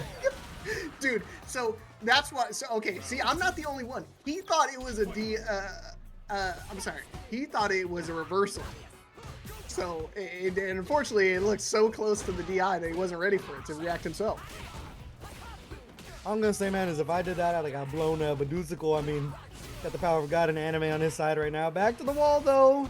A lot of super working for Lazyboredom. A trade. Dudesickle gonna make him work here. Darevice jab still going to these Gen Rise off of the low 4. We haven't seen the DI to stop that from any of his opponents just yet. But it's gonna be final round potentially for Lazyboredom here with the level 3 as well. Next hit gonna hurt. See if Dudesickle can weather the storm here. Still, I mean, immediately 3 bars spent off rip. I got more. I got 2 more to spend. I'm telling you, let me buy some Taco Bell. Let me get that chain. Let me get movie tickets. You guys want to go bowling? My treat. Jump back, air to air. Oh man, I could just smell that level 3 coming from Dudesickle right now. I'm terrified, bro. I'm not pressing anything. I'm like grabbing my shorts at the moment, just trying to hope to not get caught by it. These jump-ins are making me really, really nervous. But you already called it. I mean, a level 3, if he gets a little too lackadaisical when it comes to his offense. Armor's through. Do it again. Oh, he recovered. It's go time. Oh, not a back throw, it's a forward throw. Still huge here. Why not go back to the well? What's the opening? Oh, the walk back. Trying to see if they can catch him, reaching for a handful of air. Just need this confirmed with the critical art on deck, but why not the frame trap stand? Medium punch, Lazyboredom. Able to fend off Dudesickle, a 3-1 W. And that's going to be Lazyboredom heading to grand finals for a rematch with Rob TV. 3-1, man, but that was close. That was close. Hey, they literally came down. If he got that round, we would have been going to another final game situation. Very, very close. I mean, again, that's where you start to think too deep into the layers, and you see Lazyboredom kept it super honest, kept it super simple. The frame trap caught him off guard. He's been doing so many reversals, so many, DPs to kind of catch him off guard. Sometimes it works. But here we go. Straight into it here for our grand finals. Rob TV sitting on the winner's side. Lazyboredom has to try to do it twice. Not only beat him once, reset the bracket, and do it again. Let's go. And that first one was so close as well. And we saw Rob in a lot of situations where they started off at like a massive life deficit, but this was the tail of the tape. It's just the corner carry from Cammy was too much to deal with for Lazyboredom. Not able to get the last jab in to close things out with a perfect parry. Everybody hold on here. Lazyboredom first round going their way. Yeah, and honestly, they just won their match in losers finals, so he's got momentum. Rob may have had to sit for a little bit, so could maybe try to take advantage of that point. Or you can just wind up getting looped again in this corner. And we saw, Rob loves to utilize throws in this corner, keep him guessing, and it seems like, yep, as we're right back to it. This dude's not real. I love this dude. Oh, jump over. She went the other foot now. I mean, anytime you're against Marisa in the corner, man, it is scary. Safe jump setup, but no fear. Rob had a lot of health to work with, man. So why not just bust that bad boy out? 1 round apiece. Rob TV is playing confident. That's one thing you can point out, man. There's a lot of confidence in their decisions. I beat him once. Why can't I beat him again? I'll just keep doing what I was doing before. And that's what you need to do. Don't sugarcoat it. I beat you by, not like this, but I beat you by interrupting those charge moves when I can. Just keep doing it. Throw looping, successful. Let's do it. Run it back, Turbo. See? No Wake fear. up, Super. Let's do it. Let's do it, bro. Run it. Run the mans. Light kick check though. Gonna take us over to the corner here. No Super to work with. You're gonna have to look for the safe jump setup, going over the top again. Raining down fire from the heavens. Lazyboredom on the board first here. 1-0. Starting to corral the wildness from Rob TV, but as I say that, of course, round start neutral jump. Why not? Yeah, he's like I said, he's been loving to go airborne, both utilizing the neutral jumps and the actual dive kicks. So it's always something you have to pay attention to, because otherwise you'll get caught off guard and get blown up. And then all the while, he's got amazing lows too. Right? Cammy obviously needs buffs, right? You can be alone in that statement, sir. I was gonna say I heard crickets when I said that shit. Oh my goodness. Hundreds of people just booted their monitor right now, bro. Yeah, I'm sorry. Said Follow -2. It's about to go -20 if I say something like that again. Exactly. Punish counter. Lazyboredom back on the attack though. That back throw is huge because Rob TV's so low on drive gauge. You saw Lazyboredom hit the brakes there with the drive rush crouch jab to see if the DP came out. Ooh, nice throw tech again. And just the wall button, the low to check him up. Is he gonna spend it though? Yeah, I think it might be a level 1 cash out. Yeah, of course. Okay, good. Able to secure the round. Final round, game 2. Boredom. I mean, if you're Rob right now too, you really don't want to let him get a 2-0 lead, because this would be a very unfortunate turns of events. I know he wants to make this a shiny victory. So let's get it popping. Let's get a double perfect. Or not. Never mind. Showing that neutral jump a couple of times as well. See if that charged up Gladius is going to be an issue. With the charge heavy punch, but that's a punish counter throw. Rob TV in a familiar position. We've seen him in this spot where they're in the corner with like a bar of drive gauge, and they continue to work their way out. What a confirm. They recognize the armor, and that's a huge conversion into the level 3 to attack the drive gauge as well. Lazyboredom with their own critical art, showing the Gladius again. Ooh, okay. We still got a little bit of drive gauge. It's not a lot to work with. Not able to combo off of that. Now he's in burnout. Oh.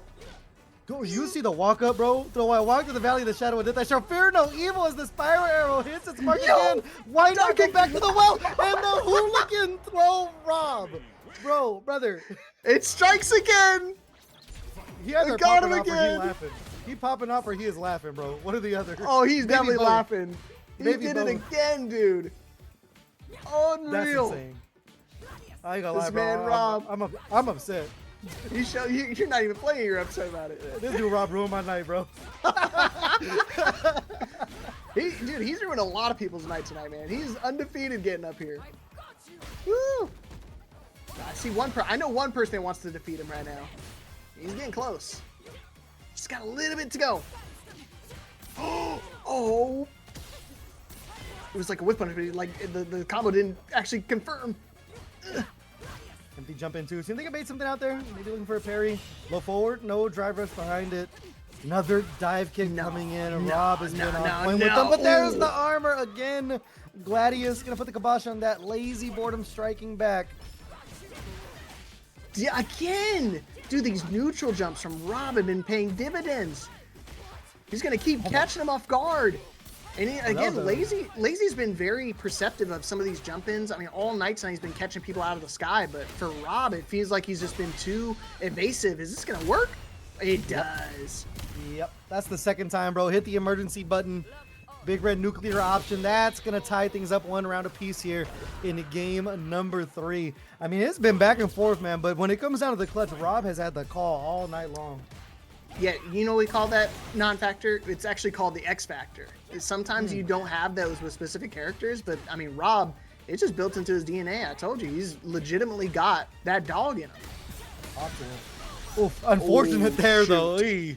Yeah, that's armor into armor level 3. I mean, that's great health on great health with the damage behind it.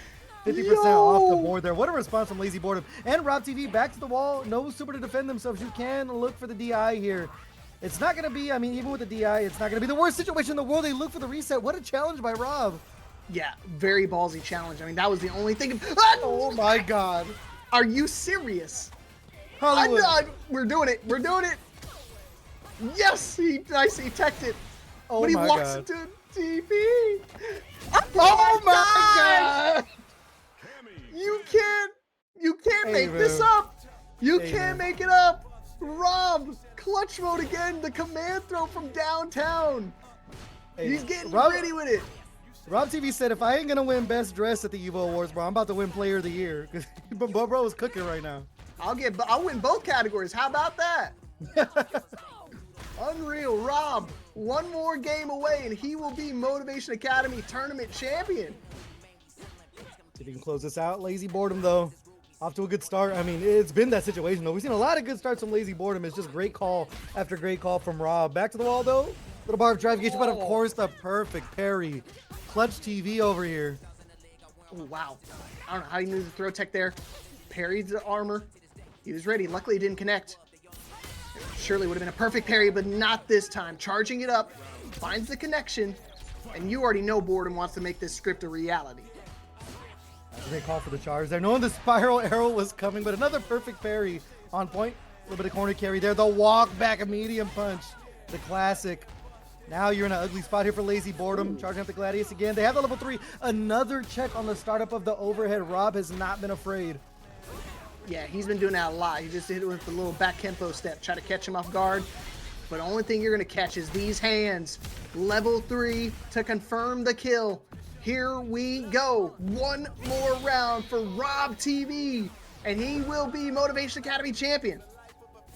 Set point here. Lazyboredom coming in with that level 3. Could be huge. But it seems like every reset Lazyboredom's been looking for, Rob has been ready. Whether it be the overhead, these Gladiuses, no matter what it's been. I mean, even the dive kicks have been pretty good. I mean, pretty well placed thus far outside of that one. I mean, there's been some meaty ones as well. That screen shake was going crazy with it. Yeah, he's going pretty good. Yeah, he knows what's real. So he's been watching. He's been playing for a long time. So he's definitely scouted out all the little tricks that Marisa may have up her sleeve. Oh, but not this one. The easy one, but no combo. Hopefully they come back to bite him. Another overhead, trying to look for a connection, but the parry, yeah, just bet it all on that one, and unfortunately not gonna be able to find a connection.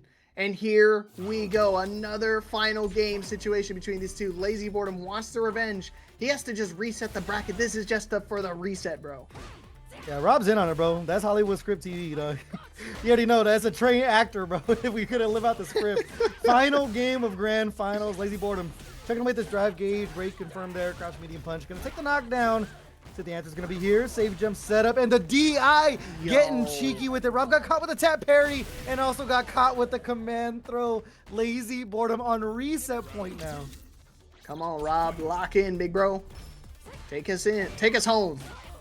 Oh man, now he's just kind of caught ducking. I mean, these neutral jumps, I guess, for starting to scare him away from using what was working before. But Boredom just applying so much pressure.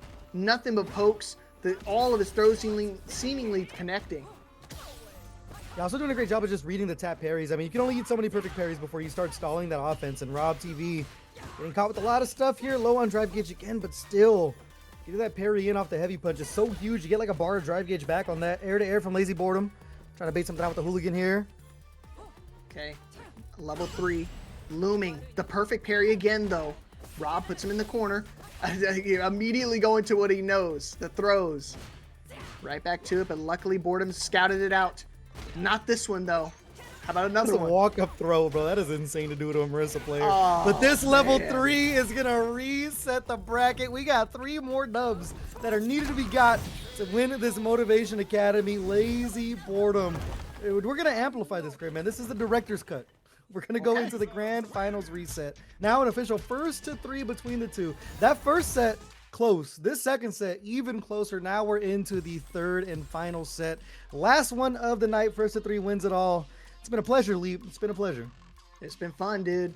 We got the digital deluxe edition right now. Hope you guys are ready. Motivation Academy number 144, still down to the final 2 players.